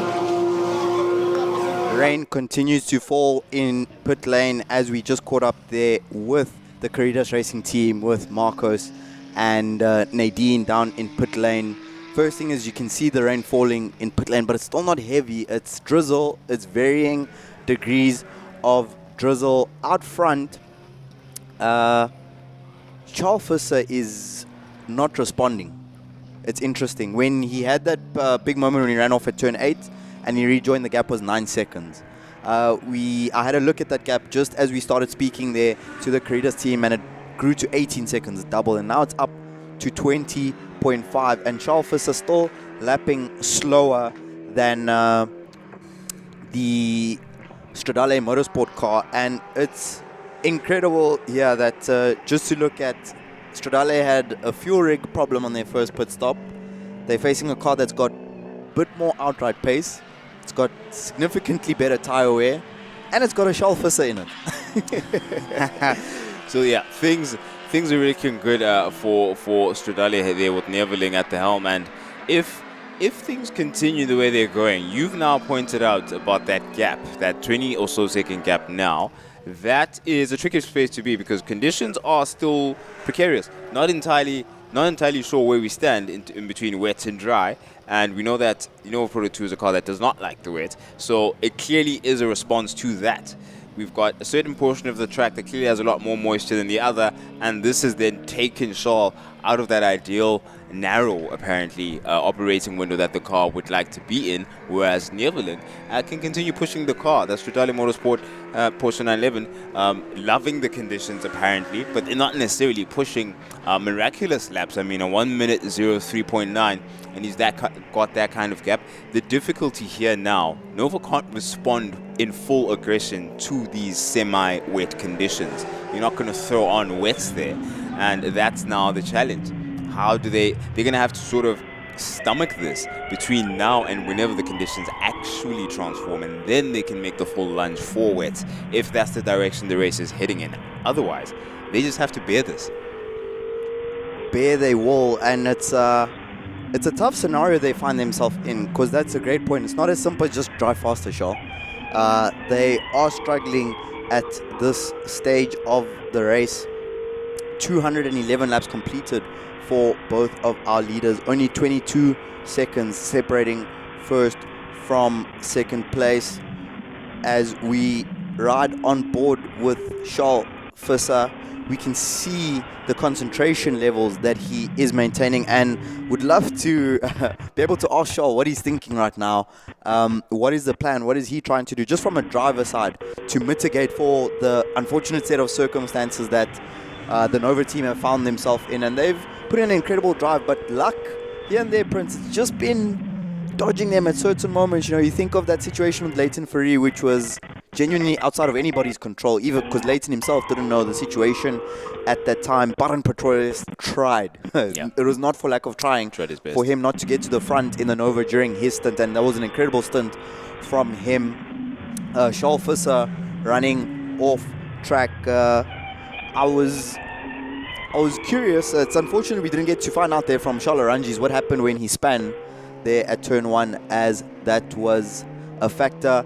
And we have a car in the pit lane. Marius Jackson has just rolled into pits, currently 6 laps behind the GNH Transport Racing car, and we do have a driver change currently happening in the MJR pit, and it's Marius Jackson out, Joe Ellerin into the car. Joe Ellerin's had strong pace, consistently been the second fastest driver today in that MJR car, so we're looking forward to see what he can do. We do know that the GNH Transport team is feeling the pressure from MJR. We spoke directly with Ricardo Janaka, and he looked far from confident at that stage as we join Joe Ellerin down in pit lane. So now Joe Ellerin, Prince, has got a task on his hands, because he's got to very, very quickly get out there and figure out exactly how much grip there is and push according to it, which is extremely difficult because the grip's constantly changing.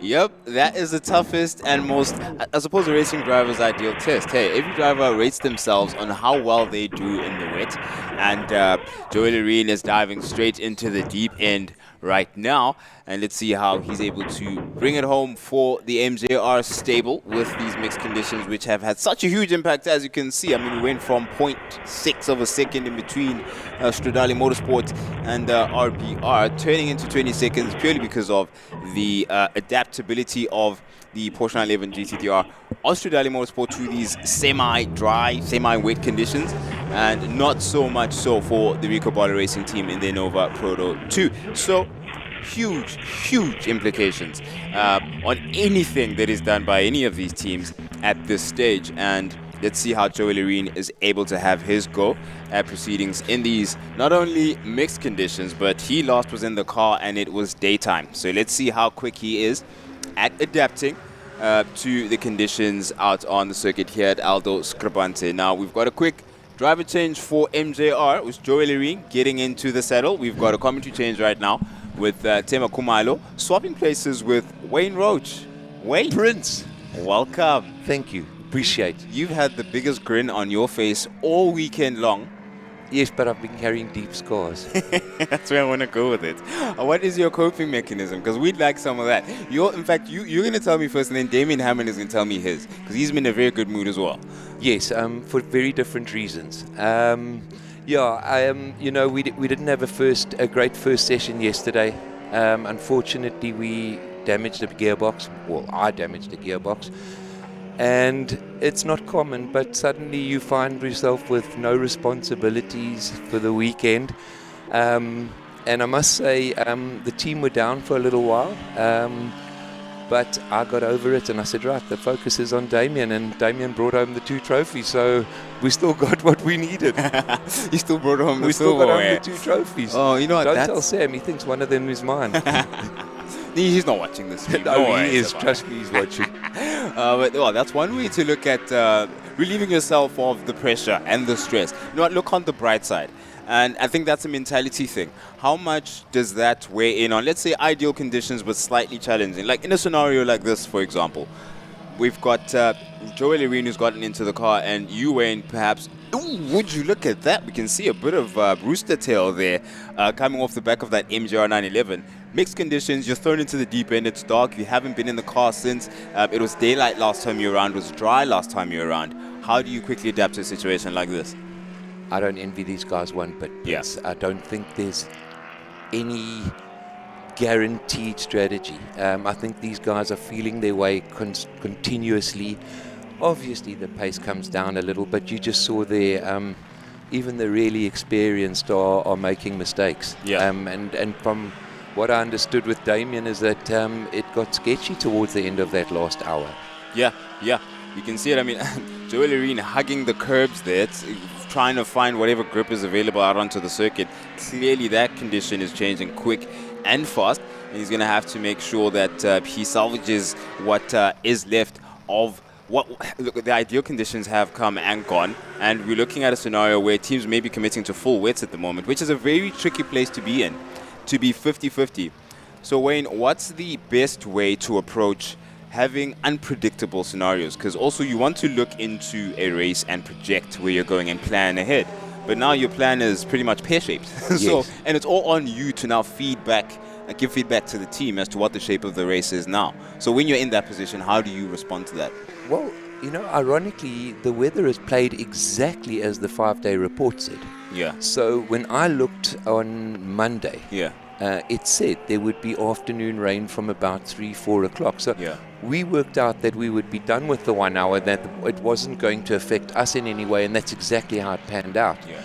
But these guys must be on the radio all the time, giving feedback, asking for setup changes, deciding that they're not ready to go to dries, and they may probably not go to dries because there's not a lot of time left. Yeah. But I'm glad I'm not out in the dark on wets on a raining Aldo Scribante. You're here in shorts and, okay, not flip-flops, but you're just chilling. And I can see you're relishing the prospect of being in the dry part of the circuit at the moment. You know what? I get it. It does not look easy to be doing what they're doing right now. No, it's not, and the truth is, it's a tough one when you go out in the first practice session, and I would have loved to have been in these races today. I think we lost valuable points. Yeah.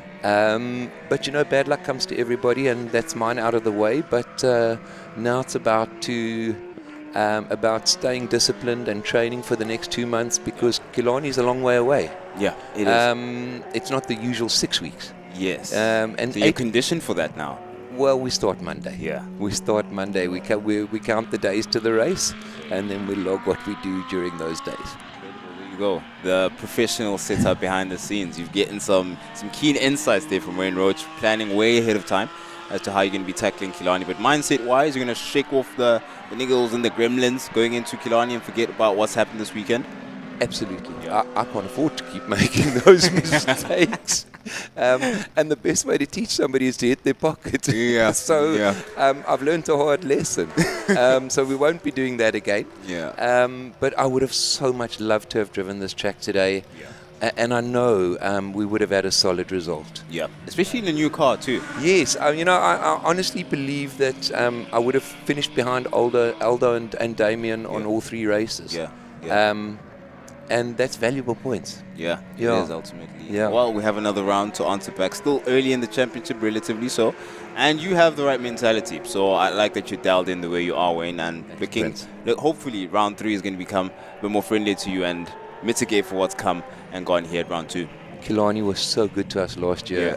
If it can deliver the same, I'll be grateful. Yeah, looking forward to it, Wayne. Thanks for Prince. joining me side Always by a pleasure. side here. Thank you. Absolutely. Thanks, bud. We'll catch you later when we celebrate. Are we celebrating or crying? What do we do? Well, we got 2 trophies in the team, so we're celebrating. Yeah, we're Fantastic. celebrating. All right, cool. See you Thanks. later. Thanks, Prince. Catch you later, Much Wayne. appreciated. Thank you for joining us. That is Wayne Roach, of course, who was joining us for the earlier part of the weekend where we had some of our support races, and he's had not so great time, but incredibly impressive mentality and how to take on challenges with Samlin Racing.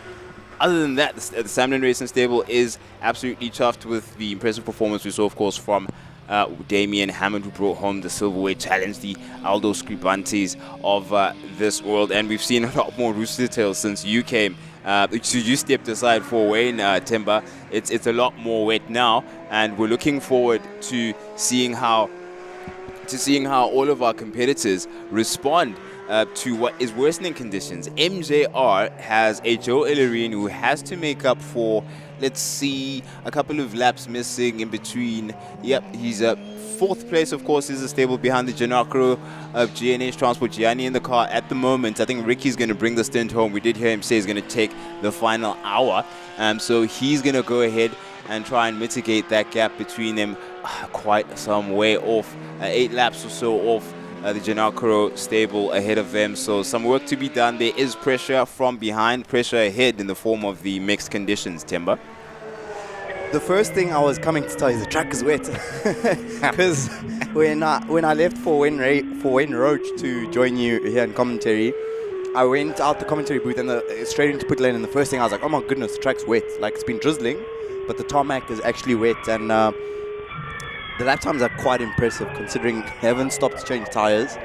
There hasn't been a crazy pace drop. They're averaging 5 to 6 seconds a lap off the outright drive pace. Fatigue setting in now for the drivers. And thank you to Wayne Roach for spending some time with you, because it gave me just enough time to go down to the Rico Barlow pit and find out what things are like on the ground. So we heard from Charles Arangis that the Stradale team was considering a driver change. They had to look at the minimum times.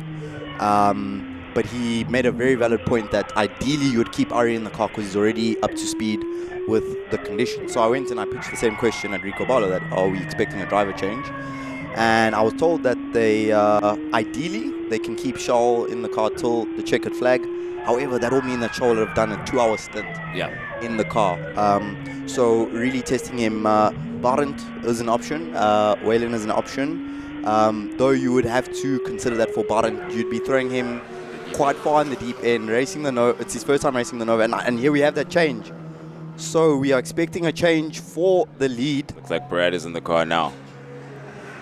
So Charles Visser, Brad Liebenberg, head to head. The last time I saw Brad get into a car late in the evening with the rain falling was in Killarney last year, and what an evening that was.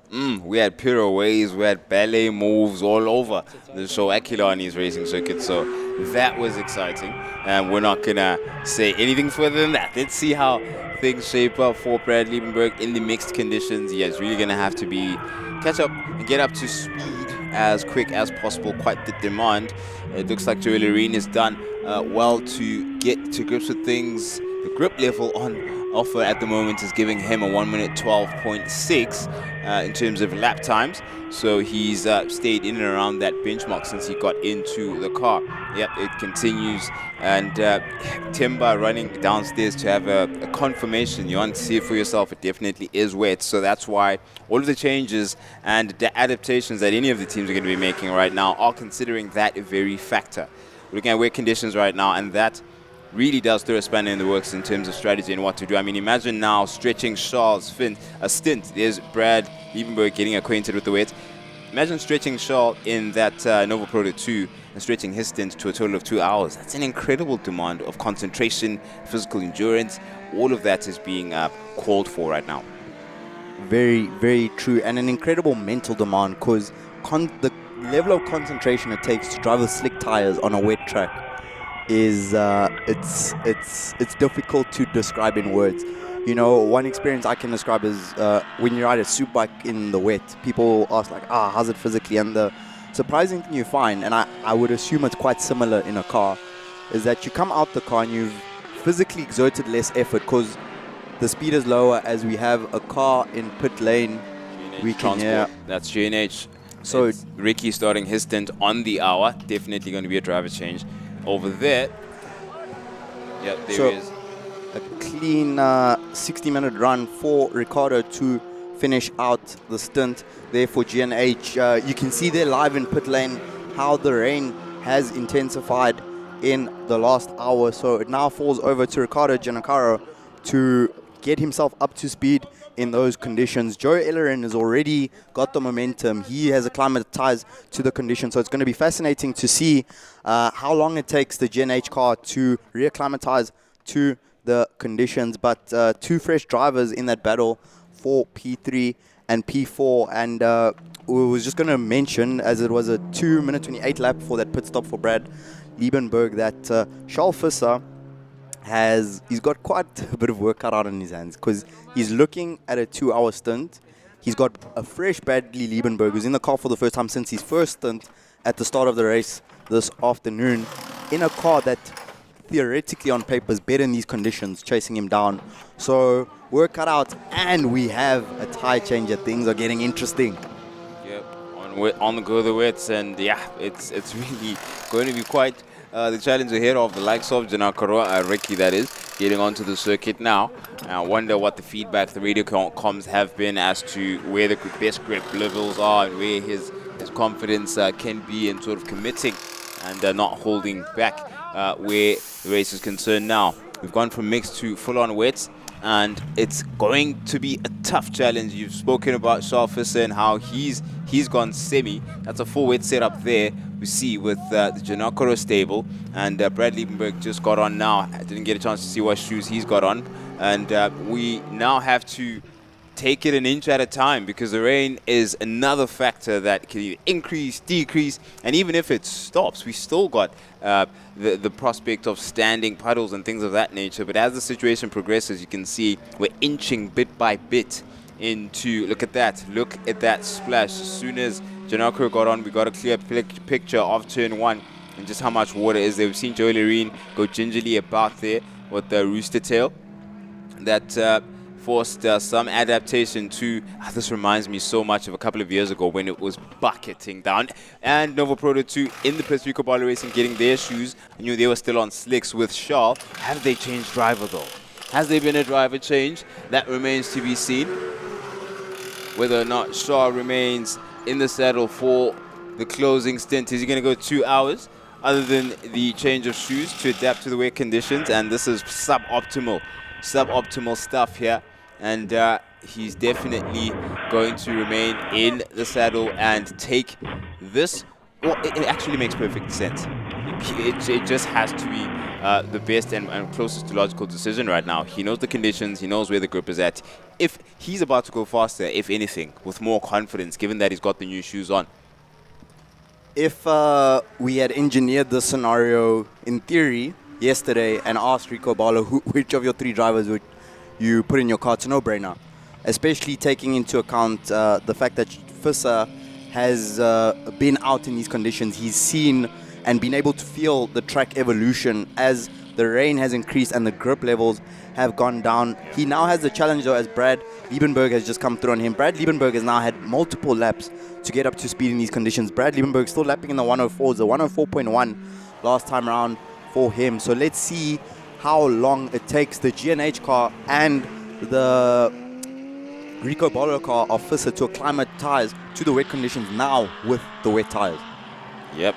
Incredible demands now as we bear down on the final hour. We've seen so many exciting scenarios come and go, and we're still within the same lap pretty much with the front 2 cars that we started with at the beginning of this race earlier today, and it's still the same characters, the same names, at least where Stradale is concerned. Liebenberg is going to close proceedings for them, closing the stint for the Stradale Motorsport stable, and Charles Visser now has gotten on a new pair of shoes, taking on effectively team leader role, giving his experience with this car being a lot more vast and knowing it that much better. And in mixed conditions, he's the man for the job right now, for him to take the responsibility to bring it home for the final hour. At least as it stands, we have Liebenberg in the lead, Visser in second place, and Janakro back out onto the circuit. And we also have Nadine in the pit lane to get us some feedback.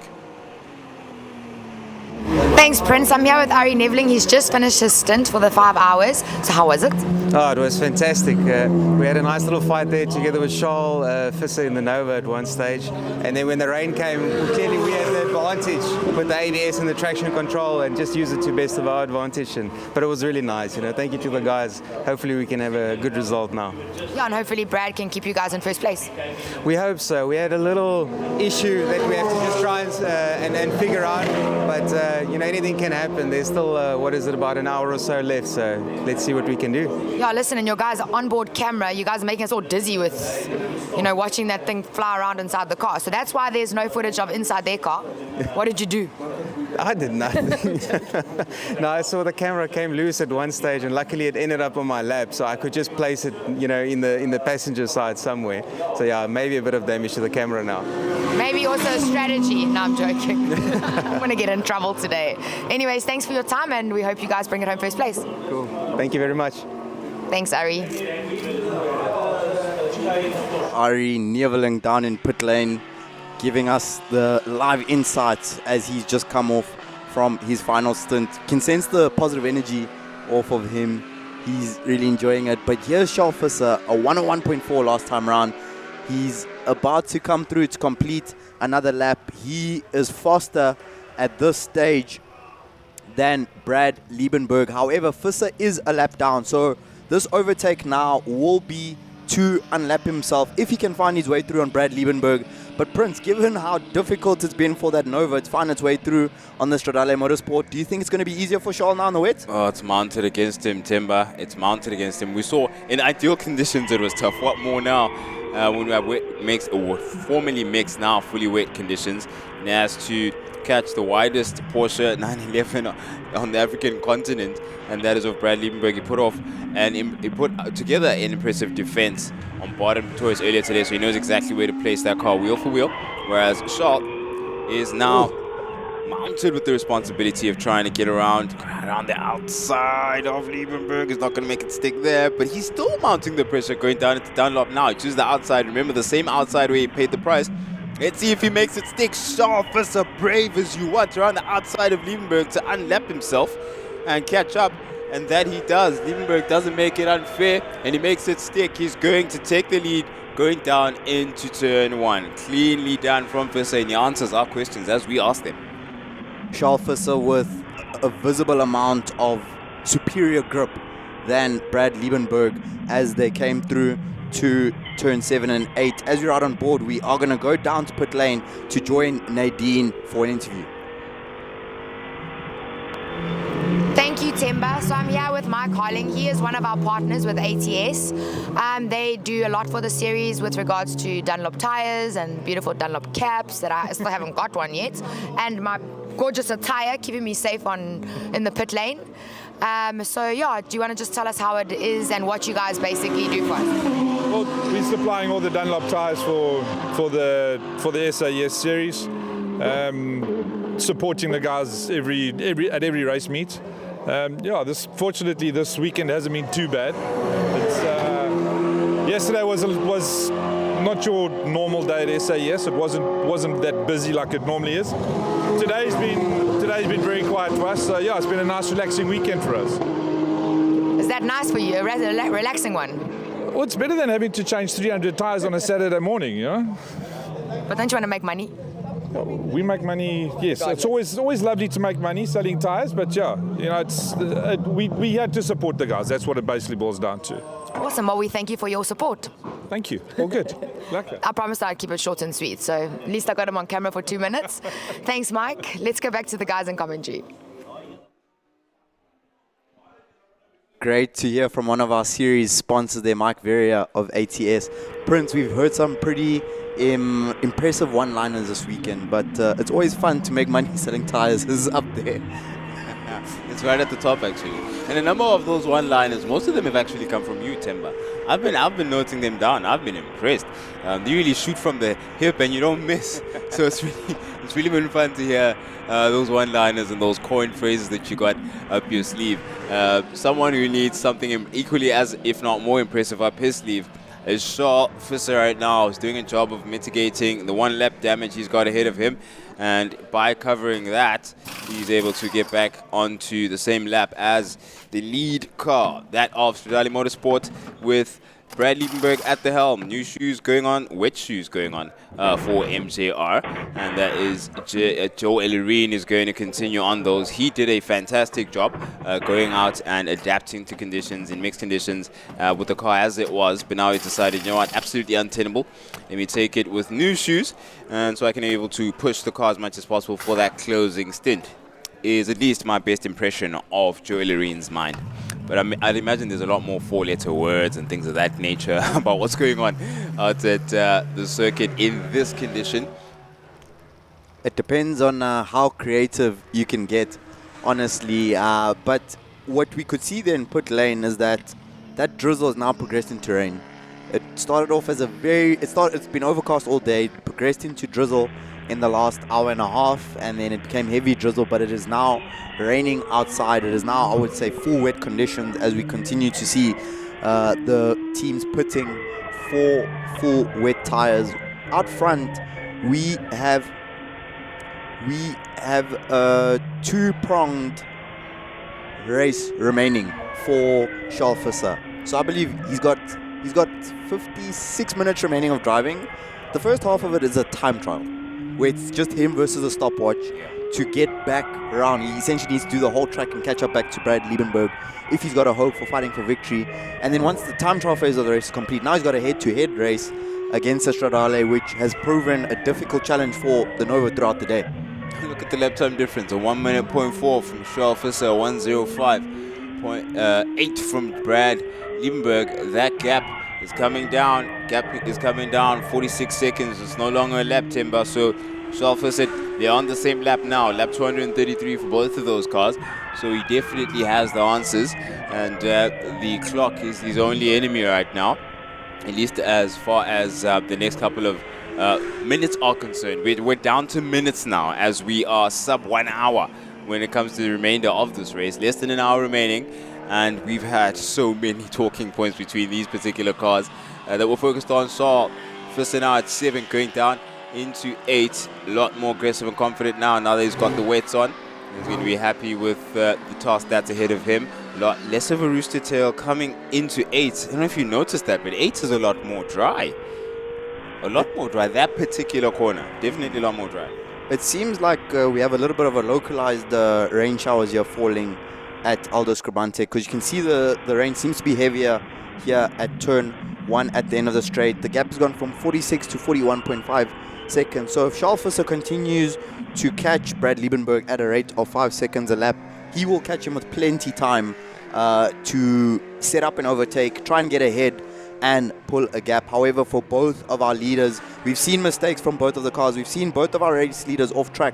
So very, very important for them to minimize errors, to ride clean, to ride smooth, to be patient and smart with back markers, as we just saw Charles Visser displaying for us there on the iCam onboard camera. But I think Charles Visser will be feeling a lot better about things now than he was 20 minutes ago when they were not the fastest car on track. Yep, definitely is going to be more relaxed and more confident, considering he's got the perfectly matched equipment for the conditions. That certainly would be a booster for him and the likes of Joe Ellerine, who just went back out onto the circuit now, as we're still on board with Charles Visser bearing down on the target, the moving target of Brad Liebenberg, who's disappeared for now into the distance, 35 or so seconds adrift. Charles Visser continues to hack away at that time, and we have a couple of again, minutes. It's such a shock as how much rain has come down, as Nadine is in the pits now to find out a bit more what's going on. Okay, I'm here with Gianni Ginacaro. So, how was how was your stint? It started off good, and then when the heavens opened, as PE always does, it became a bit sketchy. We decided to mirror what Arnold was doing with the Stradale car. So when Arnold pitted for wets, they kept me out until Arnold pitted for wets, and then we decided to pit for wets and let Ricky go out to finish the last hour. Yeah, it's slippery out there, very slippery out there. Look, I mean, you guys have actually driven in worse conditions, right? I don't know if you remember 2 years ago when we had that like flooding. Yeah, we even had to start the race kind of late and all that. So, I mean, you guys are well equipped for this weather. Oh, we're well equipped. We are kind of used to it. You know, with SAS, Cape Town last year, PE the year before. Yeah, we're equipped for it. So, you know, the wet weathers that are on the car now are good. They're new. Ricky's going to do a good job. So, phew. Yeah. You know, usually they rely on me, but today we're relying on Ricky. He's put a great performance this weekend, so I'm very, very, very pleased with him. I'm super proud of my brother, and let's hope we can get that podium. Never mind he's in your car. Never mind he's in my car. He knows if he bends it, he mends it. But I have the most faith in my brother, so yeah, let's hope he gets it across the line. Oh, it's good to see you guys have teamed up and not doing this as a brotherhood. Yeah, obviously, you know, when we get to the 9 hour, we'll have to have a third driver. But yeah, it's nice to be in the GT3 with my brother, sharing it alongside him. So couldn't have asked for a better day, better weekend, better partner. That's what we like to hear. Yeah. Awesome. Well, wishing you guys all the best for the last bit. Thank you very much. Thank you. Okay, we can go back to the guys in commentary. Why are you calling me? Thank you to Nadine and Gianni Giannacara down in pit lane. Prince, what a special bond those two have, huh? Yeah, imagine that. It's the dream, isn't it? Begin to see a car with your driver year-long, season-long, for decades, racing with your brother. So absolutely beautiful relationship to see flourish right in front of our eyes here on South African racing circuits. They've got 15 laps or so between them and the lead lap. So tons of work for them. And the GNA stable to cover between now and flag down. The man who's been hacking away at his task and homework, Charles Visser, back to the 22nd gap. He is absolutely flying right now in these conditions, making sure that he goes on to trouble Brad Liebenberg, where for the time being at least he sits pretty with the 22nd cushion, but that is disappearing and it is happening fast. For the last 6 laps, Prince, Shalfus has been consistently 5 seconds a lap quicker than the Stradale car, and I've calculated it in 4 laps time.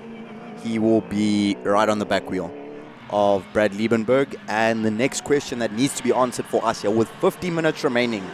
So those 4 laps, by the way, will take around about 4 minutes.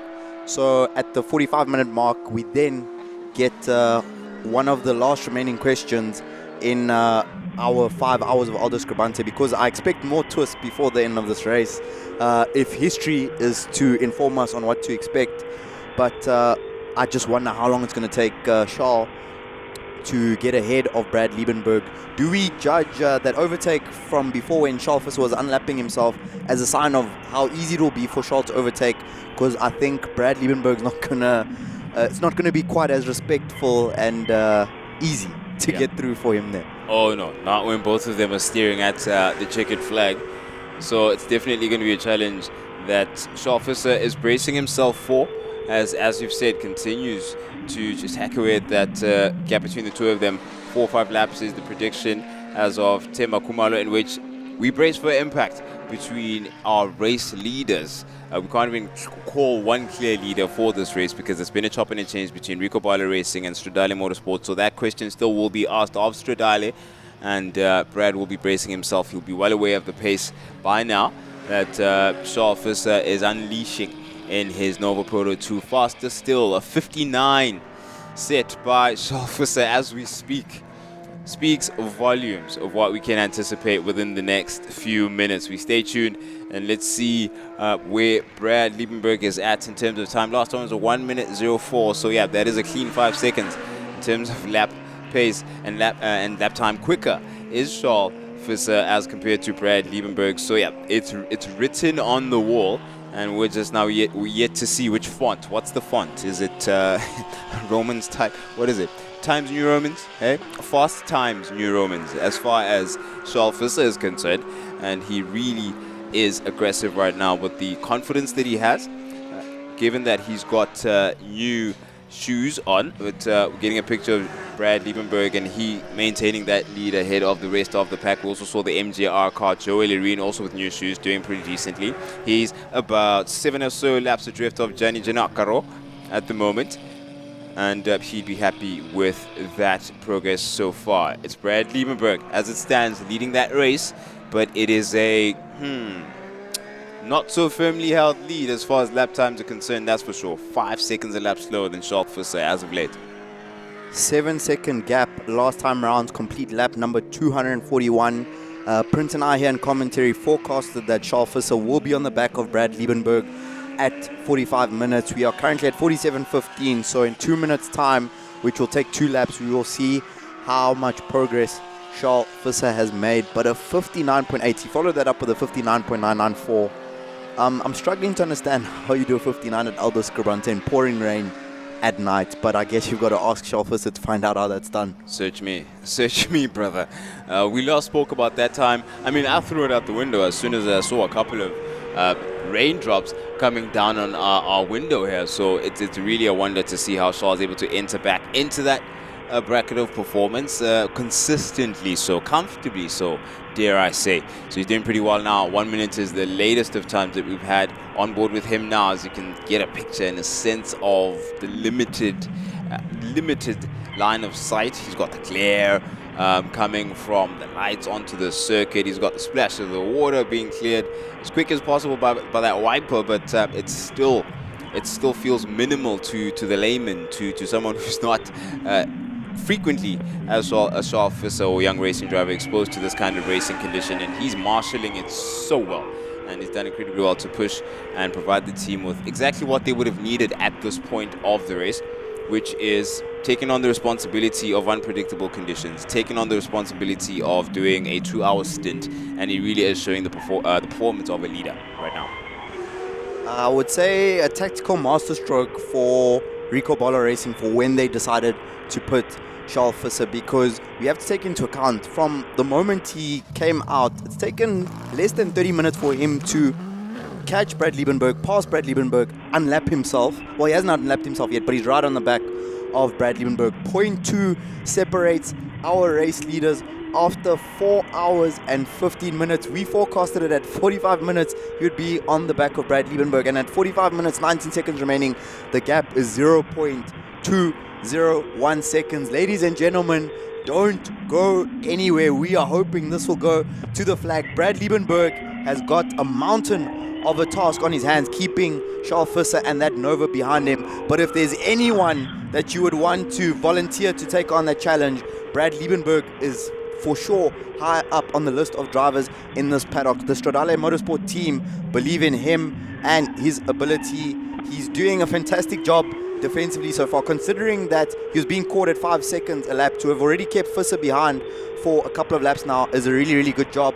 And Visser himself has to be very, very careful. Easy to make a mistake in these conditions. We must not forget that Charles Visser has already been in that car over an hour, and he's on his way towards a 2-hour stint and up the inside of turn 2. Oh, he makes it stick. Geez, Charles Visser wasted no time. And it was inevitable, really. It's looked inevitable for the past few minutes. The pace, the incredible aggression that he's shown since what you've called that strategic masterstroke in terms of timing for Rico Bolo Racing to get him into the pits and get him on new shoes. It's only paying off. It's paying dividends because he now takes that lead and makes it stick with no hesitation, no doubts in the ability to actually fend off. Liebenberg also didn't make it unnecessarily difficult, and he's, as we famously agreed, he has the widest Porsche in Africa. I didn't make it unnecessarily wide there, but we're waiting with Nadine in the pits to find out exactly what's going on with a couple of the teams. Okay, so I'm here with Joseph Ellerine. He's just come back from his stint. How was it out there? A bit wet? Yeah, it was, but I had a lot of fun. Still learning the Porsche in the wet. This is our first time in the wet with the Porsche, but it was a lot of fun, and we didn't end up like last year, thank God. Oh no, 2 years ago. But no, we're having fun. Car feels good in the wet. We feel comfortable in the wet, so I think it's a positive. Listen, that was another kind of rain 2 years ago, okay? So, yeah, at least we put that behind us. 100%, yeah. Overcome the fears. Yeah, one-time thing. Yeah, one and done. So you were mentioning to me earlier, you know, it's a lot easier to handle the weights in a Porsche. Tell us about that. No, it's a lot easier. I mean, the way this car rotates is insane, and with all the weight on the rear wheels, you just don't really lose traction much. So it honestly felt like it was a drive on bad tires, I guess. Yeah. Yeah, but it was chilled. And how was it dicing with the Giancarlo brothers? Look, it is always fun with them. We love them. We have so much fun with them. So it's been good to be chasing down them today. It's nice. It's a little bit of a change of scenery. But yeah, no, it's been fun. They've been driving well. So I'm proud of them. Well done to them. And may the best team win. May the best team win. Cool. Thank you so much. Thank you for your time. I'll talk to you later. Okay, we can go back to commentary. Thank you to Nadine and Joseph Ellerin down in pit lane. Prince, according to Joe Ellerin, 240 kilometers an hour in the pouring rain at night at Aldo Scribante is pretty chilled. Yeah. Said with matching body language and all. It feels like bad tires, I guess. Is what he went on to say.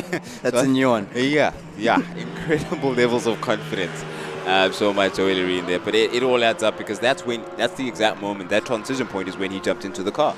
So it tells us exactly how comfortable he was feeling, and it only would be more so than for Leighton Fourie, who's now, I would imagine, giving it the European treatment. Yes. Someone told him to bring out European Leighton, so European Leighton would be thrilled then with the wet in a piece of equipment as comfortable as Joe Ellerin has described just now. So look out for Leighton Fourie getting ready to flash across our screens with quicker lap times. In the meantime, we have this man who's been an absolute flash revelation really since the changeable and transitioning conditions that we've had. Transitioning very slowly, painfully slowly, we transitioned into the wet, and it was a very, very difficult time for Rico Barlow Racing actually, because it was not wet enough for the full commitment and not wet enough for it to be easy to navigate on slicks. So it was a mix of the two, and that period lasted longer than they were comfortable with. And you can see with the level of aggression, Charles Visser was able to actually bring that stint and give it life again. Came from being able to have the full weights on and give it the full beans. And now look, it's a lead with 7, it looks like a lap now. It's got a lap on Liebenberg at the moment, if my timing screen does not deceive me. But that's exactly how things stand at the moment. Liebenberg is yet to complete his lap. We'll have a full picture of it now to see time-wise what that looks like. But that is the conversation we're back into again. Schoffer in the lead with Liebenberg in second. 15 seconds as it stands between the two of them, just over 15 seconds, with Giancarlo in third, sitting nestled there, having been in a battle for third and fourth with the MJR car. It is Visser slicing through the raindrops with a beautiful piece of machinery that has had to adapt to all sorts of conditions.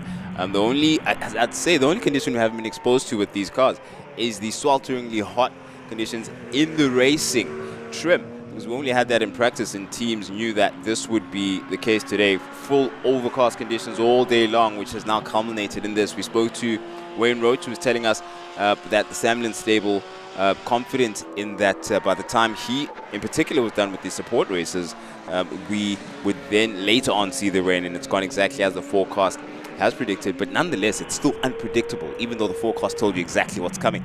It still has to be precision that is demanded, and I think the most precise and impressive decision we've seen thus far is that transition from dry to wet, from slicks to wet, where Rico Barlow is concerned.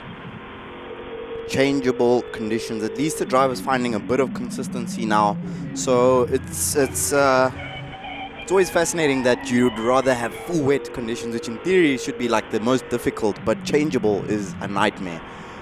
For any of our fans joining us for the first time or new to motorsport, it's like ice driving or riding, or let me say driving a car with full slick tires in the rain. These drivers, being the world-class athletes that they are, make it look far, far easier and simpler than it is. And anyone who's driven on a major highway in South Africa in pouring summer rain knows how difficult it is controlling a car in the wet. So these guys, what they're achieving out there is of another world. Charles Visser has maintained his pace. He's consistently lapping in the 1 minute. So essentially it's no different to the dry for him in terms of the speed. He's doing 250 laps now completed for him. I've been monitoring the pace of Brad Liebenberg because I was curious to see what his response would be to Charles Visser taking the lead. And he did respond because he was lapping in 4s, 5s consistently while Visser was catching him. When Visser got ahead, he did drop to 3s, but his pace has now gone back to between high 4s, low 6s. So we would think that Stradale Motorsport, likely with 37 minutes remaining and with Visser in the Nova with a significant speed advantage, that they may be looking to bring that car home for second position today. The one thing which is a big standout is that Into Africa Racing will not be taking any points this weekend. A huge blow for that team.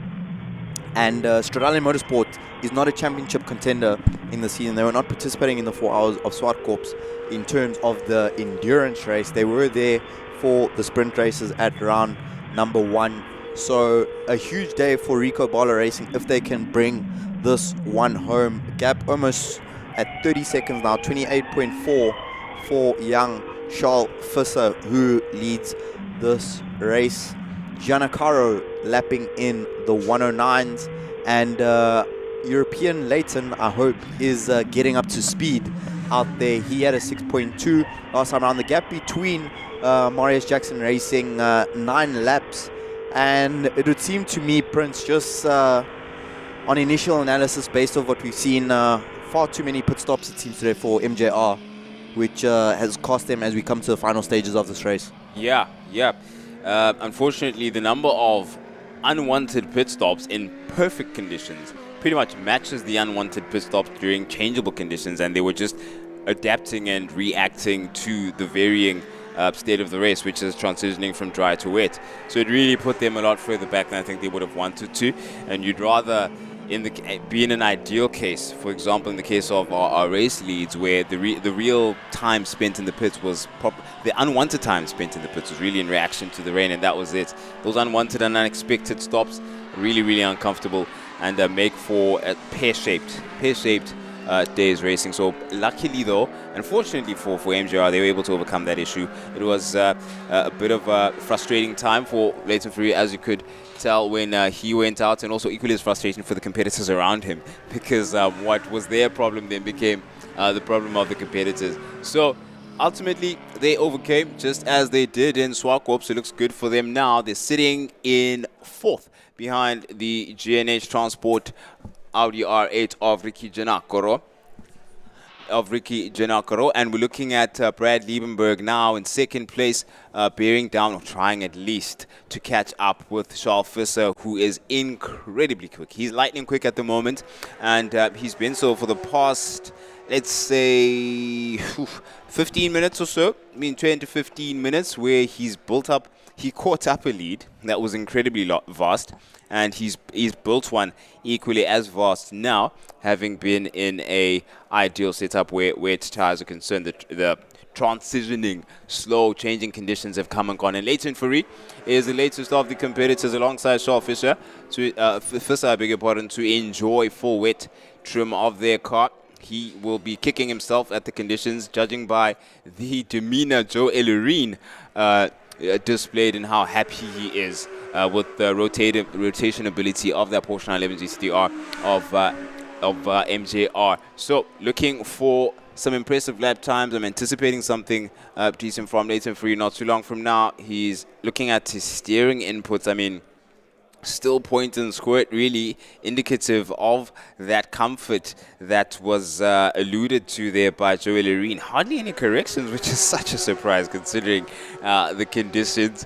As he clears the S's at exit of 4 now, and going up to the hairpin, you can see the car's doing exactly what he wants at it, the precise moment he wants it to do that. Look at that at the hairpin, so much steering input. I think the most you'd have on the circuit, at least a lot shorter distance, but turn 1 would be maybe the next longest steering input other than turn 8 that you'd have there, and barely a correction. I'm just waiting for him to do an opposite steer, to get the car stabilized, but just indicative of how on song that Porsche 911 is with Leighton Ferrier at the wheel at the moment, and indicative of exactly what Joey Loreen was telling us. We are about to get to the final 30 minutes of this race. War of attrition, and now's where the concentration really becomes a key factor. Lots of glare as well there on the tracks are very important for our drivers to maintain their concentration. But a well-lit here, Aldo Scribante circuit, an amazing view here of what our drivers are dealing with Leighton Free taking a lot of inside curb there at turn 5 at the West Bank hanger sweep into turn 6 on the exit, down the hill, over the small crest into turn 7, blind during the day. In daylight, it almost looks a little bit more visible in the nighttime, weirdly, without the sun blaring down. You can see there Leighton Free going slightly a bit more outside. He's going to be trying to avoid some of that rubber that's already been laid down in the dry, because that will be sitting on top of the track with the water above it, so that will be a little bit slippery. So you do see him not quite pulling the car all the way back to that inside curb on the exit. It was a 104.1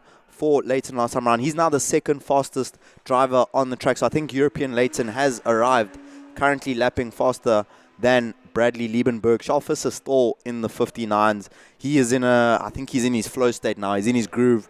He has just got 31 minutes left to go. Ricardo Giannacaro is now up to speed in these wet conditions.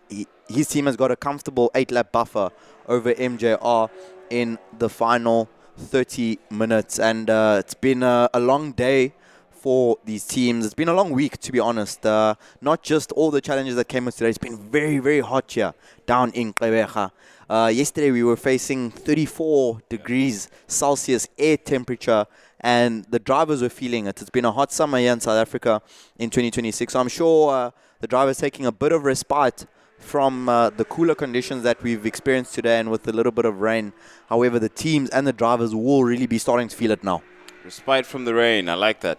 I think the whole grid, all of Aldo Scribante right now will be appreciating that particular prospect. I think the energy levels have also changed. Everyone's a bit more cheerful from the relief. We've been absolutely entertained, thoroughly entertained by all of these racing drivers. We've been thoroughly entertained by the scenes, the weekend entertainment that has been on offer for all of our lovely spectators who came out to watch the racing here at the circuit from sun up till sundown, quite literally, as we race into the night. It's our first night race of the season here with the SAES. It's been an absolute joy, as we'd say in South Africa. And right now we're on board with Leighton Ferrier, who's having an absolute joy in that Porsche 911 GT3R, showing exactly what Joey Loreen was telling us, and how brilliant the rotation ability of the car is. We saw that with the onboard. We saw the movement of his steering inputs, all of that incredibly smooth. And he's also trying to get into flow now as he gets back into the car to secure MJR that 4th place, as there are a few laps adrift of the GNH Transport Audi R8 with Ricky Giannacaro at the helm. But they have been in and about the challenge for that podium position. It just didn't quite come together for them early on, with some unfortunate and unanticipated issues on their side. Fuel issue was the first one, and also communication issue. Leighton Ferrier unaware of his positioning in the race. All of that culminated and took things out of shape. A bit of a correction as he went onto the curb, looking for all the grip available to him. Sometimes you can find that on the curb. You see that to be the very popular option in karting situations where you've got semi or actually wet conditions, and he applying some of that trait that we see, and some of that knowledge and experience, which he's gone on to apply all across the world. So all the experience and all the racing time and laps and hours behind the wheel, paying dividends for all of our competitors here. International pedigree across the grid. That front 3 actually is quite something to behold, considering all of those are quite young men and young racing drivers. I beg your pardon, the front 4, Giannacaro would be flattered to hear me calling him a young man, but it is Visser, Liebenberg and Free showing their homegrown talent paying off, where they cut their teeth in local series. The likes of VW Rookie Cup, Leighton giving us a thumbs up. He's happy with conditions at the moment. It's as if he's on the screen, on the stream, listening to us, absolutely loving it. So indicative of how we are worlds apart in our experience of this. Watching from a distance as a spectator, looking at those rooster tails all race long. For the remaining 28 minutes, it still looks like the toughest prospect in the world. But that thumbs up show you exactly how much of a good time those competitors are having for themselves in the closing and dying minutes of the SAS 5 hours of Aldo Scribante. Leighton Fourie with a 104.444. Clearly enjoying himself out there. He is on it. He's just upped that to a 4.2. He's now consistently the second fastest driver on track, and he has not given up on that third position. It's a tall task to catch up 7 laps in 27 minutes, but anything is possible here at Southern African Endurance Series. So he's got the right idea, Leighton Fourie, and I'm certain that's why the team will have put him in that car, because they know that he is more than ready and willing to take the risks and extract the maximum performance out of the car for this final stint. As we can see on screen, rain still falling quite heavily there in the headlights of Charles Visser. The spray coming out of the back of the Nova. It is full wet conditions to round out the last 30 minutes of this race. And something else we wanted to touch on here in commentary, it looks like Charles Visser is on his way to victory if the Rico Barlow team can have a smooth run to the checkered flag. But we also have the race for the index of performance prints. So for our viewers who are unfamiliar with the index of performance category, essentially that is another race that happens within the race where we take each car's average lap time, and how that average lap time is calculated is by taking the 2 fastest laps and dividing it by 2, which will give you an average lap time. That average lap time is then taken to calculate projected overall race time. Whichever car can finish closest to that projected race time is the winner. So each car will have its own specific projected race time, and whoever can get closest to that will win the index of performance. That will be calculated after the checkered flag has fallen, but there's still a lot to play for here in the last 26 minutes. Yeah, I'd like to see what that average lap time is with the Rico Barlow setup, where you've got Charles Visser, for example, who's come in and set a different benchmark, of course, for our newer racers who are joining him in the car, and what the average looks like for them overall is going to be interesting, considering that they're a bit less, or a lot less really experienced than Charles, who's had the chance to drive this car and race it over the past couple of years. And the way their index of performance is going to weigh up with this particular race, it's going to be very interesting. I think we will be impressed, that is for sure, considering the contributions of Volschenk as well as Barend Pretorius. As far as Liebberg is concerned, trailing 2 laps adrift at the moment from this young man right here, Charles Visser, who's having a brilliant time. He's absolutely enjoying himself. You can see the comfort level. If he had the presence of mind, I'd bet he'd let out a thumbs up too, just like Leighton Fourie, because apparently things are going swimmingly, pardon the turn of phrase, for our competitors at the moment. 24 minutes, just over 24 minutes remaining, 263 laps completed by our lead car, Janelle Koro, the GNS Transport R8, not too far off the lead lap. With 245 laps, challenges and knocks have come the way of NJR. Unfortunately, they'd be a lot closer, I think, but were it not for a couple of issues that they had to overcome. So they are still racing regardless of that, and that's the nature and charm. Some might not call it charm, but it is the charm of endurance racing. You have to be prepared for absolutely anything. And apparently Charles Visser was prepared for a double stint, because this was at the flick of a coin, at a moment's notice, I beg your pardon, where it seemed, we thought correction there, saw that correction there from Shaw, but that's a rare one at that. It seemed as if he was going to pit under ideal conditions, but that is a moment where we saw the transition from dry to wet, and he had to then commit to a double stint as he completes the hairpin now, going down to turn 7. And it's been an impressive display of maturity from the young man to take on the responsibility and bear the trust needed from him as effectively lead driver for Rico Barlow Racing this weekend's race.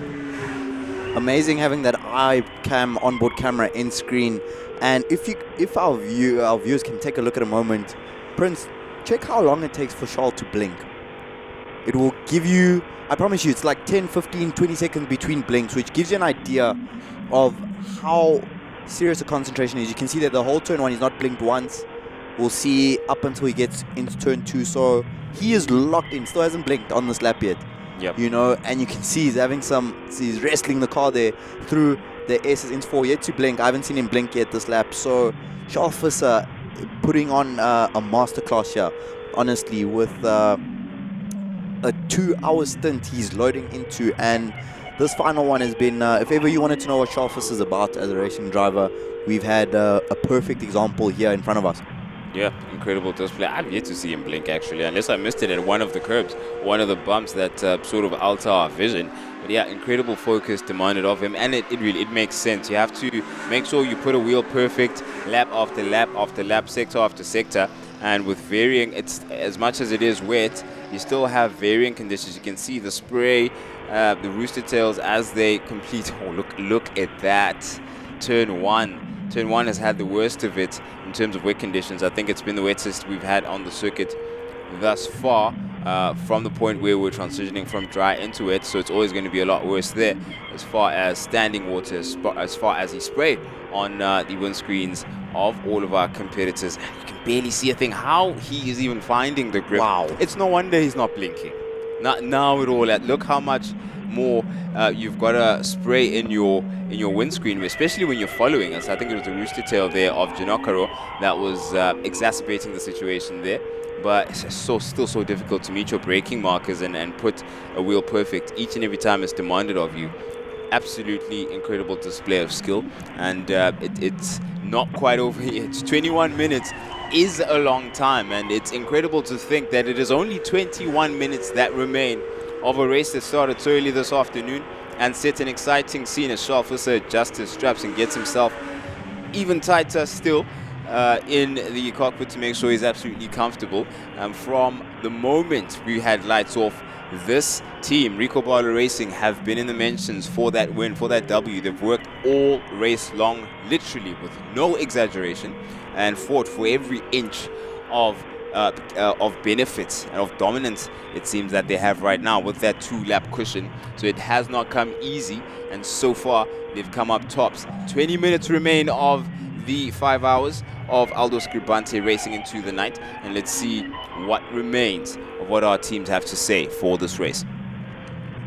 Just over 20 laps remaining for our drivers out on track. You can see how much spray is out there on track, especially dealing with the traffic for the likes of Charles Visser. We saw when we went through there on Janakaro, where he's coming through to put another lap on the Stradale Motorsport car. So that's going to be putting their chief rivals in this race now 2 full laps behind them.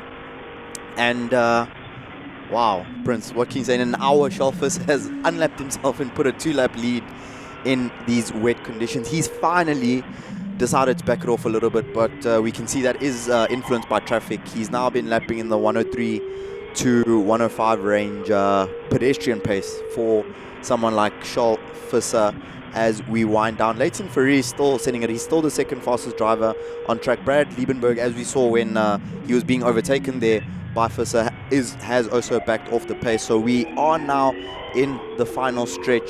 The end is in sight, and shaping up to be a really, really powerful day for Rico Barlow Racing. A bit of a coup there, getting Baron Pretorius in that car, because it looks like that really has worked out for them. And kudos to all 3 of their drivers. The youngest team by a long way racing today, if you had to look at a net age or average age of all the drivers. And shout out to Nick Adcock as well, because we heard, speaking to some of their drivers, that he plays a big part into helping this effort come together for that team. So a really fantastic day out for them. Yep. You were talking earlier about the index of performance, which rewards the average lap times calculated across the team. Well, they definitely win the index of youth when it comes to that particular competition, and they've shown something that belies their youth. and a level of experience. So absolutely impressive scenes there from Rico Bala Racing. The challenge has not quite been unmounted or offloaded from their hands. Still a long way to go. And we also consider, as much as we're looking at 18 minutes and counting down to the checkered flag, it's effectively 13 minutes of access to the pit lane, access to get into the pit lane and exit, because in the final 5 minutes of this race you cannot. Pit lane will be closed. You don't have the option to make any adjustment. Whatever comes your way, you pretty much have no option, and you have to leave it out all on the circuit. So either way of the scenario, if you're in the pit, you are in trouble during that window. So a lot of the teams obviously will be putting even more care and even more deliberate effort to make sure nothing goes wrong. That Corridors Racing 111 VW there, making sure to go gingerly along, and finishing the race goes a long way. It's gonna mark off a point on the scoreboard, and that's exactly what Bruno Campos is going to do. We were chatting to him earlier on. He came on board when the rain wasn't. We weren't calling it full rain at the time. It was just moisture. We were calling it moisture because we were being PC about it. And he was quite comfortable with it. I wonder what his impression of the circuit is now. He's really been enjoying himself out on this fast and flowing circuit, which he's absolutely had a blast and a thrill at. And it's only getting more intense as we bear down on the closing minutes of an incredible endurance race. As we have the scenes there at Rico Bala Racing, as they're watching closely how their lead challenger, where the Nova Proto 2 Charles Visser is concerned, and how he's taken on the challenge, the unpredictable and changeable conditions. He's remained in the same position, and that is focused. Absolute concentration, the picture of discipline at every point of the circuit, and not a wheel has gone wrong thus far, Temba, as we count down to the checkered flag. Really, really impressive stuff. Still about one blink per lap there for Visser. He is in the zone, respect to him. And I just remembered something, Prince, that we had discussed yesterday, and it had come up today about the track, but this was still in the context of it being dry. The drivers had spoken about how tyre wear was aggressive, and they said that the track has been quite abrasive. But what that nature of the track has converted to is that Aldo Scribante in the wet has got very, very good grip.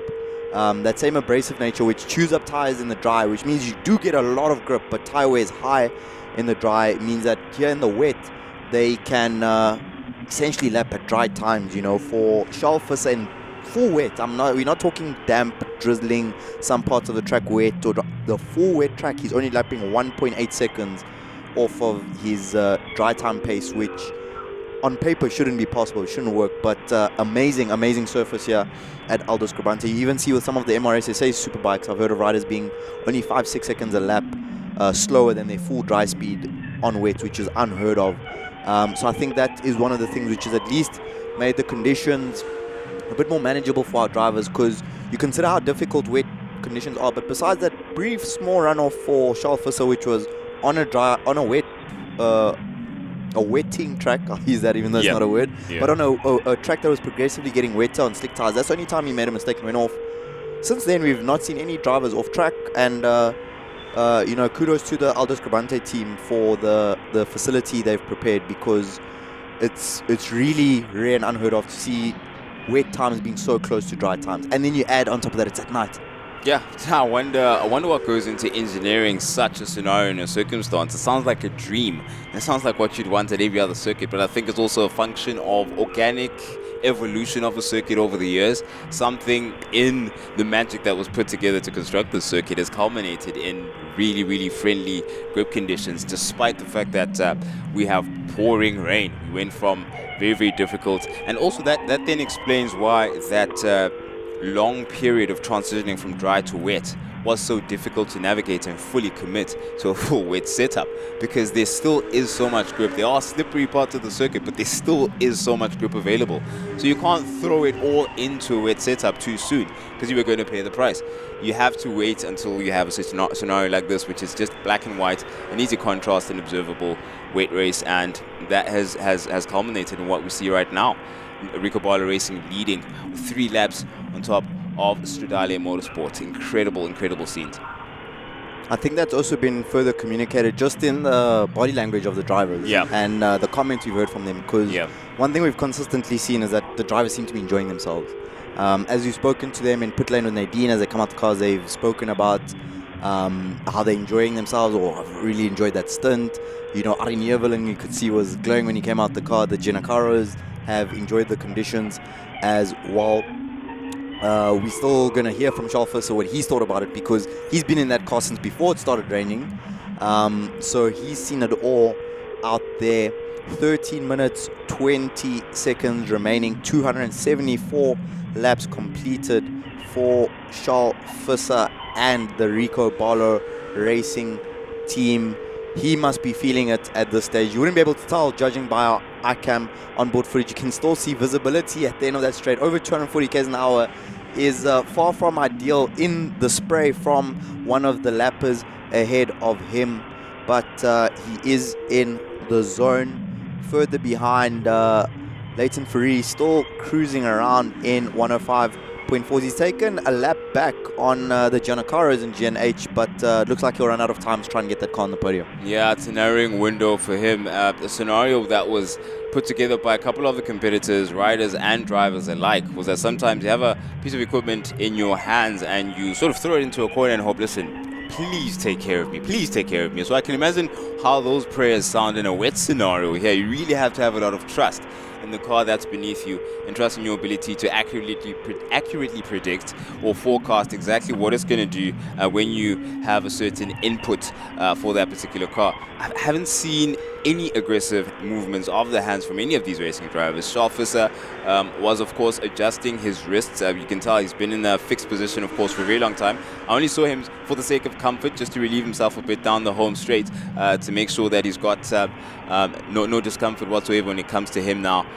making his way around the circuit. It is a very technical circuit, demanding of quite a few inputs, especially in this particular sector of the circuit. You don't want any discomfort whatsoever, and he doesn't have the opportunity. It's not like your civilian steering wheels where you get a chance to sort of dial out and open your hands wider, but he has to be fixed on that steering wheel, same position a lot of the time, unless you're Leighton Ferrari and you want to do a quick thumbs up to say I'm okay to your team. But that obviously will cause some discomfort, driving in intensity and in anger for as long as he has to catch up to a massive gap, maintain and then open it up. It definitely causes some discomfort physically. So those are the kinds of factors that are bearing down on a lot of these racing drivers at the moment. The physical and mental element demands on concentration, demands on endurance physically. How long can you maintain that body position, be exposed to those forces? There's your thumbs up. He says holla back. He's definitely listening to us. At this point, I'm convinced we have a live stream feed going into some of these cars, enjoying himself in that Novo Proto 2. So all of those factors are bearing down on them, and still apparently not a sweat broken by any of these youngsters at the moment. Sweat is for the weak, it seems, apparently. Sweat is for the weak. It's for the weak, you know. Just go fast and don't work too hard while doing it. Or if you are working that hard, make it look easy, which is what we've seen on full display today. We've got a car in the pit lane with 10 minutes to go, and it's the Stradale Motorsport car. Brad Liebenberg has just driven into pit lane, and that is a fascinating one. That is a really, really fascinating one. And we've just picked up on another stat there, Prince, which is quite fascinating. This is really enjoyable, considering Steve Koenig is always on my neck about safety cars and yellow flags, and we have not had a safety car come out all race long. We've had a recovery scenario, we've had a couple of sixes blocked off and double waved yellows, and 9 minutes remaining for us to escape the commentator's curse. But Stradale Motorsport entering the pits just before we made that observation, obviously aware of the limitation in terms of time. You only have this opportunity now with 5 minutes remaining on the clock. Pit lane closes, so they're definitely using that and making sure they make what changes remain, whether it's a driver change, a quick splash to finish things off. We'll get a picture of what just happened there for Liebenberg to get into the car, and as he gets back out onto the circuit, we'll see what has transpired. But yeah, really, really incredible observation considering the long stretch of variable conditions and the difficulty of committing or not committing to a different setup, committing or not committing in terms of aggression and the driving style in unpredictable scenarios. So that is an incredible feat considering where we're at here at Aldo Scribante in these conditions. Truly, truly.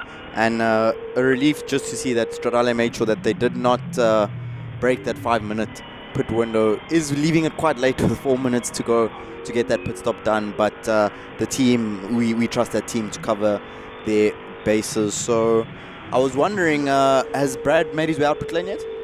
I did see the car come out, and I wonder if it's still Brad in there. But we'll have a look at the resetting of the transponder to be sure. I didn't see a driver coming out because we have a clear view of what goes on in pit lane from where we're at here in commentary. But you can feel the buzz in the air. 8 minutes remaining, just over 7, as we close down on that checkered flag for the SAS 5 hours of Aldo Scribante. It's been an absolute blast so far, an incredible battle that has gone race long, an incredible feat to even utter and let escape your mouth the fact that this team, Rico Polo Racing and Stradale Motorsport, who are back into the pits again. What is going on? We've seen this car enter and exit the pits twice now, with Brad Liebenberg at the helm. As of the last time we had the transponder flash across our screens, we keep an eye on that as the team are working profusely to get some shoes on. That is a wet-to-wet tire change. You can see that exhaust is glowing. Red hot. Red hot. We're asking ourselves what that glow is. Well, there's a quick answer in sync there. At 7 minutes remain, glad. And there you go. Look at that scenario. It was at the 9-minute mark that the Stradale Motorsport made that first stop. They gave themselves a buffer in case something went wrong with that initial stop, to be able to still have a cushion in case they need to return back into the pit. So you still have a minute or so to spare as far as the close of pit lane time, which is 5 minutes and counting to the drop of the checkered flag. So all of those things need to be accounted for. You need to be really, really careful and not leave it down to the last couple of minutes. Otherwise, it's pretty much throwing the race up and forfeiting what is an incredible result that's been fought for by both of these stables. Stradale Motorsport and Rico Polo Racing in a race-long battle is the thought I was trying to complete there, literally from lights off until we're almost at flag down now. 6 minutes remaining, and these have been the main two teams in the mentions as far as the fastest laps, as far as the most consistent laps for each and every one of their competitors. We get a scene. Oh, there we go. Down to the wire, taken literally there. In that looks like... which stable are we in here? Let's get out. It must be the Stradale. It has to be. Yeah, there it is. Yeah, I think that's Nate. That's that Nadine giving a kick. Yeah, definitely is out of Stradale. And that is down to the wire with that tire. So therefore, then the re-entry into the pits. That makes sense for Brad Liebenberg. But in the meantime, it's Charles Visser getting ready to collect. It still is Brad there in the car for Stradale Motorsport. Charles Visser is getting ready to complete the final sequence, the final handful of laps out of what has been a monster stint, an absolute monster stint, bearing down on the 2-hour mark in total at the helm for that Nova Proto 2. So that whole pit stop scenario for Stradale leaves me with one question, as we are 20 seconds away from our pit lane closing. If they changed tires on the second stop, why didn't they do them on the first stop, if that was a condition of the tires? I'm wondering. That's actually a good point to wonder. Now, are we sure which set of tires actually came off? Do we know for sure that was the second change that's actually sitting there, which we had in frame? I'm guessing from how quickly that first stop took. Yeah. And when you saw the car exit pit lane, that they didn't change tires there. Yeah. Yeah.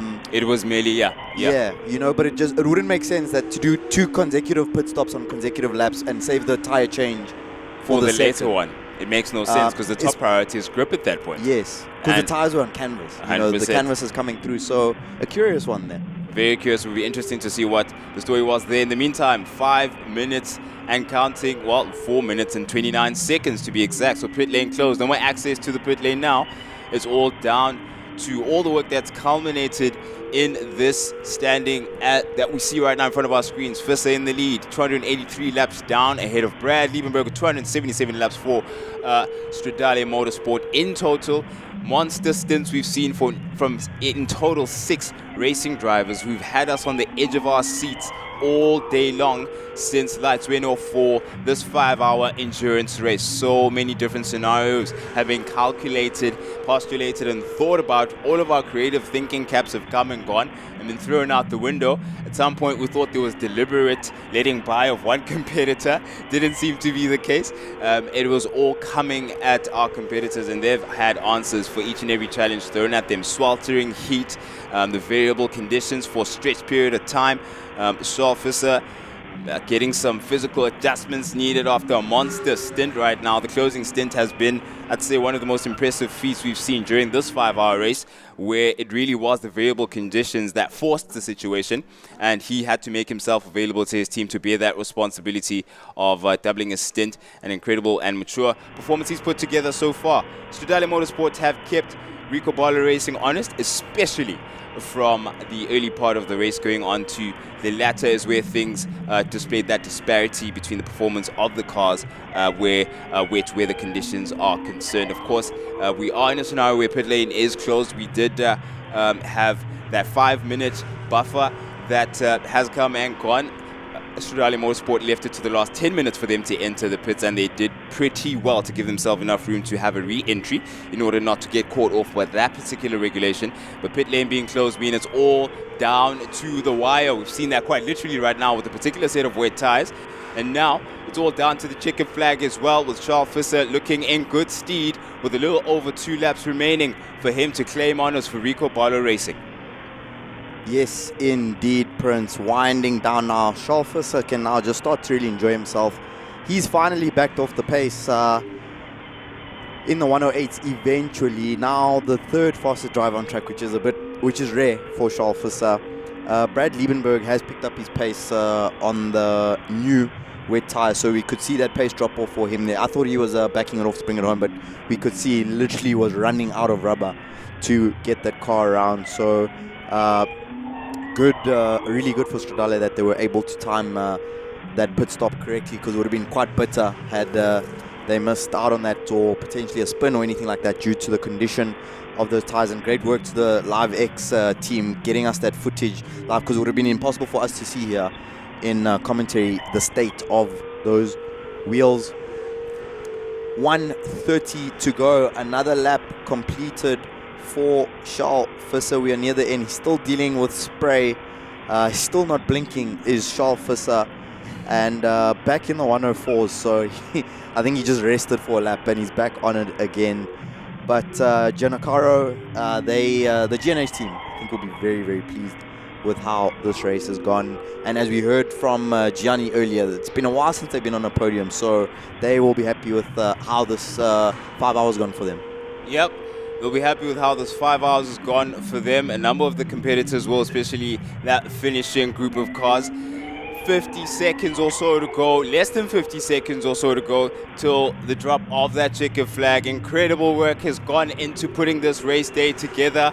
Battles, as I said, from lights off to flag down, as we have Rico Barlow Racing, Charles Visser getting ready to collect honors for the Rico Barlow Racing stable. An incredible battle. They've kept each other honest alongside Stradale Motorsport as he completes the last sector of the track. He's getting ready. His final lap just began, and he's going down now into turn 1. The incredibly challenging to be at turn 1 during the varying conditions. He lasted a good 15 to 20 laps, I believe, in varying conditions, not knowing whether or not to commit to the full wet setup. Wetter the race came, wetter the weather became, and the challenge mounted, and that's when he could put his full commitment, and alongside the team, of course, the team back him for full commitment into a wet setup and taking the responsibility of doubling his stint, ultimately turning that into 2 hours. At the 1 hour mark, literally at the last moment, is when it was decided that he'd extend his stint and take on the final hour of racing, and he's borne that responsibility incredibly well. Going into now turn 7 as that famous kink, blind left-hander, brighter at night apparently. The clear of the water seems to favor some and punish others, but favor has been bestowed on Charles Visser as he now gets ready to take the win for Rico Barlow Racing. Incredible, mature performance. Going into the checkered flag, it falls upon Rico Barlow Racing. That's 5 hours of incredible racing. Charles Visser takes the win for Rico Barlow Racing. Absolutely head-shaking stuff. That's right. He's in disbelief at what it took. Imagine the concentration, the drive, the focus, the discipline it took. Lap after lap, consistent lap times, back-to-back for 2 hours. That demand was put on this young man, and he took it in his stride. And at the end of the day, he wipes his brow as if it's another day in the office. Incredible ability, incredible talent displayed by Officer Baron Pretorius. Monster stint. Monster stint at the beginning of the race in a battle with Sudale Motorsport, keeping them honest. In second place, of course, we've got the likes of Sudale Motorsport, Brad Liebenberg bringing it home for the Eval-based stable, and GNH Transports. Ricky Janakaro brings it home, happily so. A twin affair, a twin attack there, GNH. Doing very well in the endurance race, a rare scene seeing them in endurance, and they're able to bring home a podium. That is going to register real sweet in the GNH stable, Timber. Really, really, really sweet for them as Charles Visser completes his cool-down lap. Huge respect to all the drivers. They've faced essentially all types of conditions this weekend. They faced hot, they faced, we wouldn't say cold, but they faced cool, they faced windy, they faced wet, and they have prevailed to get through to the checkered flag. Commiserations for Into Africa Racing, who had a clutch failure quite early in this race, which ruled them out, and first time in 3 years that they've had a mechanical failure related DNF. So we look forward to seeing them bounce back at turn 3. And if you know anything about the likes of Kolile, Stewart, Gerald and that crew, this is going to light a serious fire under their bellies. But a moment shout out Baron Pretorius, who, if I'm not mistaken, Prince, that's his first time being an overall winner at a SAES endurance event. Incredible performance from Baron Pretorius. Took it in his stride as well, and as did Volschenk. The demands were equally spread across their shoulders, and they all made seemingly light work of it, but an incredible team effort. You see Francois Pretorius also part of the fray there, in the managing and strategy side of the team. All hands on deck to bring this performance together. Shaking of the hands there, congratulations from Stradale Motorsports, Gary van der Spey, first at the scene to congratulate that incredible feat. Race-long battle cannot be overstated. I think this is the first time we've seen such, where only a couple of seconds early on in the race separated these two stables. The second-placed Stradale Motorsports, Brad Liebenberg, bringing it home there. But it really has been a race-long battle, which really demands the respect of each opponent directed at one another. Solorangi's first to congratulate Brad as he brings the car home, and really has been really respect-inducing stuff from both of these stables for different and varying reasons, really. Hug share there between Harry Ranges and Charles, of course. We're happy with the output of the team for proceedings of this race weekend. It really has been so much to be impressed with. I'm going to have to watch a rerun of this to see everything in slow-mo and in closer detail as to just what it takes to pull off what is an incredible feat. Rico Barlow there celebrating with Nadine, and she's putting together our winner's circle so we can hear from them not too long from now. Volschenk will be close somewhere. She's going to find if Nadine can do something. It's put together our winner's circle. There is Wayland also going to be brought closer. Hugs shared between the third place Janakaro, JNH Racing, the twins there, Ricky and Gianni, happy with their feat. And Charles Visser, look at that, I told you he didn't break a sweat. See, 2 hours of racing and he comes out pretty unscathed. Unscathed. No beads of sweat, just a light glow there for Charles Visser. I did notice though he quite gingerly got out that car afterwards and gingerly gave a hug to his team. So I think now it's starting to set in for Charles. You can see the smiles on the faces. He's come off of a 2-hour stint in the zone where he's it's been him and his thoughts in the team, and they are the 3 drivers, our race winners of the 5 hours of SAES, down with Nadine and the Rico Barlow Racing team in P1. Okay, I'm here with the champions of our round 2 at Aldo Scribante. Well, I mean, first time together as a team, you guys did a pretty spectacular job, right? Waylon, what you got to say? No, I mean, it was a good day. We did what we had to do. We followed the plan, and I mean, nothing went wrong, so it was a good day. Yes, yeah. Franz was also raving about your strategies and your driving skills earlier in the pits. I just thought I'd let you know. So well done on that too. Okay. Barent, how was it in the Nova? A win? I mean, you got pretty used to being a champion, right? Yeah, I mean, we basically finished. Yeah, I think it was a really good race. It was awesome being part of this team and being in a Nova. I've really enjoyed it. I've learned so much this weekend.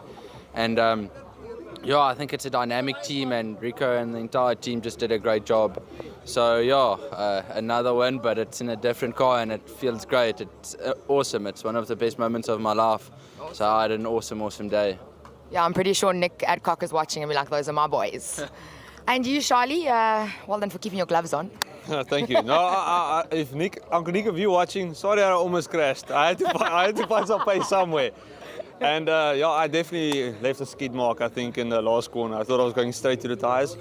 But overall, I'm super happy, you know, because Waylon and Barron did an excellent job. And then in the middle of my last stint, Ari and Brad and Stradale and them, they were starting to pull me, and I was like, I can't let these guys work so hard, and then I come home second.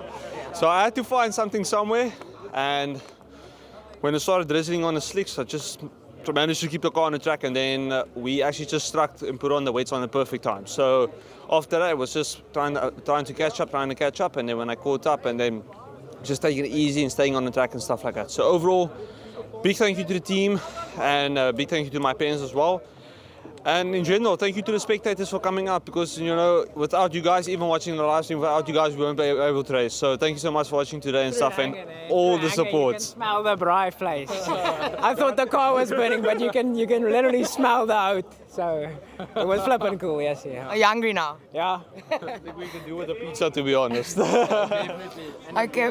Well, you guys go enjoy your pizza, beer, and we don't promote drinking and driving. He meant a milkshake. you finish drive, you can drink. No sponsors, I don't drink. Okay, let's go find. Well done, guys. Thank you. Let's go find Brad, Charles, and Ari. Sorry to interrupt, guys. Can I just squeeze in here? Need to get our second place. So, Charles, Yes. I mean, not the win we wanted, but second place, not bad. Yeah, look, I think, you know, coming into the race, not really expecting anything, to be quite honest. I mean, obviously, we always want a race to win. But yeah, that the wets just didn't work out today. I mean, Bradley, the car started giving misfires towards the end as soon as it really started raining. So, you know, all in all, I think we're glad to have actually ended, and then a solid second. I mean, it just shows how good the team is, how good the car is, and the three of us together always we're always in it for a win. So yeah, no, we're happy with the second. Obviously, a tiny bit disappointed, but we'll be back for the next one. Listen, you said something about, you know, the wets. I know a guy, his name's Mark. He's someone with a Dunlop umbrella. Brad, back with the team. It's been a minute since you've been at the SAS. I think it was quite a good welcome back. Bittersweet, I think. It's always nice to be back with the team and to drive a proper race car, but yeah, not too sure. I mean, when I spoke to you on the grid, I was praying for rain. And then it rained. And it's kind of weird how life works when it does rain and then we seem to pick up an issue. But yeah, just not too sure what happened at the end there. Don't know if it was a misfire, I don't know if the traction control was staying on.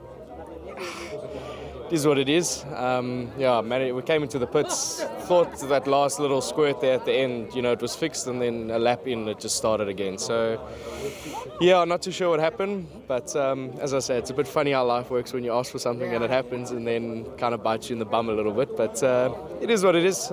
Second place, I think. Yeah, we could have given them a little bit of a run, but as I say, great to be back with the team, great to partner with these two. I think, you know, as Charles said, we're always in with a shout, but yeah, nonetheless, you can't be unhappy with second place, but I always say second place is the first one to lose. But yeah, it is what it is. We'll be back for more, and yeah. Well, I hope your rookies aren't listening to what you just said about second place, because, I mean, that's not very good advice for a coach. But anyways, we'll leave it there. See you at round 3. Ari, how was the 5 hour for you? Fantastic. I absolutely loved it. You know, thank you to the guys. They all did an amazing job. Thank you to the team. And I honestly had the time of my life. It was really fantastic.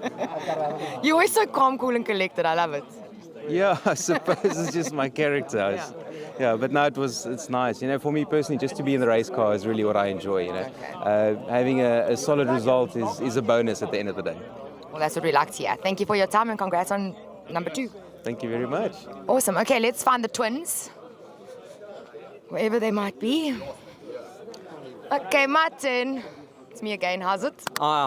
We're very, very happy. Hold on, Johnny, you better catch ya. No, we're very happy. Finally on the podium. Finally, it's taken forever to get you, but we're here. We brought the car home in one piece. Your brother must be very happy about that. Yeah, I'm sure he is. He did a mega stint today. I couldn't ask for a better team, better teammate. Yeah. We've done well.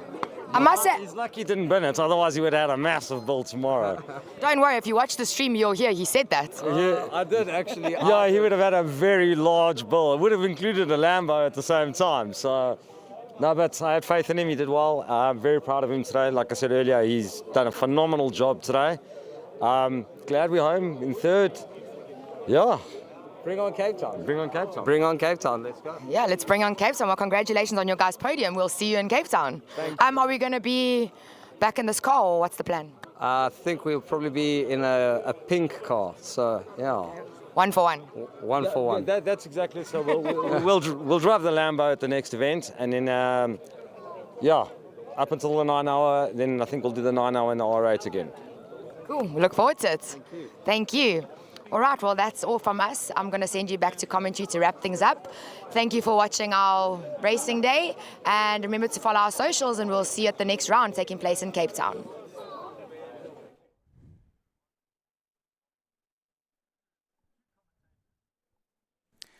And there is the scene as we have it, the before and after, the calm after the storm, quite literally, actually. This was the Aldo Scribante race where taken on by incredibly talented racing drivers out of South Africa's finest racing stables. Overall results for the 5 hours of Aldo Scribante is Charles Visser in first place for Rico Balo Racing, Brad Liebenberg for Stradale Motorsport in second, and Ricky Janakaro brings it home for GNH Motorsport in third place, and Leighton Free for MJR in fourth place, and in fifth is Bruno Campos for Corridas Racing.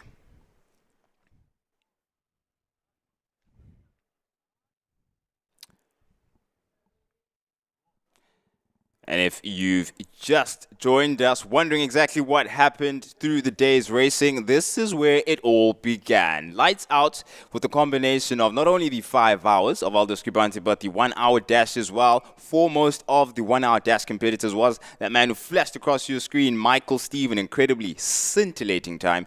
He set to get himself pole position. Damian Hammond was sitting in the middle of a pack of 5 hour race competitors. He had to gingerly navigate that, considering the 1 hour race ahead of him. We were on board for some time here with Brad Liebenberg as he was involved in a thrilling battle with the likes of Litlaka as well as Baden Pretorius in his debut race for Rico Balo Racing, and they made a really entertaining show for us to observe. Leighton Free early on unhappy with proceedings with the MJR car, an unfortunate error which increased the number of visits to the pit lane, really made it for a frustrating experience, but they recovered from that. Joe Ilreen as well as Morris Jackson got back out onto the circuit, but made for a squeeze for the likes of Pretorius as well as Liebenberg, who was still putting on monster stints.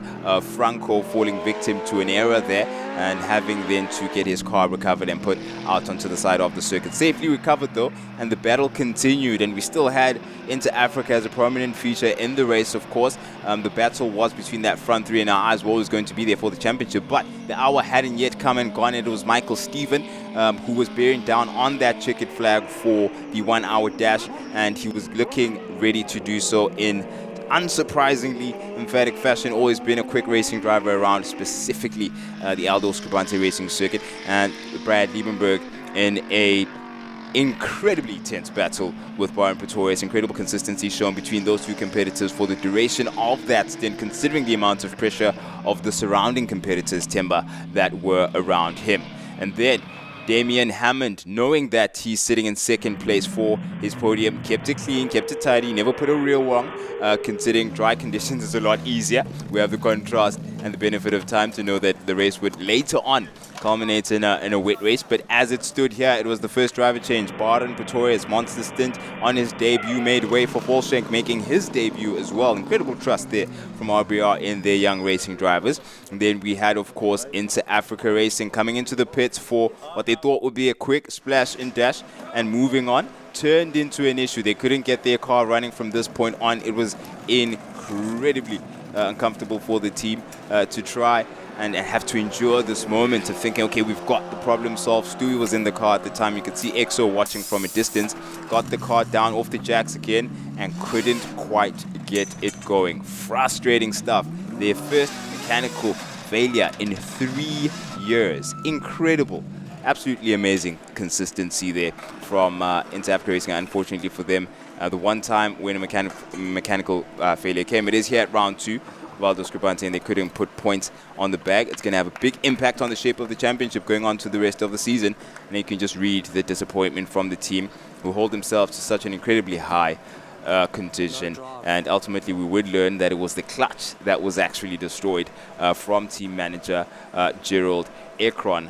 What an unanticipated occurrence there. And Stradale Motorsport continued. It was Charles Ranges at the helm when he lost the rear of the car at turn 1. Fortunately for him, had enough of a cushion to actually recover and get the car back out onto the circuit without interrupting. It was the Ginaco GNH Transport Audi R8 which was bearing down on him at that moment, and he was able to get back out onto the circuit quite safely.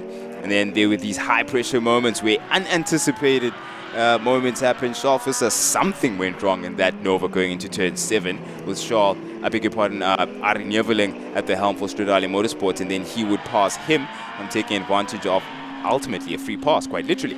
And then Charles Visser would have to work his way back for the gap that he'd lost and the advantage that he'd lost, and close that gap and then go on to pass Stradale Motorsport once more. Around the outside of turn 8 is where he left it. We were absolutely marveling at the variety, the creativity of attacking Stradale Motorsport that was displayed there by Visser, choosing multiple options that he had at his disposal to try and see where he could destabilize that lead, but he ultimately chose the outside of turn 8. But things were not quite said and done at this point. We had so much of the race to go, and at this point, I don't know if you can see in the windscreen there of Charles Visser's Nova Proto 2 the moisture that had started to now introduce itself. At this point, it was just known as moisture. We couldn't quite call it rain at this point, and time and again, Visser would have questions to ask around the outside of turn 8, and ultimately would culminate in a battle that would reintroduce itself. One that we saw early on in the race between Pretorius and Liebenberg. It was now Visser versus Neveling, and that was nowhere near cooling down towards the end of the race, and ultimately that lead will be taken back again going to turn 1. So many questions asked of Stradale Motorsport, and Rico Bala Racing were able to answer that and show the high standard that they had set in the first half of the race, Temba. And this was a key moment of the race. Charles Visser going off track while trying to overtake the Stradale car. This was on a track that was being wet with rain. The rain was increasing to fall. This was heavy drizzle at this point, and we saw all the teams eventually coming into the pits to switch for wet tires. That's a spin that I wasn't able to see live for Caritas Racing there. That's at the hairpin at turn 6, and as you can see, if you look at the track there, this was at that stage where conditions were still changing before we arrived to full wet conditions, and it took a long time, over an hour, for those conditions to evolve from the dry track to the damp track to eventually full wet conditions. That handed the lead to Stradale Motorsport, and the Rico Bala team was really struggling, hemorrhaging time in those mixed conditions, and I think this was the first change that we did see for the full wet, and that was then the signal for us here in commentary to see that it's now time to transition. At this point, we now had heavy rain falling, rooster tails appearing from the back of the cars as we saw the Giannacaro brothers doing a swap there for that full wet stint. So it was Charles Visser on the comeback charge, Brad Liebenberg, who was now trying to defend that lead. It was actually Ari Neveling in the car at that time trying to defend that lead ahead of the Rico Bala Racing team. And now this is when we hit that transition, that crossover point where it became full wet conditions. This was Charles Visser on the charge now, trying to retake the lead for Rico Bala Racing. He was lapping at points 5 seconds per lap quicker than the Stradale car constantly, but we did see some tire problems along with some other technical problems for the Stradale car. So at this stage of the race, it was now a clear run to the checkered flag for Charles Visser, who put in that insane 2-hour stint to close out the 5 hours. This was Marius Jackson Racing coming in for their pit stop to put on the full wets. Joseph Ellerin was the first driver for them to get acclimatized in the 911 GT3R in the wet conditions. Visibility became difficult for drivers, and what we did see at this late stage of the race is that the showers did seem to be localized for a stage where the first half of the track was quite a lot wetter than the final corner. And this is now Charles Visser. He had unlapped himself at this stage. This is now a pass for the lead at turn 2, up the inside into the S's, completing that maneuver into the lead. And at this point, they did not see which way they went.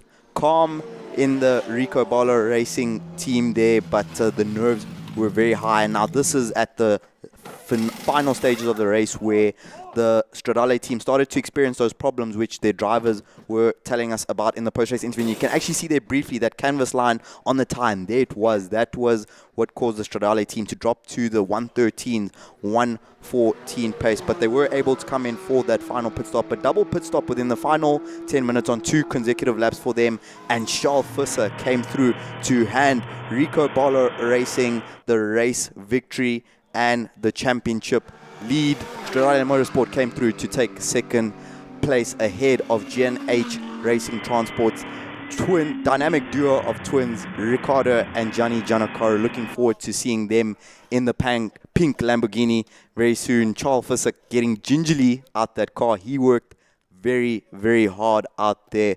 Baron Pretorius there next to him, his teammate who took victory alongside him in his debut for the Rico Bala Racing, Pesty Racing, Nova, Prota NP02. Great scenes there, seeing Rico and the team celebrating with young Charles there. Great result for them and our runners-up. Despite the many challenges they faced in this race, we could see from especially Charles and Brad Liebenberg that they were not happy with the second place. They're more frustrated with losing a race victory. But that's why we line up here on Saturdays at SAES, cause all is possible. Brad Liebenberg getting out of the car there to secure that second place. Great to have the Stradale team back in the SAE race. Congratulations to Rico Bala Racing, and there you have it today. Prince, it started with chaos in the Superbikes in the morning, and the non-stop action was relentless up until this point right now. From start to finish in every class of racing, we had the Superbikes exciting us, both groups, the national class as well as Group 2. We also had the VW Rookie Cup having their say on things. Their introduction into our tour was in fact an exciting one. We had incredible display of tenacity for all of the classes. Gearbox issues, twice fold for the likes of your Brad Radstock. In the MRSSA class, you had Jack Moore rolling over his car in an incident that involved, tapped a bit on Luke Hill there, but he came back, the entire VW Rookie Cup community supporting them and egging him on, and he was able to get his car back out onto the circuit. Incredibly entertaining support races that we saw. Damien Hammond collecting silverware for the Samlin Racing team in the build-up to the main event, the grand finale for the day, and the weekend's racing, the 5 hours that would be the endurance race, and set an incredible array of challenges for all of these competitors. And they had, my favorite phrase, answers to all the questions. They passed this exam with flying colors. Truly an amazing day. One other thing that I remembered, we saw Dino Yotza win from pit lane. We saw Dino win from pit lane. In 7 laps. You know, in a 7-lap sprint race from pit lane all the way to P1, went on and did the triple. But this is what Southern African Endurance Series Racing is about. 5 hours of Aldo Scribante, definitely a classic for us, and I think one that will live long in the memory just because so many things happened in one day. Truly fantastic stuff. But from us here in the commentary team, we would like to thank you all for joining us for this amazing weekend of racing. To the drivers, riders, teams, officials, and especially to you, our spectators that come and support some of the best racing on the continent of Africa. We want to thank you, and we look forward to seeing you at round 3, which is coming up not too far in the near future. That's right. We're going to Cape Town for round 3. And as you can hear from the Janakoro family, we'll say, bring on Cape Town. Looking forward to seeing you there.